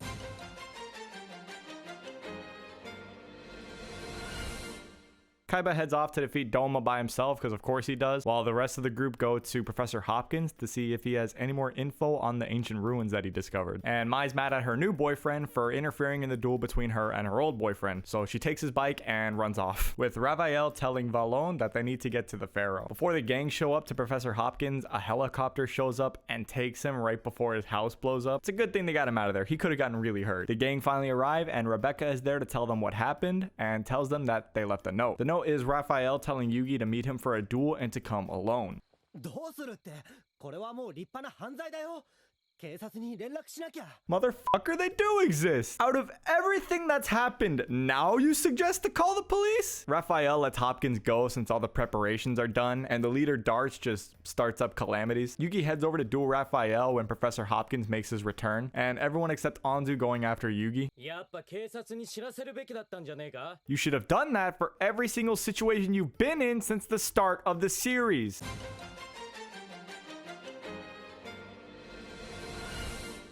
I actually like Raphael. He's the most level-headed of the three musketeers. And when Yugi calls him out for being in Doma, Raphael gives the whole, "Are we really the evil ones?" speech.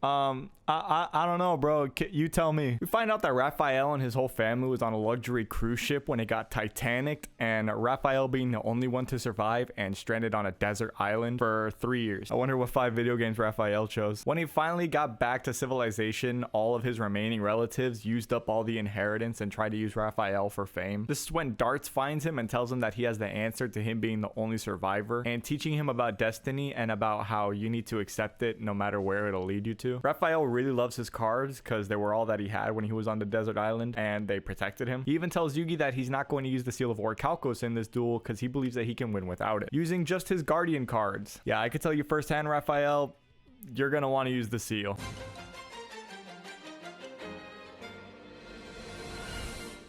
I actually really liked Raphael after this episode. He's one of those bad guys that makes a pretty good point. He tells Yugi about Doma's ultimate goal, which is to reset the world. Doma steered human history in the way that they wanted to, and after humans kept repeating their mistakes and messing up the world instead of trying to protect it, Doma figured it would be better to just start from scratch. Raphael activates Exchange and takes Yugi's necromancy, and it gives him the Seal of Orichalcos. He starts asking the Pharaoh about his past. Was he a good leader? All that power and authority, surely he never abused it, right? Raphael says if there's no darkness in the Pharaoh's heart, he can activate the card and master it with ease. And after Raphael gets the upper hand, we can see Yugi becoming very annoyed and visibly frustrated, really not wanting to lose the duel even though nothing's on the line here. Hopkins is already free, so there's nothing to be worried about. And we get a glimpse of the manga Yugi, something we never really saw outside of the one Duelist Kingdom duel between him and Kaiba. The ruthless Pharaoh whose only goal is to win no matter what. So the Pharaoh then activates the Seal of Orichalcos.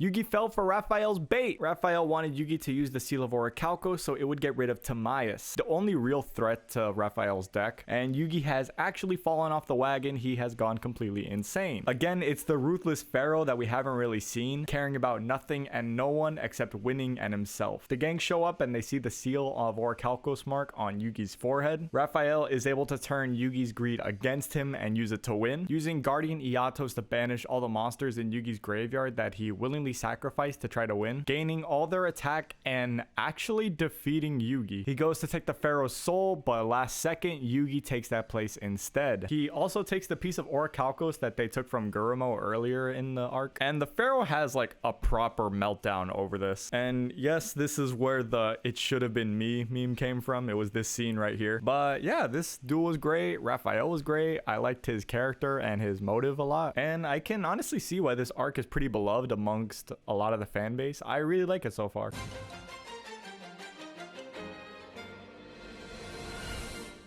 Haga and Ryuzaki chase down Raphael and beg him to let them join, while everyone else heads back to Anzu and Rebecca to tell them the bad news. Haga and Ryuzaki are brought to the Doma headquarters, and they actually hide in plain sight as they disguise themselves as a large corporation. I feel like the message right there is kind of obvious, so I'm just gonna let you figure it out. And they are brought to Darts, who lets Raphael know that he captured the wrong Yugi. So he recruits Haga and Ryuzaki and pretty much tells them go finish the job, letting them make new decks from their collection of rare cards. See guys, dreams do come true. Just join a cult. Hopkins tells the group that he can find out more on how to defeat Doma if he's back in his base of operations in Florida. They call Kaiba and ask him for a ride, but he wants literally nothing to do with them, being pissed off that Yugi lost to some random minion. This is also where the "you're a disgrace to the game, Yugi" meme came from. I mean, come on, Kaiba, you had 3 tries, man. And you only won a single one of them by threatening to kill yourself. This is also the episode where Jonoichi punches Yugi, which of course was censored in the dub.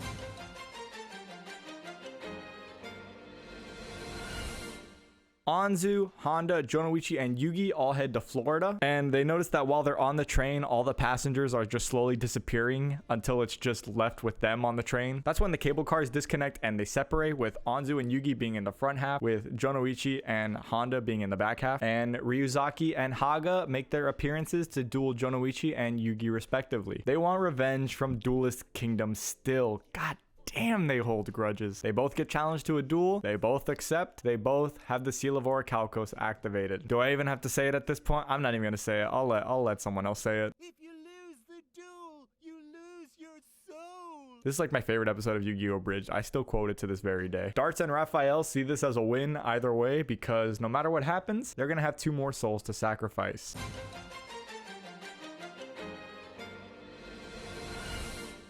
Haga is really pushing his luck this duel. He keeps telling the Pharaoh about how he's a loser and how he failed to protect Yugi. And in the other duel, after Jonoichi summons Red Eyes, which by the way is the first and only time we ever have confirmation about who won the duel between Yugi and Jonoichi. And by the way, that doesn't even mean Jonoichi won. Yugi could have won and just felt bad and still given him the card anyway. I am still salty over that, and I don't think I'll ever get over it. But anyways, Ryuzaki tries to be a victim and gives a whole sob story to Jonoichi, pretty much saying after Duelist Kingdom, they became laughing stocks and no one cared about them anymore, and they weren't popular anymore, and people laughed at us when they were still terrible people the whole time anyways. A dog peed on Ryuzaki in the flashback. I thought that was pretty funny.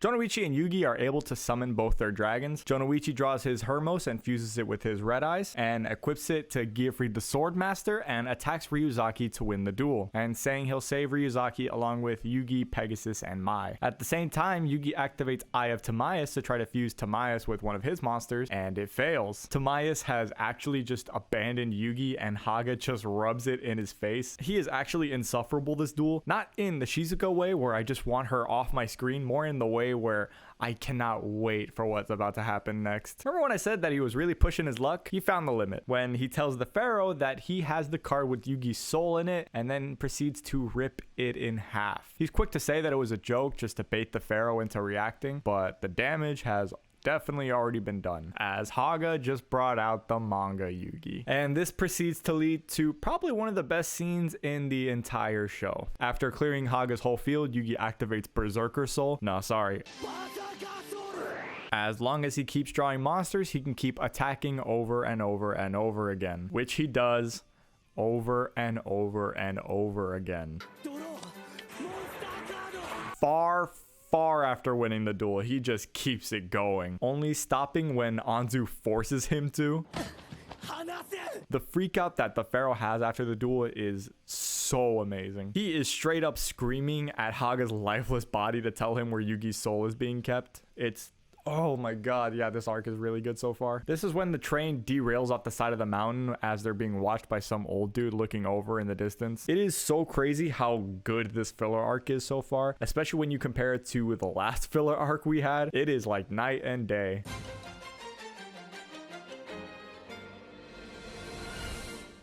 Dart sends Raphael to go track down the Pharaoh while he wakes up in this guy's place. This is Ironheart, and he's the proclaimed guardian of the valley. He gives Yugi back his deck, and Yugi gives him Tamias, saying that he's not worthy enough to use it anymore. And Hago is taken to a town close by. He takes the Pharaoh down to this rock wasteland where he can reconnect with Yugi, as well as other souls he's taken. I marked out hard when I saw Pandora. He finds Yugi, who challenges him to a duel to try to defeat the darkness in his heart, and of course, activates the seal. And towards the end, does the same combo that the Pharaoh did on Raphael, but the Pharaoh was able to counter it and win the duel. And Yugi tells the Pharaoh that no matter what happens, they're always going to be together. Yeah, I don't know. This episode was kind of so-so. It felt like filler within filler. Does that make any sense? Because that's what it felt like.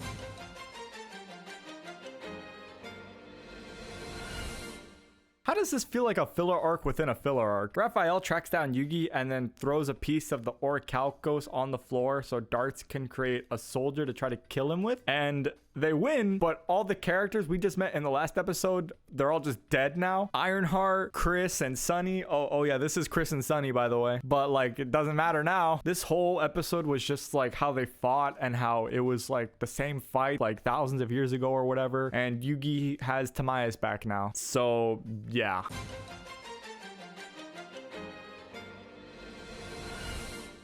Mai still wants to go off to defeat Jonoichi, and Valon follows her. And this is when Rebecca and Otogi and Professor Hopkins show up. Rebecca wants to duel Valon to try to get Yugi back, and Otogi jumps in to help her out. Give me as many guesses as possible, and I promise you I would have never guessed that this would have been a matchup we would see. Valon wants to show off his cool armor deck to impress Mai, which just straight up does not exist. Like, they never made these cards in real life. And yeah, we've obviously had anime only cards before, but they were usually one-offs or got printed way farther down the line, or just didn't really have effects this ridiculous. For example, Valon has a card that straight up lets him equip his armor cards to himself like his real life body and punch them and win the duel. Valon wins pretty easily and Mai just runs off. The episode ends with Kaiba and Mokuba talking on the plane as the same Aurora from last time appears again. I feel like they will one day make Valon's kind of armor cards real, especially now with the resurgence of anime cards that they've been giving us for the 25th anniversary. I'm sure that they're going to give it to us. People will complain that more Duel Monster cards are getting printed, even though it does not affect your life whatsoever, instead of just playing the game.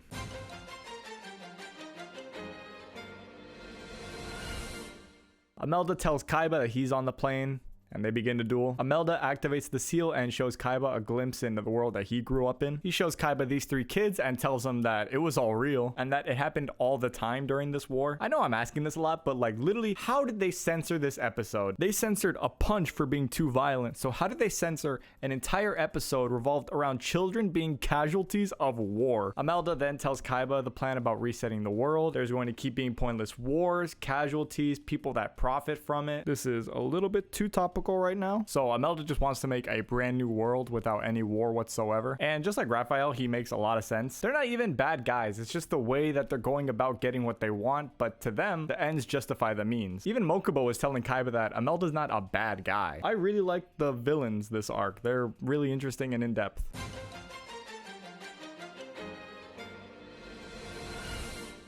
The plane's going down, but just like Cody Rhodes, Kaiba wants to finish the story instead. Mokuba just wants to bail, but Kaiba says that they need to get rid of Imelda so that they can achieve their dream of building Kaiba Land, since all their stock is being bought out by Doma. Six Flags is almost finished. Kill the orphan. Kaiba asks Imelda if his brother was still alive, would he still want to reset the world? And he's not mad at him for killing his brother, he's mad at himself for not being able to save his brother, then saying that he would never let anything like that happen to Mokuba. Kaiba wins the duel, and Imelda comes to terms with the facts that his brother is gone, but unfortunately he did activate the seal, so he does lose his soul. The plane's going down and the 3 dragons just appear and help them safely land the plane, with everyone on the ground seeing this and going to follow it and meeting up with Kaiba. But then Kaiba gets the unfortunate news that Kaiba Corp has just been bought out.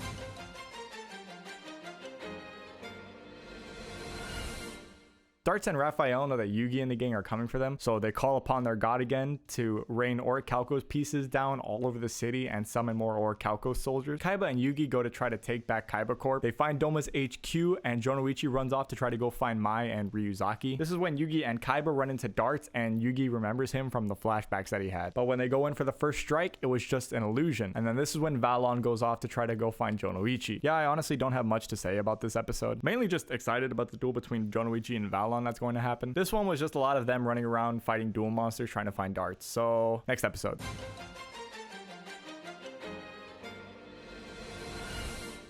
Jonoichi and Valon finally duel. Valon says he doesn't even care about Doma anymore. He just wants to get rid of Jonoichi for Mai. And of course, whoever loses is another sacrifice for Doma. And this is when we see Doma's flashback, and we learn that when he was growing up, he would just fight just all the time. And when some street toughs would burn down his orphanage, Valon would spend some time in jail after dealing with them. He gets put in like a island battle royale situation, taking the souls of all the people that he beat on that island, all thanks to the Seal of Orichalcos.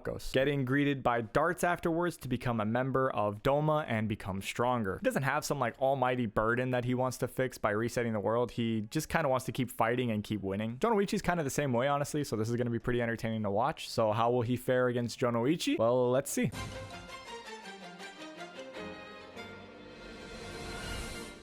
Valon is quick to use his armor strategy while Kaiba splits off from Yugi to go try to find Darts. Yugi and friends try to track down Jonoichi using Kaiba Corp's duel system since he's using a duel disc. I love that Rebecca says that she can hack into the system. It's literally just her incorrectly guessing passwords until she finally gets one right, while Otogi stands behind her going, "Oh my god, she's a genius!" Honda goes on like a tangent about Jonoichi and like, is anyone's favorite character genuinely Honda? Actually, like, is anyone's character of all these guys, this one's your favorite?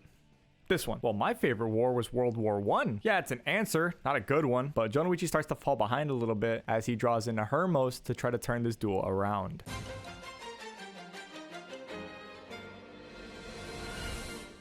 They find Jonoichi's location, so Yugi, Anzu, and Honda go try to find him. Jonoichi and Valon go back and forth for a little bit until Jonoichi just eventually ends up copying Valon, throwing on some Red Eyes armor, and they're pretty evenly matched, even telling each other that they're having fun dueling the other. This is when Mai shows up, and Valon tells her that he can see why she's so obsessed with Jonoichi because of his pure passion for dueling. And this duel just kind of turns into like an anime fight more than a duel. They're both wearing armor and just straight up punching each other in the gut. I mean, it makes sense for their characters, but like, I don't know, I think this duel is just all right.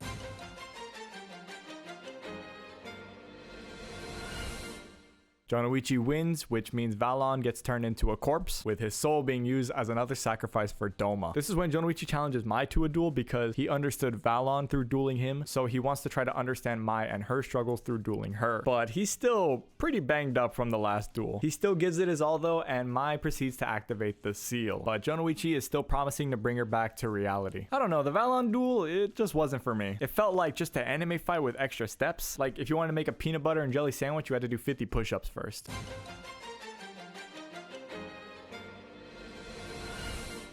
As the duel goes on, Mai goes to deliver the final attack to Jonoichi, but she just can't do it, proceeding to think about all the fond memories she has with him, and she just can't bring herself to do the final attack. But Jonoichi ends up collapsing, being too weak to continue the duel, so Jonoichi just loses by forfeit pretty much. He pushes her away and breaks the Orichalco stone off of her necklace, and the stone ends up breaking. Of course, he loses the duel, so he loses his soul, and the other two dragons, Timaeus and Critias, begin to howl. Mai is angry after doing this to her friend, so she wants revenge on Darts for Jonoichi and Valon. What did Darts have to do with this? Because she said that she was not manipulated or brainwashed. She has full will. She has full control over her actions and emotions. Darts had nothing to do with this. This was all you, Mai. This was 100% you. She gets to their HQ being greeted by an unknown figure as the rest of the group come up on Valon and Jonoichi. Aw, don't be ashamed, guys. We've all been there after having one too many.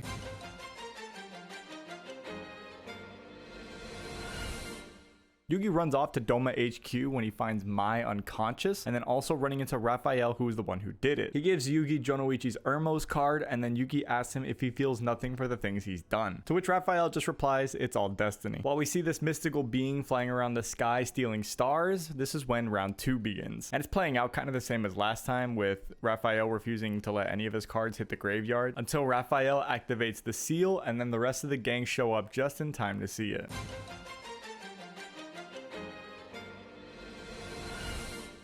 Yugi wonders if Raphael can really keep the bond with his monsters while he has the seal of Orichalcos activated. And side note, Yugi's Karibo just makes me laugh when he's like pinballing all around the seal. That was pretty funny. Raphael brings out Guardian Iatos, which is the same card that defeated Yugi in their last bout, gaining attack for all the monsters in Yugi's graveyard, but Yugi's able to stall out for a little bit with magical hats and electromagnetic turtle until he draws into the Eye of Timaeus, fusing with Dark Magician to make Amulet Dragon, banishing spells from the grave to raise its attack so it's higher than Guardian Iatos's. Yugi is finally able to destroy it. Finally, having a monster sent to the graveyard really upsets Raphael. He activates Guardian Iatos's effect to bring out Guardian Dread Scythe. When it's on the field, he can't summon other monsters and he must tribute all of his other monsters except Dread Scythe to raise its attack, going from not wanting to let a single monster hit the graveyard to tributing his entire field instead of Dread Scythe. Yugi definitely managed to get to him a little bit with this one. He destroys Amulet Dragon and brings Yugi down to 300 life points. Yugi then brings out Dark Magician Girl and is able to protect her. Raphael asking Yugi how he can defy destiny, with Yugi saying that he's going to soon understand Raphael's pain. Playing Underworld Circle and telling him that he's going to meet the monsters that he sent to the graveyard, just like Raphael did to Yugi in their last duel. I absolutely hate that Raphael is making me want to play a Guardian deck, even though I know firsthand how bad they are. This is how they get to you.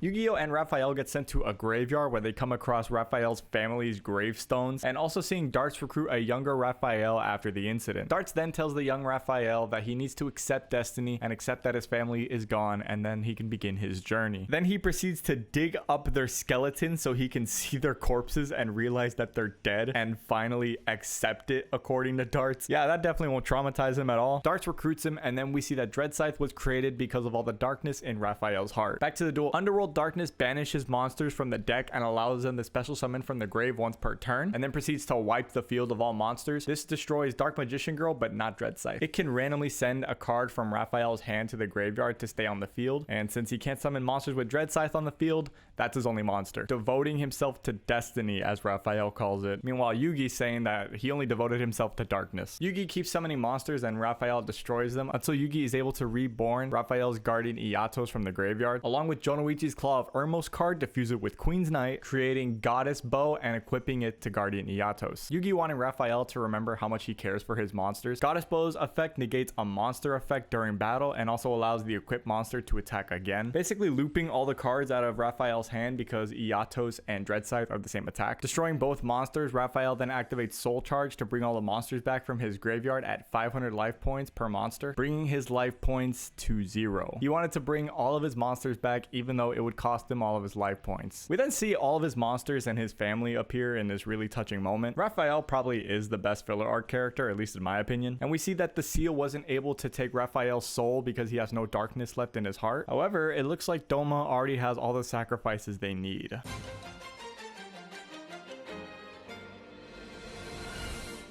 The building begins to collapse as a Kaiba Corp chopper goes to pick him up. Yugi says Raphael about 400 times, and I genuinely cannot tell if it's the same voice line or not, as he dangles from a building.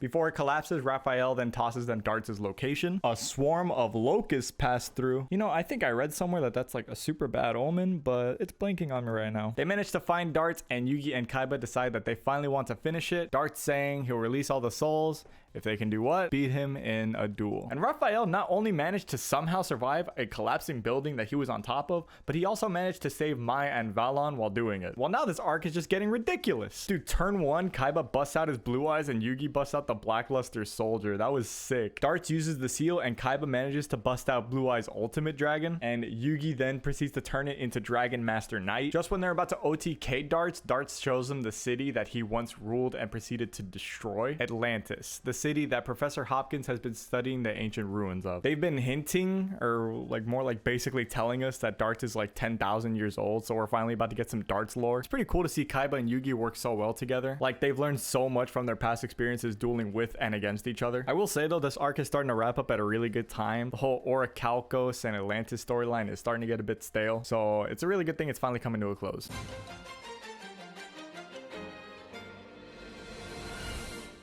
Okay, so basically, Darts became the king of Atlantis, Orichalcos started raining from the sky, Ironheart is his dad, it started turning people into monsters, and Darts used it to play God, basically. Let's get back to the duel. Darts takes no damage thanks to his monster's effect, and then proceeds to activate a second seal of Orichalcos, Orichalcos Deuteros, which negates attacks and allows him to send the attack back while also gaining life points. Darts then activates Mirror Knight Calling, which allows him to summon a bunch of Mirror Knights to the field, which copy the attack points of monsters they battle and also cannot be destroyed thanks to Mirror Knight Calling. And when Kaiba destroys it, we see that the Mirror Knights are all the souls that Darts has been capturing over the course of the arc. And Raphael makes it to the island. I don't know. I know a lot of duels have like heavy story elements in them, like pretty much all of Merrick's duels. I feel like they're trying too hard, at least in this last half of the arc. The first half is obviously still great, but yeah, this last half, I don't know, not doing it for me.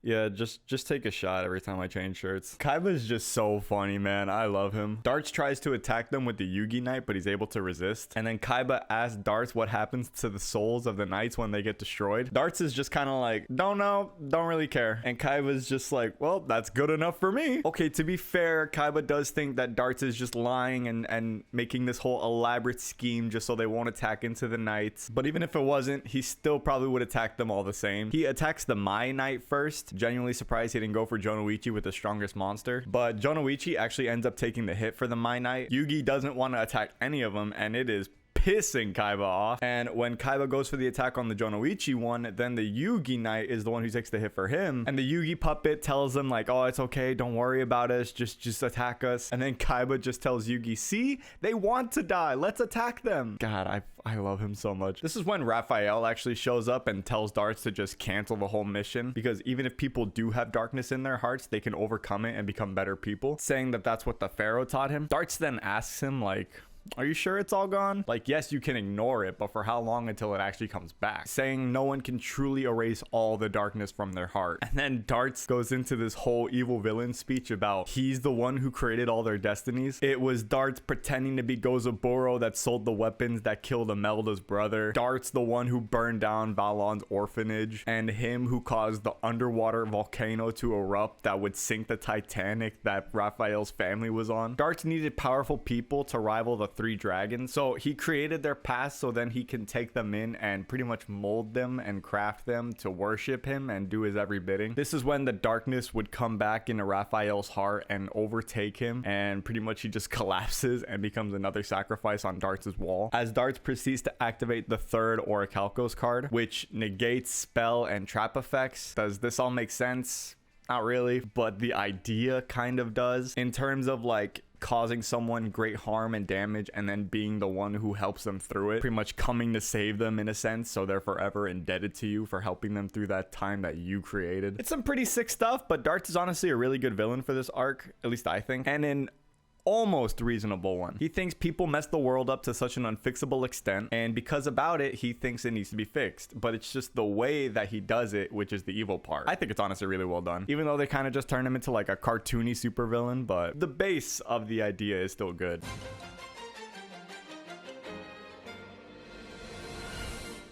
Darts attacks Yugi with all the knights, and the Pegasus Knight tells Yugi to use the blank card that he found earlier, telling them that it holds the power to free the legendary dragons from their seal. And after this, Kaiba is able to draw Critias and fuse it with Yugi's Mirror Force to create Mirror Force Dragon. He attacks the Pegasus Knight, which reflects it to the Mirror Force Dragon, which then reflects it back to all the knights, finally destroying all of them except for Orichalcos Cutora, which Darts has had up since the beginning of the duel, and it evolves into its true form, Orichalcos Shunoros. Its attack is equal to the amount of damage it took, which was 20,000. Well, now this arc is just getting ridiculous, which then splits off into Orichalcos Dexia and Orichalcos Aristeros, both of which cannot be destroyed if Shunoros is on the field. It's then able to destroy Kaiba's Mirror Force Dragon and actually bring his life points down to 0. But before he goes down, Kaiba activates Wish of Final Effort, which gives life points equal to the attack of the monster destroyed to Yugi. Kaiba's then added to the wall. Darts puts everyone in the room to sleep except for him and Yugi, and Darts tells Yugi he wants to destroy the world because of him. Because he came back 3,000 years later, Darts thinks that it's a sign that the Pharaoh is here to end mankind, so he wants to put a stop to it. Since back then they played Duel Monsters, which darken their souls because of the Pharaoh, and since he's back, he'll attract more dark souls and put an end to mankind. So Darts wants to stop him by destroying the world. Yeah, they kind of lost me a little bit with that one.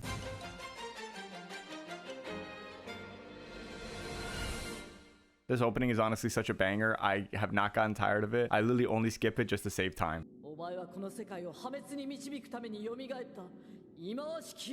Okay, but isn't that... Never mind. Everyone whose souls got stolen start waking up in these little bubbles, and Pegasus tells them that he thinks Yugi's going to save him by using the blank card that he gave him, since only Yugi can draw out its true power. Darts almost gaslights Yugi into feeling bad and just surrendering the duel by telling the Pharaoh that he's a cursed soul, and even if he does win this duel and get all of his memories back, it's just gonna be nothing but bad things ahead of him, like the terrible things that he did before, and that his existence is just meaningless. But Yugi says that he's gonna change destiny, and he's not the same person that he was before, since now he has memories of people that he cares about. He draws into the card that Pegasus gave him, and he's able to summon all three of the dragons in their true form: Timaeus, Critias, and Ermos. And honestly, this moment was kind of cool. They destroy the seal and manage to destroy Shunoros, but Darts is able to bring out his most powerful servant, Divine Serpent Ge, who gets summoned out when Shunoros is destroyed and has infinite attack points. Dude, this duel could have ended like 3 times, but they just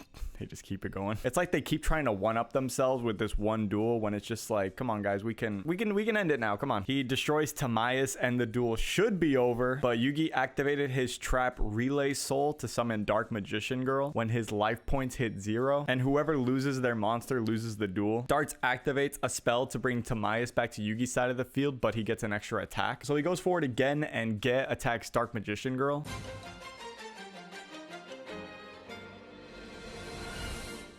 Yugi's able to defend from the attack and combine all 3 knights together to form Timaeus, the Knight of Destiny, which he uses to finally slay the Divine Serpent and win the duel. He releases the souls of his friends, but not everyone. Darts manages to escape, and the city of Atlantis rises out of the ocean. Oh my god, it's still going. Yugi, Kaiba, and Jonoichi all chase after Darts, and Yugi finally gets his god cards back, and he looks over and he notices the wall is empty. They find Darts, and he tells them that he sacrificed himself to resurrect his god. While he's not at full power, it should be enough. They all summon their strongest monsters and Karibo to try to stop him, but they do nothing when the Aurora appears one more time. The duel, while it did feel like it kind of dragged on, they do a really good job at making every final boss of the arcs actually feel like a final boss. Pegasus, Merrick, Darts, Noah, they are pretty memorable, so they do a pretty good job at that.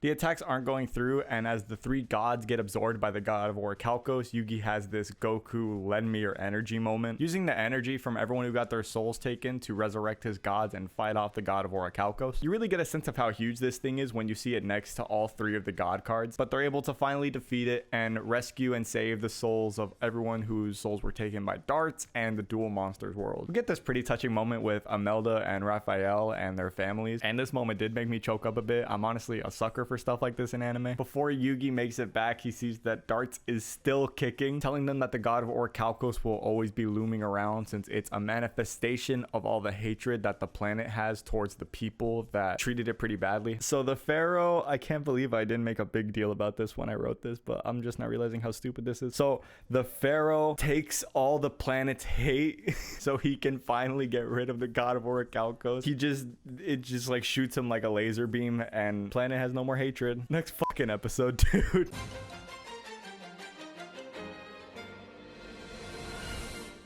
This was just kind of a glorified recap episode. Yugi saves Darts, everyone manages to be okay, everyone says their goodbyes, and gang gets back together, and happy ending. And there's just flashbacks in between all of that. I'm not gonna lie and say this arc was a masterpiece, but it definitely wasn't bad. It certainly dragged on a bit in the last half, but the first half was honestly still pretty amazing. The reception on this arc was certainly mixed. Crunchyroll comments hated it, Reddit loved it, so let me know what you guys think. I'm actually pretty curious to see people's thoughts on this arc, but with the Orichalcos arc finally out of the way, we can move on to Oh, you gotta be fucking kidding me. Another filler arc. The next arc is the KC Grand Prix arc. I actually don't know anything about this arc, but to be fair, it's pretty short and it's the last filler arc of the series. And it's a tournament arc and I like tournaments, so can't be that bad.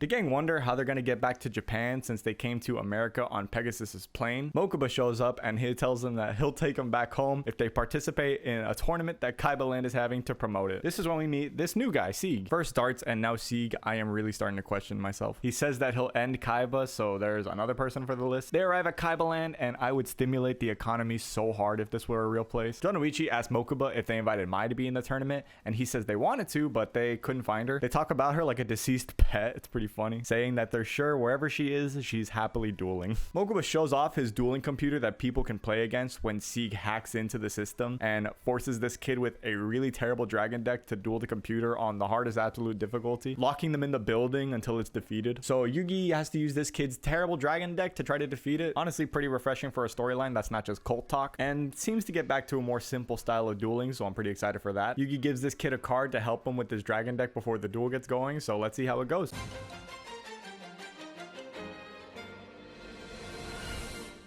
Yugi uses the card that he gave the kid, which is Heart of the Underdog, which if you draw a normal monster, you can draw another card. Honda is pretty annoying, honestly. Every time anyone says practically anything, he just grabs them by the collar and says, "What do you mean by that?" It's really annoying. He does it throughout the whole series. Yugi draws in the Spirit Ryu and uses his effect to discard all the dragon monsters in his hand so he can gain attack for those dragon monsters, and he uses it to beat the computer. Kaiba shows up and they go into the main ballroom where they announce the participants for the tournament. One of the kids from before is in the tournament. His name's Leon.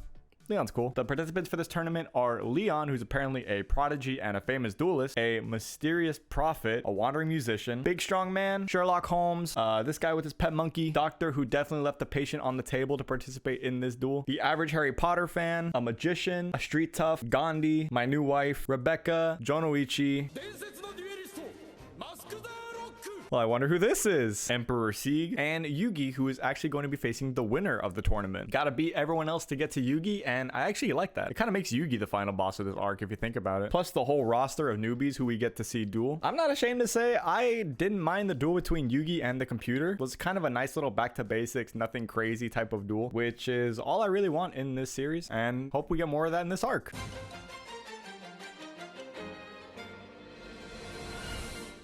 This was honestly just a really dumb fun episode. Everyone starts getting paired up to duel at different locations throughout the park. Jonoichi gets paired up with Mask the Rock, who everyone recognizes except Jonoichi. Except Jonoichi was too busy getting hot dogs and has to run over so he doesn't get DQ'd. And Leon gets paired up against the doctor. Hopkins shows up kind of out of nowhere and he tells everyone that Yugi's grandpa was actually the one who asked Mokuba to let him participate in the tournament, saying that he's tired of constantly just staying home and doing nothing all day and he wants to have his special moment like his grandson. And they're just having a good duel so far. It's pretty entertaining. It's just a fun episode to watch and it's pretty cool to see Grandpa duel. I like it.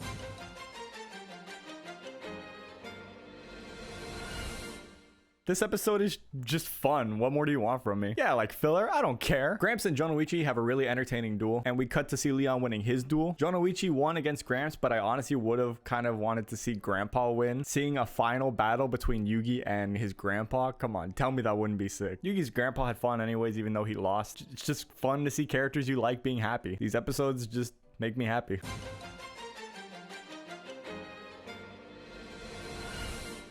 Rebecca versus Vivian. Another fun duel to watch. They even teach about chaining cards together and how the effect resolves backwards, which I mean, we're 189 episodes in, so you're kind of late on that, but it was still pretty cool. Rebecca's deck is also pretty similar to Anzu's deck from Yu-Gi-Oh! 7 Trials to Glory. It's a burn/life point regenerating deck. God, I put so many hours into that game as a kid. Anyways, Rebecca wins the duel and Kaiba tries to find out who hacked into his system. Oh yeah, I forgot to mention Ryuzaki and Haga followed them to Kaiba Land. Yes, they're still going with this. They steal the Grand Wizard's outfit and they try to duel Sieg in his place, but they get caught and Sieg says, "I don't care, it's a free win." And he proceeds to FTK them with one card. Interesting.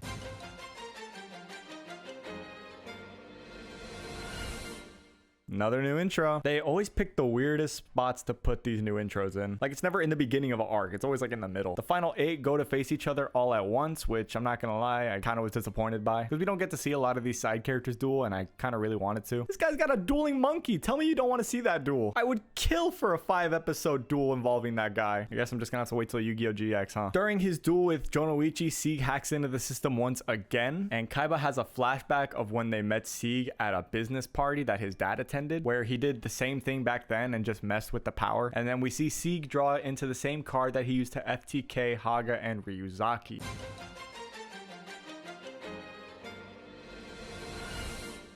Leon wins his duel, Rebecca wins hers, and Jonoichi actually loses his, but not because of the FTK card. That card summons a bunch of Valkyrie cards from Sieg's hand, and they go back to the deck during the end phase. And Jonoichi was actually to survive for a bit when he played that card. He lost because he ran out of luck, as Sieg put it. And I like that it did, because Jonoichi and his friends constantly always say that Jonoichi only wins because of luck and not skill, with all of his gambling and dice rolling cards, and not too often because of some elaborate strategy that is guaranteed to work. But it was a pretty cool duel. I wish we saw more of Rebecca and Leon's duels. I still really wanted to see that dueling monkey.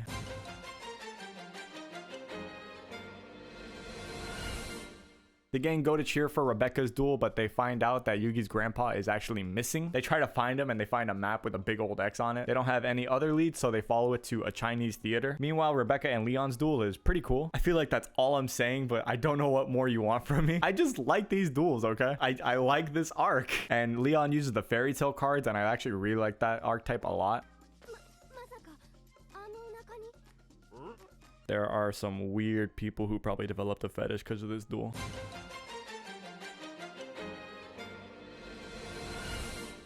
Vivian fixed Grandpa's back, and then she asked for his help to duel Yugi, and when he refuses, she basically cripples him again, and she says if Yugi wins the duel, he'll fix his back again. It's kind of funny how we just went from a saving the world arc to I just crippled your grandpa and I'll fix him if you duel me. We don't even see the whole duel, we just cut back to the last few turns. Yugi does summon Dark Paladin though, which is pretty cool. It's always cool to see Dark Paladin. Kaiba finally figures out that obviously it's Sieg who's messing with the Kaiba Corp system, and they take Gramps and they run over to Rebecca's duel just in time to see her lose. Finally, confirmation we're in the good timeline. Yeah, Leon won the duel. I'm actually really happy that they haven't won just a straight up duel, no weird tricks or cheating or anything like that. He just won by being a better duelist than Rebecca. She just got outplayed.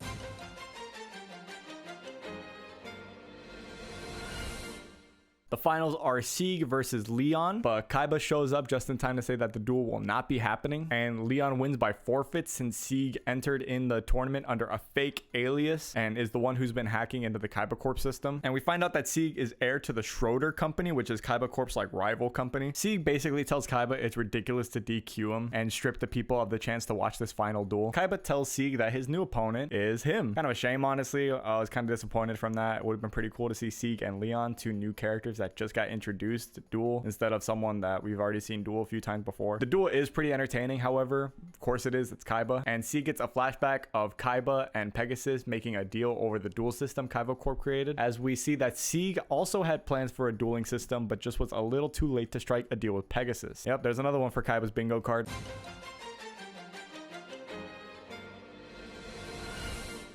Sieg hates the Kaibas because Kaiba Corp did way better than his father's company. He was raised purely to be better than them and to lead the father after his company quit because he's a loser, and because Kaiba Corp got the solid vision patent with Pegasus before they could, and his fate was sealed from there. What's that phrase? You're not making money unless you're making enemies. Kaiba is probably the antithesis of that phrase. Kaiba summons Chaos Dragon for the first time in this duel, and I honestly completely forgot that monster was associated with him, especially since he summons it this late in the series, and I think this is the only time he has. But he's able to pull off a really cool win when he summons that, 3 Blue Eyes White Dragons and Luster Dragon, and attack with all of them one by one to destroy Sieg's monster. What more do you want me to say? It was another good duel for the arc. This arc really reminds me of just Battle City, which is Yu-Gi-Oh! At its best, and this is Yu-Gi-Oh! At its worst.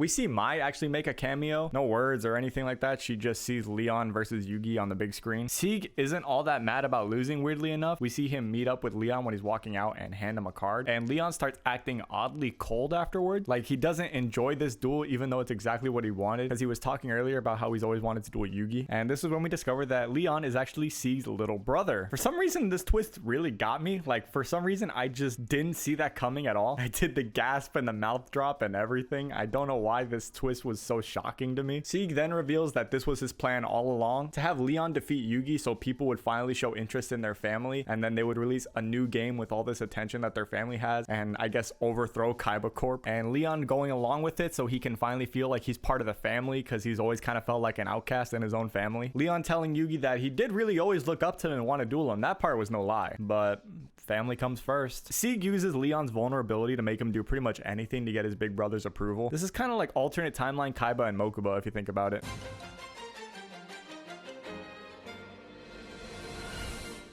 You can tell Leon is actually really happy that he's finally dueling Yugi. It's just the circumstances that led up to it that he doesn't like. Like he fanboys when Yugi summons Dark Magician Girl, and he gets really happy when Yugi compliments his dueling. And we see that he's kind of the one who made the fairy tale cards, writing a letter to Pegasus to create the cards that he's using. I like when the cards in the anime kind of have a story to them, because when I see them in real life, I associate them with that story. Like, oh, these are the cards that Leon wanted Pegasus to make. These are Leon's cards. Yeah, obviously I know Pegasus isn't real, Leon isn't real. These cards weren't really made like that. Whatever, I don't care. Haters mad at an experienced childlike wonder. Leon uses the card that Sieg gave him, which was Golden Castle of Stromberg, a card that's not allowed in the duel since it was a test card that was only given out as a prize in a tournament. Sieg was able to hack into the system and allow Leon to use that card, since a card like that can't be used in a duel. He even programmed the card to delete all of Kaiba Corp's data when it's used in a duel. Leon hates that his brother is pretty much making him cheat to win, and when he tries to go against him by trying to destroy the card that his brother gave him, Leon even rewrote the effect to make the card unable to be destroyed by magic and trap cards, and the only way to stop the virus from deleting all of Kaiba Corp's data is to destroy the card. And when Kaiba thinks about DQing Leon, Sieg basically tells Kaiba, oh yeah, DQ him if you're a pussy. And then do you think Kaiba DQ'd him after that?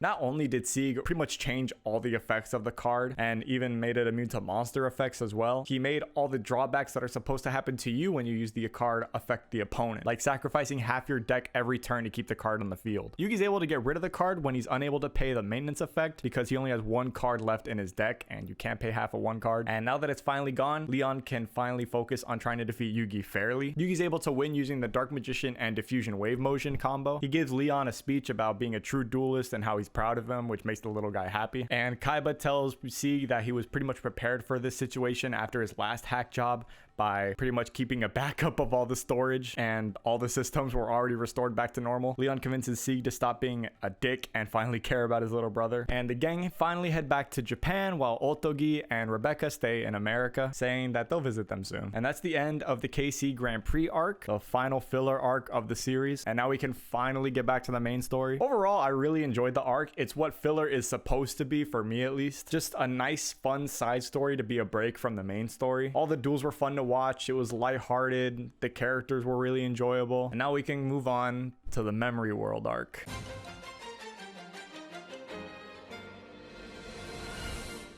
We see Bakura being taunted by a mysterious voice to collect the 8th key to open the door to the afterlife. And then after that, we see flashbacks of Yugi's grandpa exploring the tomb of the Pharaoh in ancient Egypt, being saved when he saw visions of the Pharaoh right when he fell into a pit.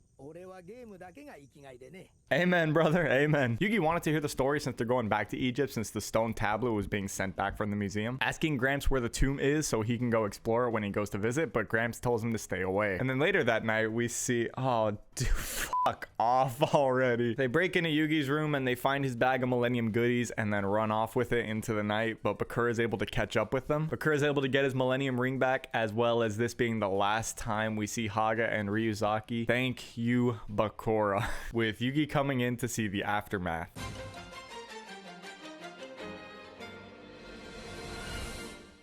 Bakura tells Yugi that once you collect all the Millennium items, it opens the door to the afterlife, and then behind that door is Bakura's real target. He gives Yugi back his little bag of goodies, but he keeps his Millennium Ring for now, telling Yugi he can have it if he beats him in a shadow game, which will take place after he gets his memories back. Bakura goes off to duel Kaiba, but it's mainly just to show him memories from Egypt. He ends the free trial and he tells Kaiba if he wants to find out more, he's got to come to Egypt as well. He tosses Kaiba Pegasus's Millennium Eye and tells him that's his invitation.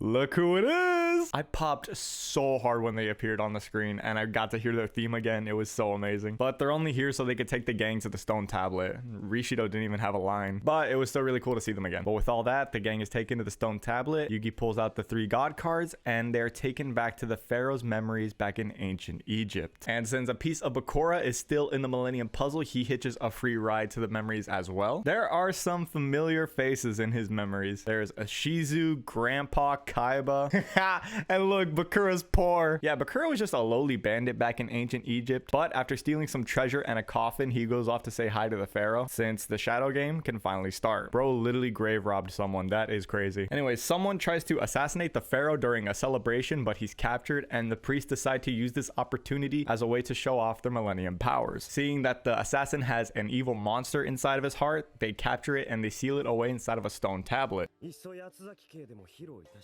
I can 100% see current day Kaiba saying that. Back in the real world, Shadi pops up once again to warn them about Bakura, telling them that Bakura is in the Pharaoh's memories and saying that he even took Shadi's flesh, which is a reason why he can constantly appear and go through walls and all that. He's basically a ghost, but I mean, we kind of knew that already because him literally being a ghost. He tells them that they can go inside the Pharaoh's memories to help him out if they can find a door to it through the Millennium Puzzle. Pretty cool to finally see the Pharaoh's memories after waiting the entire series. It does have a weird sense of like, oh wow, like it's actually wrapping up.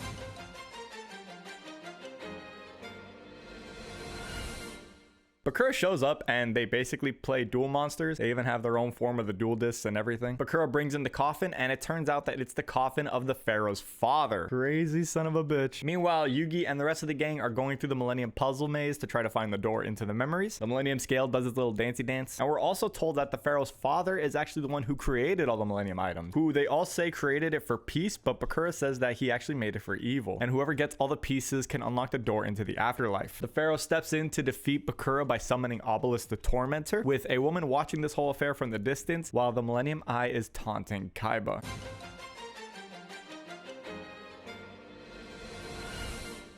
Bakura survives the attack and realizes that he may have bitten off more than he can chew here, so he goes into retreat, with him telling one of the priests, Mahad, that he's going to get his Millennium Ring back. When the Pharaoh points out what some weird ominous object is that's just floating in the sky, the priests say that they don't see anything. Meanwhile, current day Kaiba is on a first-class Blue Eyes flight to Egypt. What do you think his thoughts are about blue-collar workers? While the ancient Kaiba talks about harnessing everyone in town's Ka, basically people's spirits, to try to defeat Bakura, the other priest, this sounds like a setup to a really bad joke, the other priest tells him that Bakura's Ka is probably so strong because he might be a survivor of the Kol Elna village, which is why his hate is so immense. And we also get introduced to Mana, who is a student of Mahad practicing her magical abilities. Mahad goes off to set up a battle between him and Bakura, trapping them both in the Pharaoh's tomb after he knew that he was being followed by Bakura, saying that he'll likely have to use forbidden techniques. I don't know, I can't shake this sense that like everyone's just kind of cosplaying, considering that like it's the same people from current day and they're the same voice actors and they're talking the same and everything. Just feels like they're all cosplaying.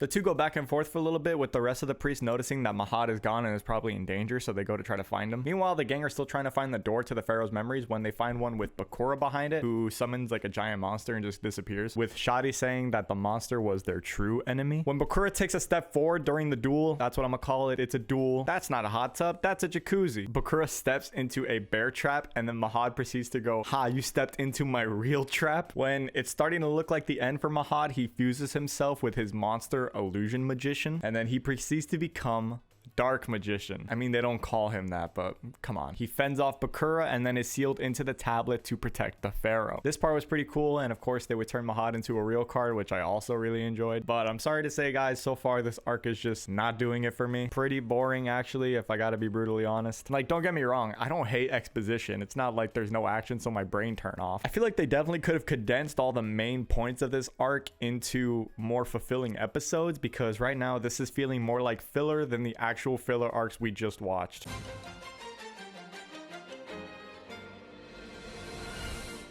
So Bakura has the Millennium Ring now. Shadi drops his kids off in Egypt, and Ancient Kaiba decides to go back to his plan of harnessing everyone in town's Ka after Mahad was defeated. And for some reason, the gang run into this One Piece character. Like, why? Like, they can't interact with anyone else in the Pharaoh's memories, but they can interact with this guy. They're not a part of his memories, but neither is this guy, because no one else in Egypt recognizes or interacts with him at all. And he has like no importance right now. He's just like bad comedy relief. He just likes to eat a lot and just keeps eating more and more food. Anyways, Egyptian Kaiba goes in to save this girl who's being stoned by the people of the village, and they realize she has powerful claws, so they take her in. Kaiba realizing that if he can't fuck the actual blue eyes white dragon, he might as well fuck someone that reminds him of it. No, but apparently it's a girl who he saved from people when he was younger, with those people coming back to burn down her village.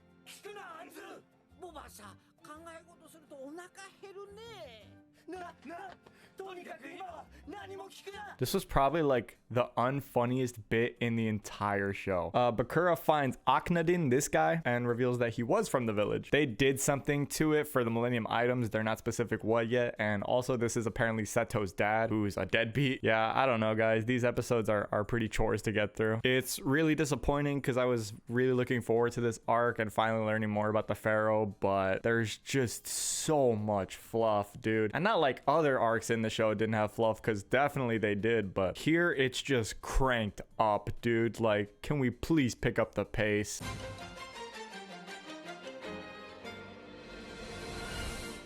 He took the Millennium Ring and put its evil into the Millennium Eye. Bakura's pissed off because they raided his village and used the people of his town as sacrifices to create the Millennium items. Yeah, you know what? Kind of justified. Imagine explaining the lore behind the Millennium items to someone who has no idea what Yu-Gi-Oh is. And the reason Seto's father, Akhenaten, is a deadbeat and doesn't want anyone to know that he's associated with the family is because he doesn't want people to associate the family with the horrible crimes that he did to make the Millennium items. The Pharaoh chases Bakura with Sly for the Sky Dragon as he destroys the entire town and tells the Pharaoh to give up the Millennium Puzzle if he doesn't want more people to die. But he gets saved last minute by Seto regardless. This episode wasn't that bad. It was pretty cool to see the backstory and the Millennium items being created. Not much else to say, so next episode.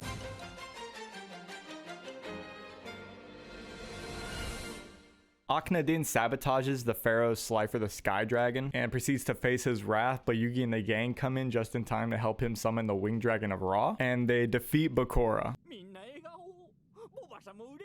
Dude, who are you? How the fuck did you get here, dude? And this is when time starts to rewind and Bakura is able to stop Yugi's friends from helping him summon the Winged Dragon of Ra. Is this explained?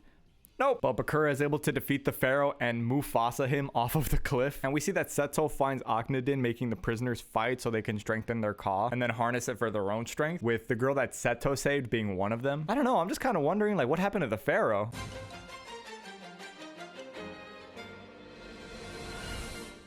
Oh, thank God. I thought I had to think about what was going to happen in the episode for a second. Seto saves the girl who is named Kisara and manages to see her Ka of the Blue Eyes White Dragon. Akhenaten suggests killing her and harnessing her Ka to become even more powerful than the Pharaoh. And like finally things start to get a little bit interesting. You start to wonder if it actually tempts him enough to do it, because in the tablet he has the Blue Eyes White Dragon. We then see Bakura start to slowly fill a tomb with Millennium pieces to resurrect his true identity, Zork. And he realizes he needs the 8th key to get into the afterlife. What is the 8th key? I don't know. They haven't told us. Okay, whatever. The gang run into Mana, who for some reason she can see them. They don't explain why, and they tell her how she looks like Dark Magician Girl. Then the fat fuck comes strolling through with the Pharaoh's cape after he looted it, and they figure, well, he must be close then, so they go look for him. This is probably the most unrealistic part of the whole series. If ancient Egyptians saw these people come strolling into their village, they would probably be crucified and stoned to death. We find the Pharaoh, we see that he's fine, and then we meet Hassan, who the Pharaoh's father made a deal with to protect him. He warns the Pharaoh about Bakura's plan to revive Zork. How many fucking times are we gonna have ancient Egyptian beings warn the gang about Bakura? Anyways, they find him. Next episode, dude. Let's just get this over with.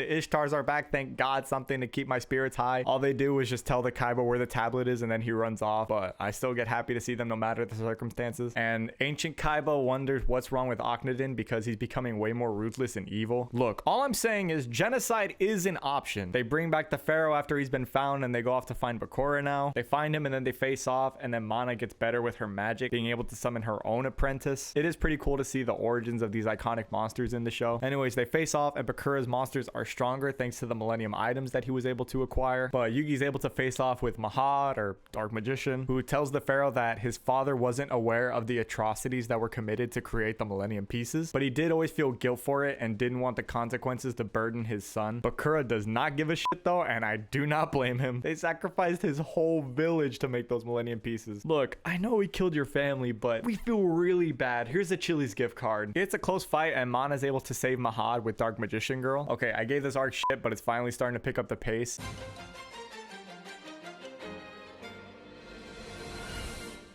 The battle is taking place under the village in which Bakura saw everyone he knew die, which gives his monsters a boost because all the hatred and despair they have basically power him up. So more priests to show up to help them out with the battle, and during this we see Akhenaten and Shada discover the tablet of Diabound, which is Bakura's monster, and when Shada is about to destroy it, Akhenaten stops him, not wanting to change his or Seto's future. We also see that Bakura randomly implanted his other self into Honda when he strangled him a few episodes ago. Yeah, he basically says, I don't know how, but I did it. Yugi and friends find out that they need to discover the Pharaoh's name so they can defeat Zork. How?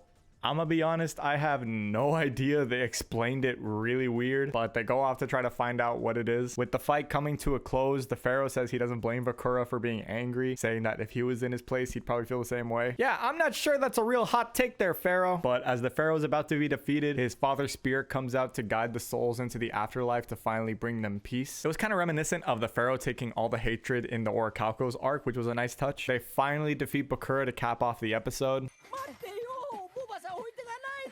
I swear to God, if he's the key to the Pharaoh's name or some secret powerful enemy, or if he's the key himself or some stupid bullshit like that, I'm going to have a conniption.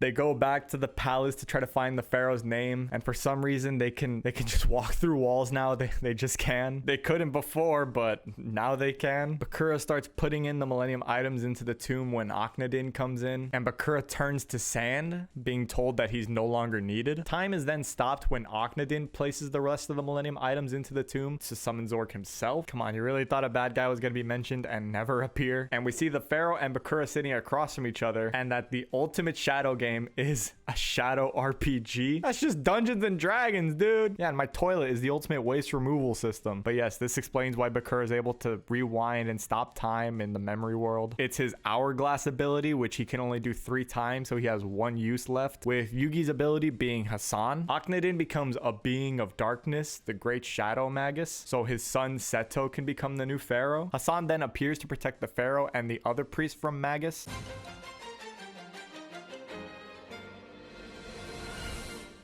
Seto's torn whether or not he should listen to his father and take the place as the new Pharaoh, or listening to Hassan. Oh yeah, and Akhenaten is the old Pharaoh's brother. Forgot to mention that. When the current day Kaiba arrives to the tablet and begins to start seeing the memories as well. When Egyptian Seto starts to walk towards his father, Kisara wakes up and starts running towards him. We then see that the fat fuck was an NPC that if you fed enough food, he would grant you a wish. What the fuck? So they take him so they can go find out the Pharaoh's name. Just when I was starting to compliment this arc. Like, this guy's only purpose was so that the gang could find out the Pharaoh's name. Like, you couldn't think of a single better way, literally any other way. We cut back to Bakura, who decides to bring in Seto into the game so he can use his soul to resurrect Bandit King Bakura. Dude, if this shit is confusing to you, welcome to my world.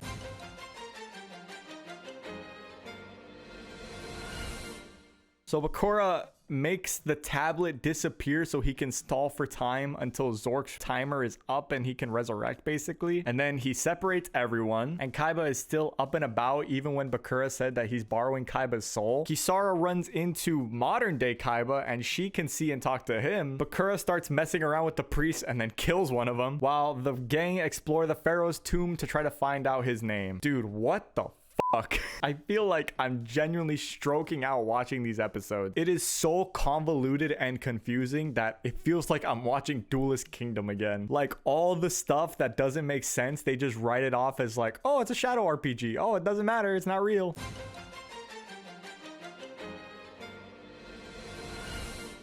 After finding out the Pharaoh's name, which they don't tell us right away, Seto and Kisara battle Akhenaten, who then kills Kisara and is able to plant his evil into Seto. But Kisara is able to fend him off even after death. So he took over Seto for probably like 3 minutes. Dude, are you fucking deaf? The Pharaoh meets up with Kaiba, who still doesn't know what's happening. Yeah, join the club. And Honda reveals that he's actually Bakura. Zork begins to resurrect, and Bakura makes a duel disc appear out of thin air and proceeds to duel Yugi so he doesn't leave the tomb with the Pharaoh's name. Dude, I'm just on autopilot right now.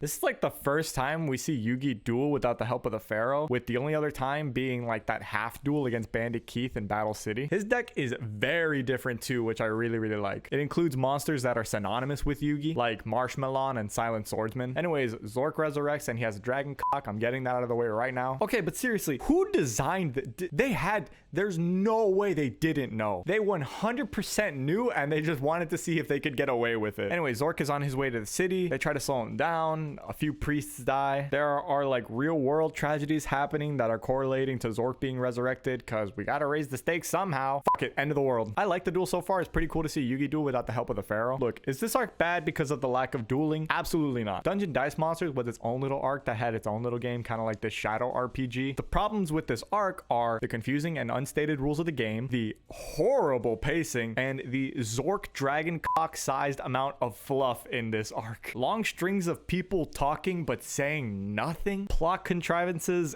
everywhere. Look, if you love this arc, that's great. You should probably get tested, but that's great. But to me, this is probably one of the most disappointing things in this series that I've been looking forward to, right behind the Jonoichi Yugi duel.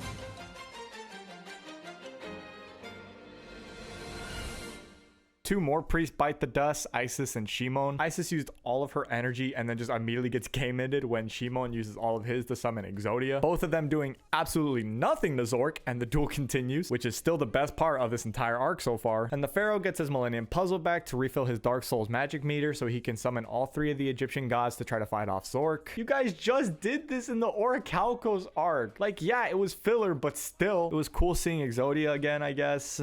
Dude, I got nothing, man.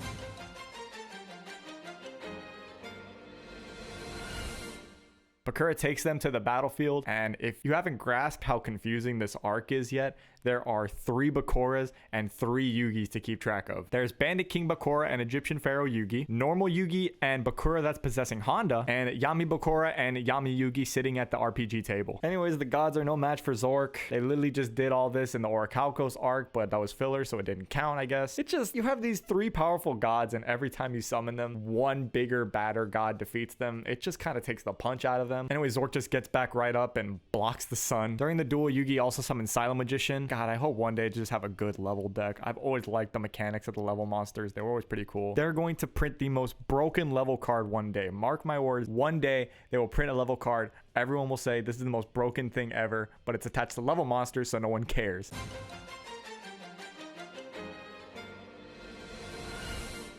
This episode, wow, this episode, they're really just trying to get it over with already. Well, fuck it, I'm gonna do the same. Okay, so Zork uses, oh my god, fuck this fucking arc. Zork uses his dragon cock to wipe out the whole city. Seto summons Blue Eyes and gets slapped. And according to Zork, I fucking lost my mind when he said this shit. According to Zork, Blue Eyes is more powerful than all 3 god cards. Oh, fuck this arc. Then Seto shows up. He watches a family get incinerated. He conjures up a duel disc out of thin air, and he summons Blue Eye's ultimate dragon to try to defeat Zork. Yugi manages to defeat Bakura, but Bakura says it doesn't matter because in this arc, of course it fucking doesn't. Yugi and the gang conjure up duel disc to fight off the bandits because according to Yugi, whatever they wish for comes true. Oh my god. Why not? Why not? If that's true, why not just wish to know the Pharaoh's name? But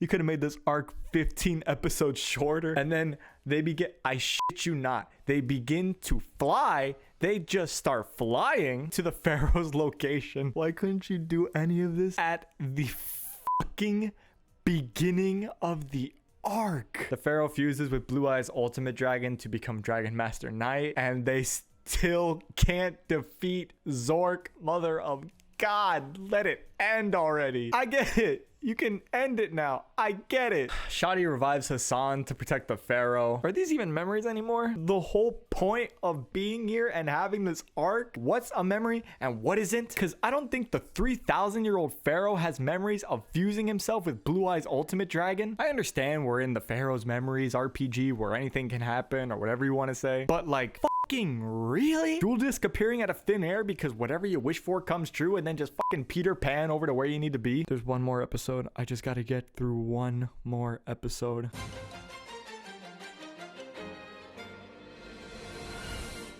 The gang arrive and help the Pharaoh try to fight off Zork, and for some reason they all have life points now, which never amounts to anything because no one's life points ever hit 0. They remember the Pharaoh's name, but they don't know how to translate it from the ancient hieroglyphs, even though Honda shouldn't even remember the Pharaoh's name because he was being taken over by Bakura at that time, and he doesn't remember being possessed, so why would he remember the Pharaoh's name? But I'm wasting my breath at this point. Just keep it going. They use the necklace that Anzu gave to the Pharaoh before they went into his memories, which for some reason transferred from the real world into his memories, and then they remember how the hieroglyphs look and they wish for it to like be translated onto the necklace because, like Yugi said, since it's the world of memories, our wishes can come true. Is it though? However, we finally learned that the Pharaoh's name is Atem. He's able to awaken the god cards once again to create Halactai, the creator of light, who seals away Zork, and they did all this just by him learning his name. Again, pretty sure they explained it, but it was so fucking confusing, I just didn't even bother. Atem makes Egyptian Seto the new pharaoh, and then he proceeds to just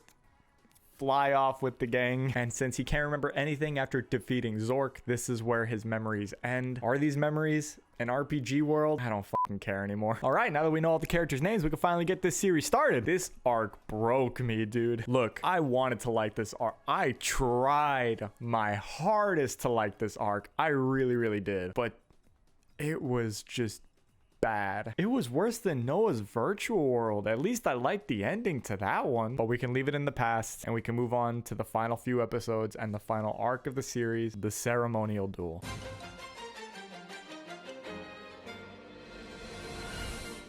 Well, here we are. This episode had the same vibes as the end of Battle City, and I loved it. The part where everyone was saying goodbye to each other, not the duel between Yugi and Jonoichi. If they made this one happen off screen, I would never forgive them. I really got a sense of, oh my god, it's ending. Everyone wakes up, including Bakura, who's back to normal now for good. No more evil spirit. Yugi gathers up all the Millennium items, and the Ishtars take him to the tablet of the afterlife. And we get this cute little montage of all the characters we met on our journey, including Kazuki. Made me so happy to see that. The Ishtars then tell the Pharaoh that he needs to perform a ceremonial duel. If he loses, he gets sent off back into the afterlife. If he wins, he stays. Kind of feels like it should be the other way around. Like if the Pharaoh wins, he can finally go back to the afterlife like he's been wanting to, but spoiler alert, it is a much more satisfying moment to see Yugi finally win on his own and prove that he's a good duelist without using the Pharaoh. And they all debate about who's going to be the one to do it. Who's going to put Old Yeller down? Yugi says he has to be the one to do it, with the rest of the episode basically being the night before the duel. I really disliked Anzu these past next episodes. She's struggling between asking the Pharaoh to stay and letting him go to the afterlife, which is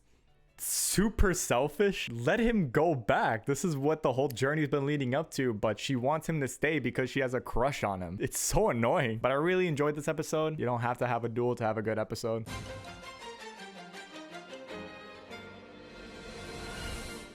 They've arrived to the tablet, but not before Anzu asks if they can wait a little longer before holding the ceremony. Basically just trying to stall. And even during the duel, struggling on who to root to win because she doesn't want Atem to leave. It's just so annoying because she makes it about her when it literally has nothing to do with her. It should only be about Yugi and Atem. Your feelings do not matter in this situation. But anyways, the duel begins. Yugi versus Atem. And it starts off amazing. Atem summons the Tricky, with Yugi using swords of revealing light and bringing out the gadgets for the first time. And Atem is able to summon Obelisk the Tormentor by creating Tricky tokens and attributing all of them to summon him. Also special summoning Slifer the Sky Dragon and then bringing out all 3 knights to tribute all 3 of them for Winged Dragon of Ra. He does the chant and everything. And Yugi loves that Atem is not holding back at all against him. The duel just begun. It's already a top contender for best duel of the series. I mean, come on, you knew they had to bust out the big guns with this one.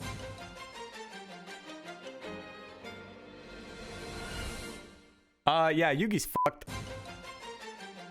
No, of course, I'm just kidding. But Kaiba thinks so. He straight up tries to walk out of the room like, yeah, this duel's over. Hey, Atem, I get dibs after Yugi, yeah? But Yugi tells him to stay until the end because he has a way to defeat the god cards.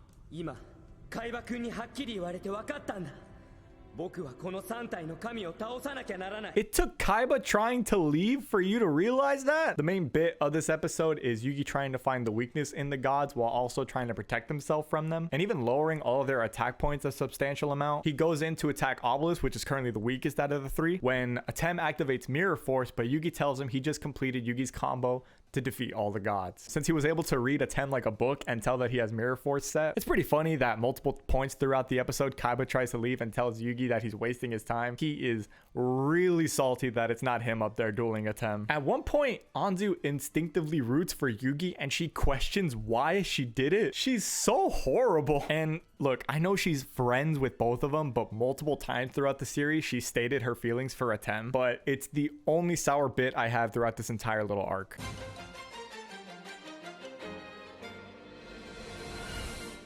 Yugi activates Magnet Reverse, which brings back Valkyrion the Magnet Warrior, which activates Slifer's effect to lower its attack by 2000. But Yugi activates his Magnet Force trap to reflect the ability at Obelisk and destroy it. Yugi then splits Valkyrion back into all 3 original Magnet Warriors, triggering Slifer's effect again, reflecting it back at the last 2 gods and destroying both of them, easily defeating all 3 gods. And I love that Yugi is still a very capable and very intelligent duelist even without Atem's help. I mean, yeah, it's because he's the main character if you want to be that dickhead, but it also shows that Yugi doesn't need Atem to be a great duelist. He just is one. Yugi summons Buster Blader and Atem summons Archfiend of Gilfer. あいつには破壊された後に相手モンスターの攻撃力を500ポイント下げる能力があるんだ。 Let me loudly explain the effect of the monster and the possible strategy that he will use against his opponent. Yugi uses Buster Blader to destroy Gilfer, and Atem does exactly what was stated he was going to do. Atem summons Swift Gaia the Fierce Knight and says that he already had a strategy in mind because he knew Yugi was going to defeat the gods. I really like that Atem also believes in Yugi and knows that he's a really good duelist, so he has backup plans. Yugi brings out Summon Skull, and we see them both using monsters that are strongly associated with each of them throughout the course of the series, which begs the question,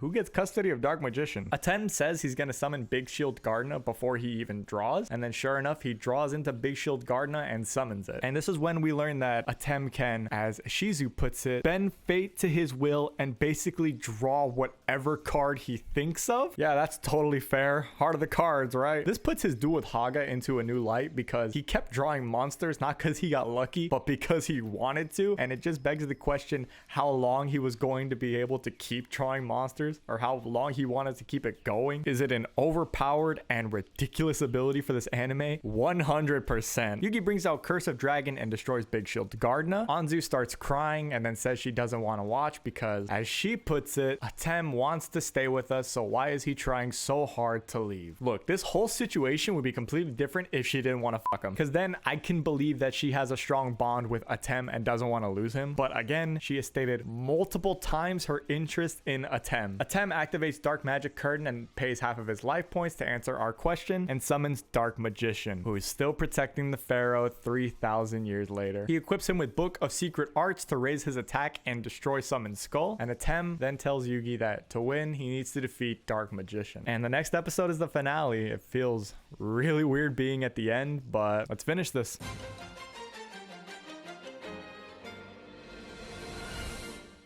Atem was able to turn the tides really quick, boosting his Dark Magician and wiping Yugi's field when Yugi activates Gold Sarcophagus. He places a card inside of it, and if Atem plays the same card that Yugi placed inside of it, it is negated. Very different from its real life effect, but I actually like the anime effect. It's pretty cool. And he's able to bring out Gandora, the Dragon of Destruction, the same monster he defeated Yami Bakura with in the World of Memories, activating his effect by paying half of his life points to banish all the monsters on the field. But Yami is able to protect his Dark Magician and then destroy Gandora as well. Having an answer for all of Yugi's moves, he goes in for the direct attack on Yugi. When Yugi activates Magician's Circle, when a spellcaster monster attacks, he gets to summon one from his deck. So Yugi brings out Silent Magician and Atem brings out Dark Magician Girl. He attacks with her, but Yugi counters with Spell Textbook, discarding every card in his hand, which he had none when he activated it, and drawing one card from his deck. And if the card is a spell, he can immediately activate it. He draws into Card of Sanctity. And if you know this card, it is one of the most broken cards in the anime.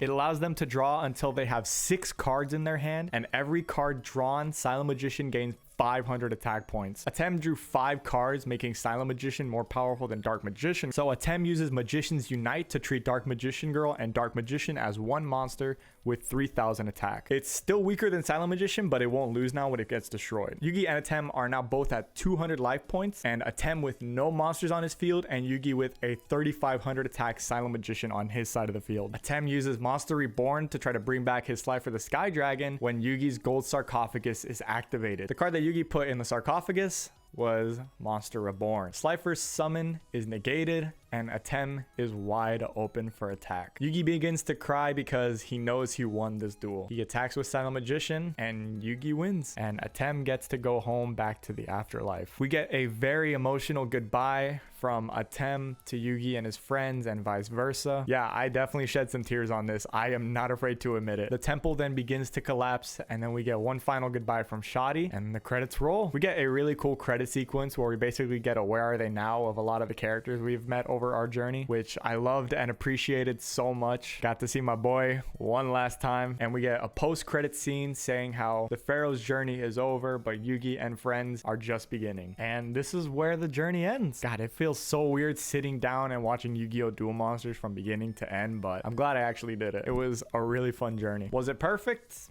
No. Did I still enjoy it and have as much fun watching it as I did when I was a child?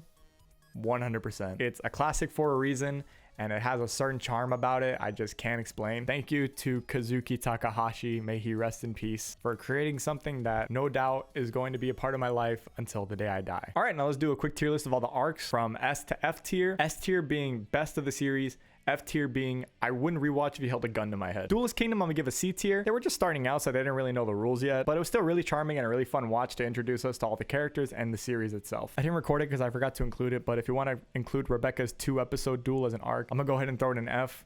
Rebecca was annoying and the duel was pointless. Virtual World arc, I'm gonna go ahead and throw it in C as well. It was so ridiculous that it was pretty fun to watch, and I am pretty nostalgia blind for that arc. I watched it countless times as a kid. Dungeon Dice Monsters is going to go ahead and B tier. It was a fun little break from the normal dueling. And Jonoichi and Otogi also had a pretty fun duel during this arc. They tried to make DDM a thing in real life, but unfortunately it did not fly off the shelves. Battle City, immediate S tier, no question about it. It keeps the tradition of all tournament arcs in anime being amazing. And there was not a single duel during this arc that I did not enjoy. This arc is peak Yu-Gi-Oh! Now you may think Noah's Virtual World is going in F tier, but I'm going to go ahead and actually throw it in D tier. The ending saved it, and all the duels, while pointless, they weren't terrible, but I would much rather watch Duelist Kingdom or Virtual World instead of this one. Alcatraz Island / Battle City Part 2 is going in A tier. Not as good as Part 1, plus that ending, but it was still a really good watch. Orichalcos arc was debating between B and A for me, but I'm gonna go ahead and throw it in A tier. Barely. Don't get me wrong, the beginning was fantastic and so were the duels, but the second half really dragged on for me. But the first half was so good I can forgive the second half for being pretty long. KC Grand Prix, I might get flamed for this, but it's going in A tier. I can't really say anything bad about it. Good, fun duels, perfect length. It was a fun watch. There's nothing else I can say about it. Memory World is next.